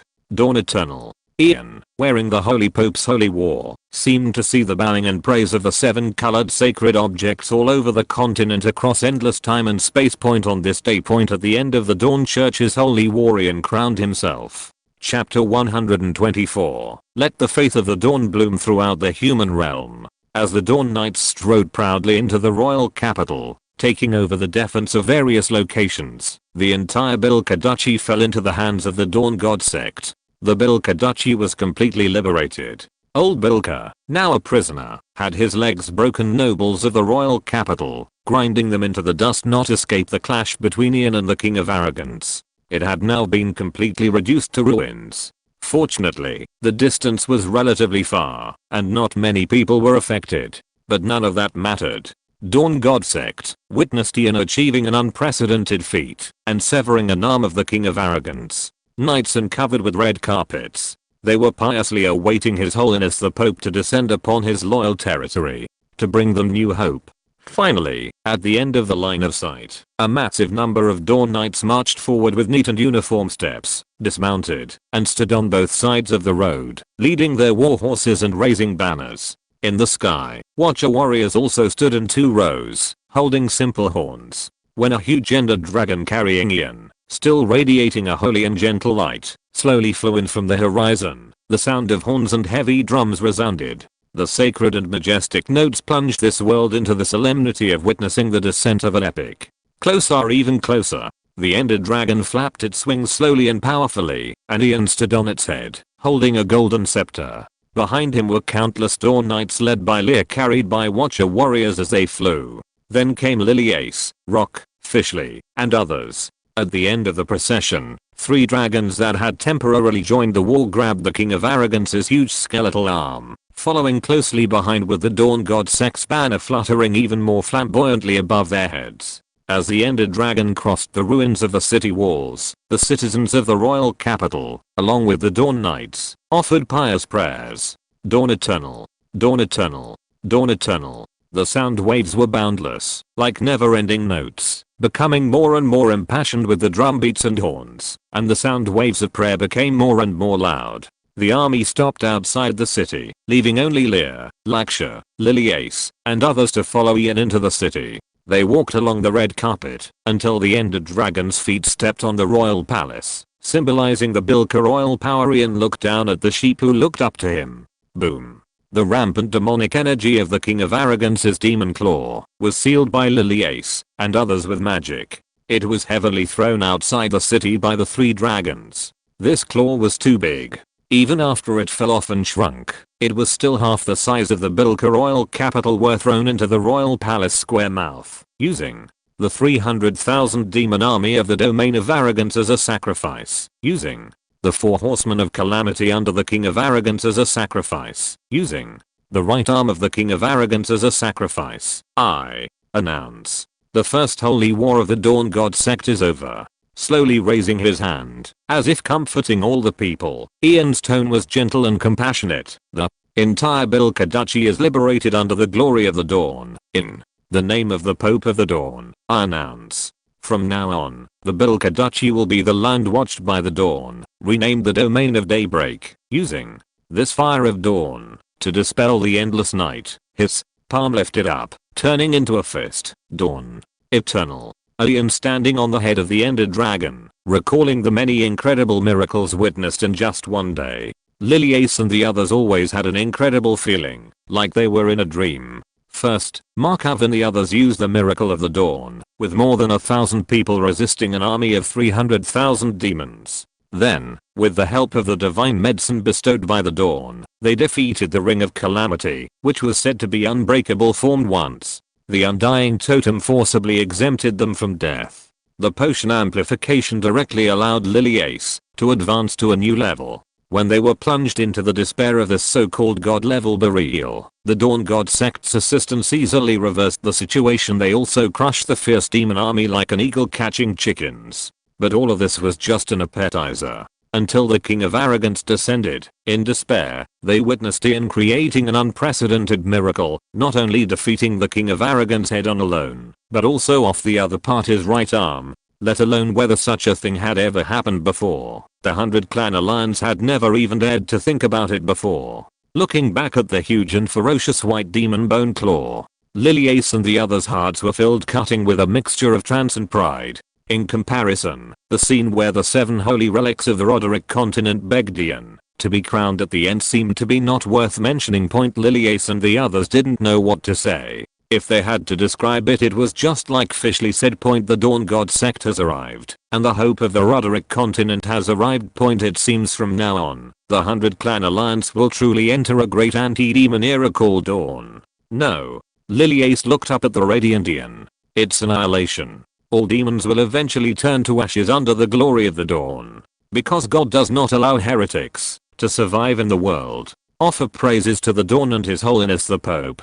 Liliace lowered her head and knelt on the ground. She had become a loyal believer of the Dawn. The holy war is over, but the troublesome things have just begun. The former Bilka Duchy, now the Domain of Daybreak, must be managed after it is incorporated into the Dawn's territory. However, this kind of management is not as difficult as administering a kingdom. With the resource blessing of the MC world, coupled with the terrifying power of faith, coupled with the Dawn God cult's mature white-robed pillar missionaries, before long, the Dawn domain could exercise absolute rule in the name of God. The difference between theocracy and human rule, the stability of theocracy, at least in the Rodri continent, far surpasses the management of any kingdom. Ian didn't plan to establish a theocracy in the Dawn domain. A small piece of land would seem petty. Secondly, establishing a country always involves many troublesome matters, and the Dawn God cult doesn't have many available personnel right now, all of whom are pioneering generals appointed by Ian. Third, Lithe Dawn God cult reigns supreme, exercising divine authority and controlling the faith of the Rodri continent's people.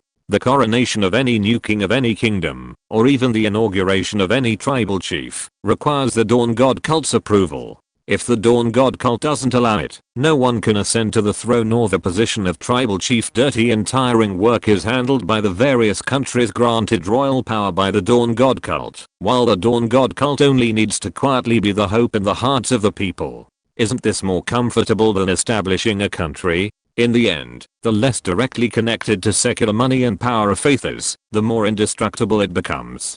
In this regard, Ian's hometown can be used as an example. the Shaolin Buddhist sect, which runs companies and engages in trade, versus the Taoist sect, which quietly cultivates in seclusion. Which one would ordinary people be more willing to believe? Besides that, the King of Pride, having suffered such a great loss, can't possibly swallow his anger, right? The King of Pride's strength is still to be feared. Don't think that Ian previously severed the King of Pride's arm with a single punch and a single blade. In reality, this battle was more about boosting the morale of the Dawn God cult and establishing its divine might. Objectively speaking, the King Might of Pride's loss is not as significant as the impact of the four horsemen of the apocalypse and Be-Real's death on the domain of Pride. The arm is gone, but with his level of life, it can be regenerated after a while. Who meet the conditions for transformation into the four horsemen of the apocalypse are not so easy to find and kill.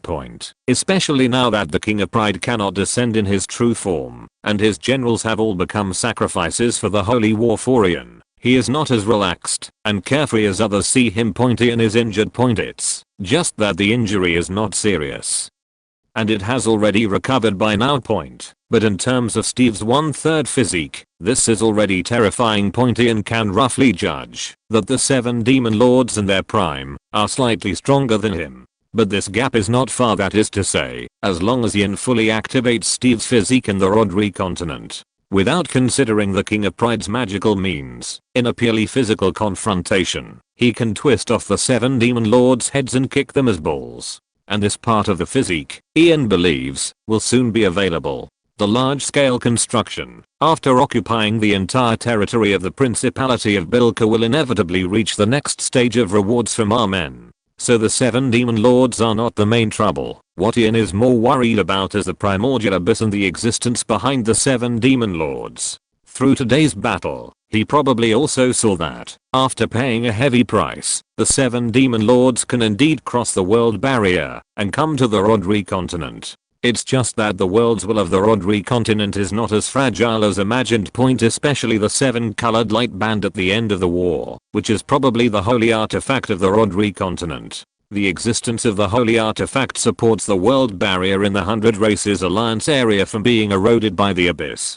Based on this consideration, it's no wonder the ancient tree of life was polluted in the first place. If I'm not mistaken, the sudden appearance of the 4 horsemen of the apocalypse and the fallen sun today should have been trying to take the opportunity to pollute the dragon clan, just like they calculated to pollute the elven clan's cup of lament on Dragon Island. In this way, the demon's goal is not the 100 Races Alliance at all, but the holy artifact that maintains the world barrier of the Rodri continent.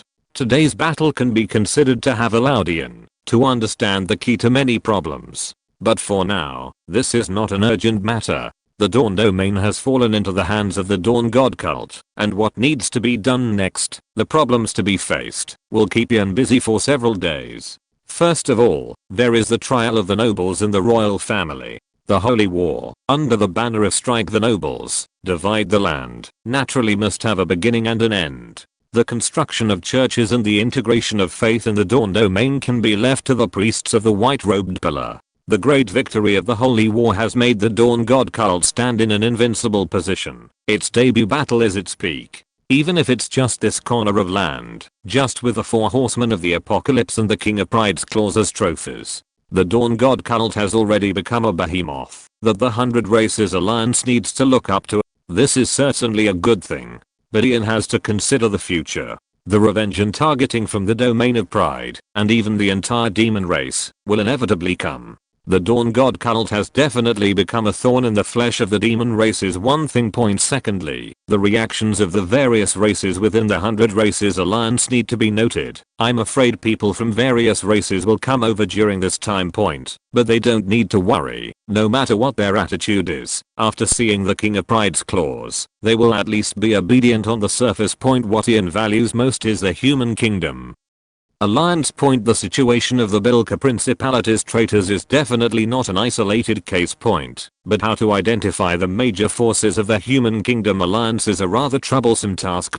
Ian certainly doesn't allow traitors to exist. But in the end, he can't really just arrest and kill because of suspicion. Among the Human Alliance kingdoms, there are still unwavering anti-demon forces, after thinking about it.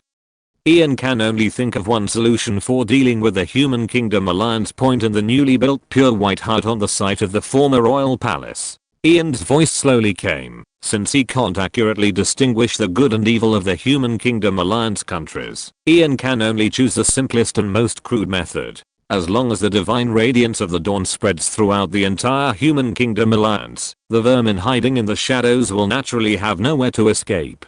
Chapter 125. Hold fast to the dawn, for even the miracle of resurrection may yet be possible. In this battle, we lost a total of 987 Dawn Knights and 123 Night Watcher warriors. All war reserve resources have been exhausted, and all the war horses of the Dawn Knights I brought with me died in the defense. I apologize, Your Holiness. In the hastily built conference room, Markov, that steel-like tough guy, knelt in the center with red eyes. With a thud, he slammed his head on the ground, his face full of shame. Markov, who wouldn't shed a tear, even if an arrow pierced his heart, choked with emotion. I have failed your trust, failed the expectations of the Dawn upon me, and caused such a significant loss to the Silver Armor Pillar.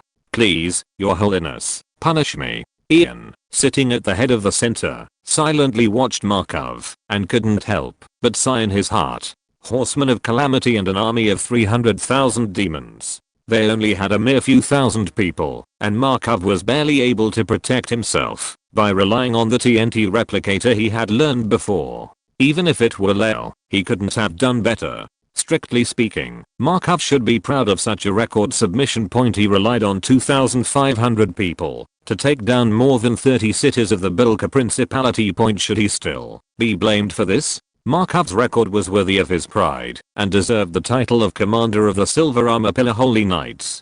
If he had to be punished, the sacrifice of these Silver Armor Pillar warriors had already caused Markov immense pain. That was not just a matter of soldiers, but of comrades who, like him, had faithfully dedicated their faith to Ian and the Dawn. After a long time, Ian slowly raised his hand, and the gentle white light of the 7 Holy Crown robe extended to help Markov up. War has always been cruel, and there is no such thing as a perfect war in the world. You, the warriors of the Silver Armor Pillar, have already done very well. You should not be punished. I believe that fighting for the Dawn, until the very last moment, they were still honorable and proud. Why not look at how rich our gains in this battle are? If it weren't for you delaying the time, how would we have had the opportunity to annihilate the 300,000 demon army, annihilate the 4 horsemen of calamity and the fallen knights? Markov lowered his head with red eyes, looking dejected. But that's not my credit. If the elven and dragon powerhouses hadn't arrived, if it weren't for Your Holiness,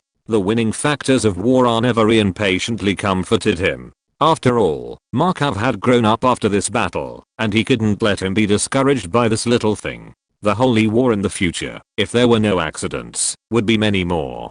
The commander of the Holy Knights must not be decadent. The charging warriors, the preaching priests, the logistics support, the transmission of intelligence, every link is indispensable. You have already done a great job. I'm proud of you. Haymir also nodded emphatically, looking devout. That's right, Commander Markov. The Dawn always cherishes his faithful children. I believe that the souls of the sacrificed warriors will follow the Dawn and ascend to the kingdom of heaven to exist forever. This is their best destination. Markov was silent for a long time, feeling Ian's encouraging gaze, although he still couldn't let go. After all, he promised before departure that not a single person would be lost. But now, saying anything more would seem pretentious. In the end, Markov still took a long breath and said, Your Holiness, I want to transport the sacrificed warriors back to the land of origin. That is the place closest to the Dawn. Ian closed his eyes, and after a long time, tightened the scepter in his hand, and asked back, Are the bodies of all the warriors well preserved? Yes. Harren hurriedly chimed in. Thanks to the protection of the armor bestowed by the Dawn, and the rapid collection of the remains of their comrades by other Dawn Knights, basically, the Knights' remains are well preserved. That's good. Prayer. Holy God, you are our shepherd. Our lives are in your hands. Those with noble souls have walked through the valley of the shadow of death, but your rod and staff will surely guide them back to the green pastures, to dwell forever in your living temple. Markov and others were stunned. Ian said quietly, the resurrection chapter. At this moment, an electric current that paralyzed their whole bodies flashed through the hearts of Markov and others for no reason. They only felt that a door in their hearts slowly opened to them with light. Markov suddenly raised his head, his face full of eager desire. Your Holiness, are you saying? Ian smiled gently and gently turned the magic wand in his hand. Miracles will eventually come, and before that, we only need to wait devoutly and patiently. Yes. Markov became heroic again, chest out, head up, and sat down with a look of pride. With one thing resolved, Regia looked sideways at Ian and said softly, Your Holiness, Bishop Matthew has already led the priests and deacons of the White Robe Pillar to settle in the royal capital, and the entire Dawn domain has also stepped into the realm of the Dawn. Next, do we need to start the final judgment of the heretics? After pondering for a moment, Ian shook his head, his gaze looking towards the western sky through the bright window. The judgment is set for 7 days later. This grand holy war's final judgment should give other guests some time to visit. In these 7 days, let Bishop Matthew and the priests of the White Robe Pillar sort out the follow-up management plan for the Dawn domain as soon as possible. In addition, Ian's face gradually cooled down, and his tone was stern. According to Commander Markov, King Bilka sacrificed 70,000 elite soldiers in the royal capital to summon the Cataclysm Knight to open the abyss. Although this battle was a great victory, the human traitors and rebels who showed up in this battle must be taken seriously. The most new small Saiyan first heir. After saying that, Ian looked sideways at Fishley and other elves. Fishley, you are a druid mage, good at peeking into people's hearts. The work of interrogating King Bilka is entrusted to you. I only have one request. Within 7 days, on the premise of ensuring that he can live to receive the Dawn's judgment, no matter what means you use, you must dig out the existence of more human trays. I don't want the Dawn's faithful warriors to have such lowly demon communicators in the rear when they are fighting the demons on the front line. Fishley suddenly stood up and nodded solemnly. Yes, Your Holiness. My clan's queen and the great guardian of the Tree of Life are also in the royal capital. With them there, I swear to the Dawn, we will dig out everything King Bilka knows. Ian slightly, meaning something. The Dawn is merciful, but it also has the wrath of thunder. For this kind of heretic who betrays the Dawn and betrays the bottom line of life, there is no need to have compassion. Fishley's eyes flashed, and the calm tone made Caliphate and others aware of a trace of cruelty. Yes, Your Holiness. Afterwards, Ian added some work on comforting the people of the royal capital and rebuilding the royal capital point. Finally, he sent the crowd away to get busy first, leaving only Fishley and Regia and others. Fishley, in this battle, you invited the Elven Queen and the Great Guardian of the Tree of Life, which played a key role in the Holy War. The Dawn will not treat its faithful children badly. What rewards do you want?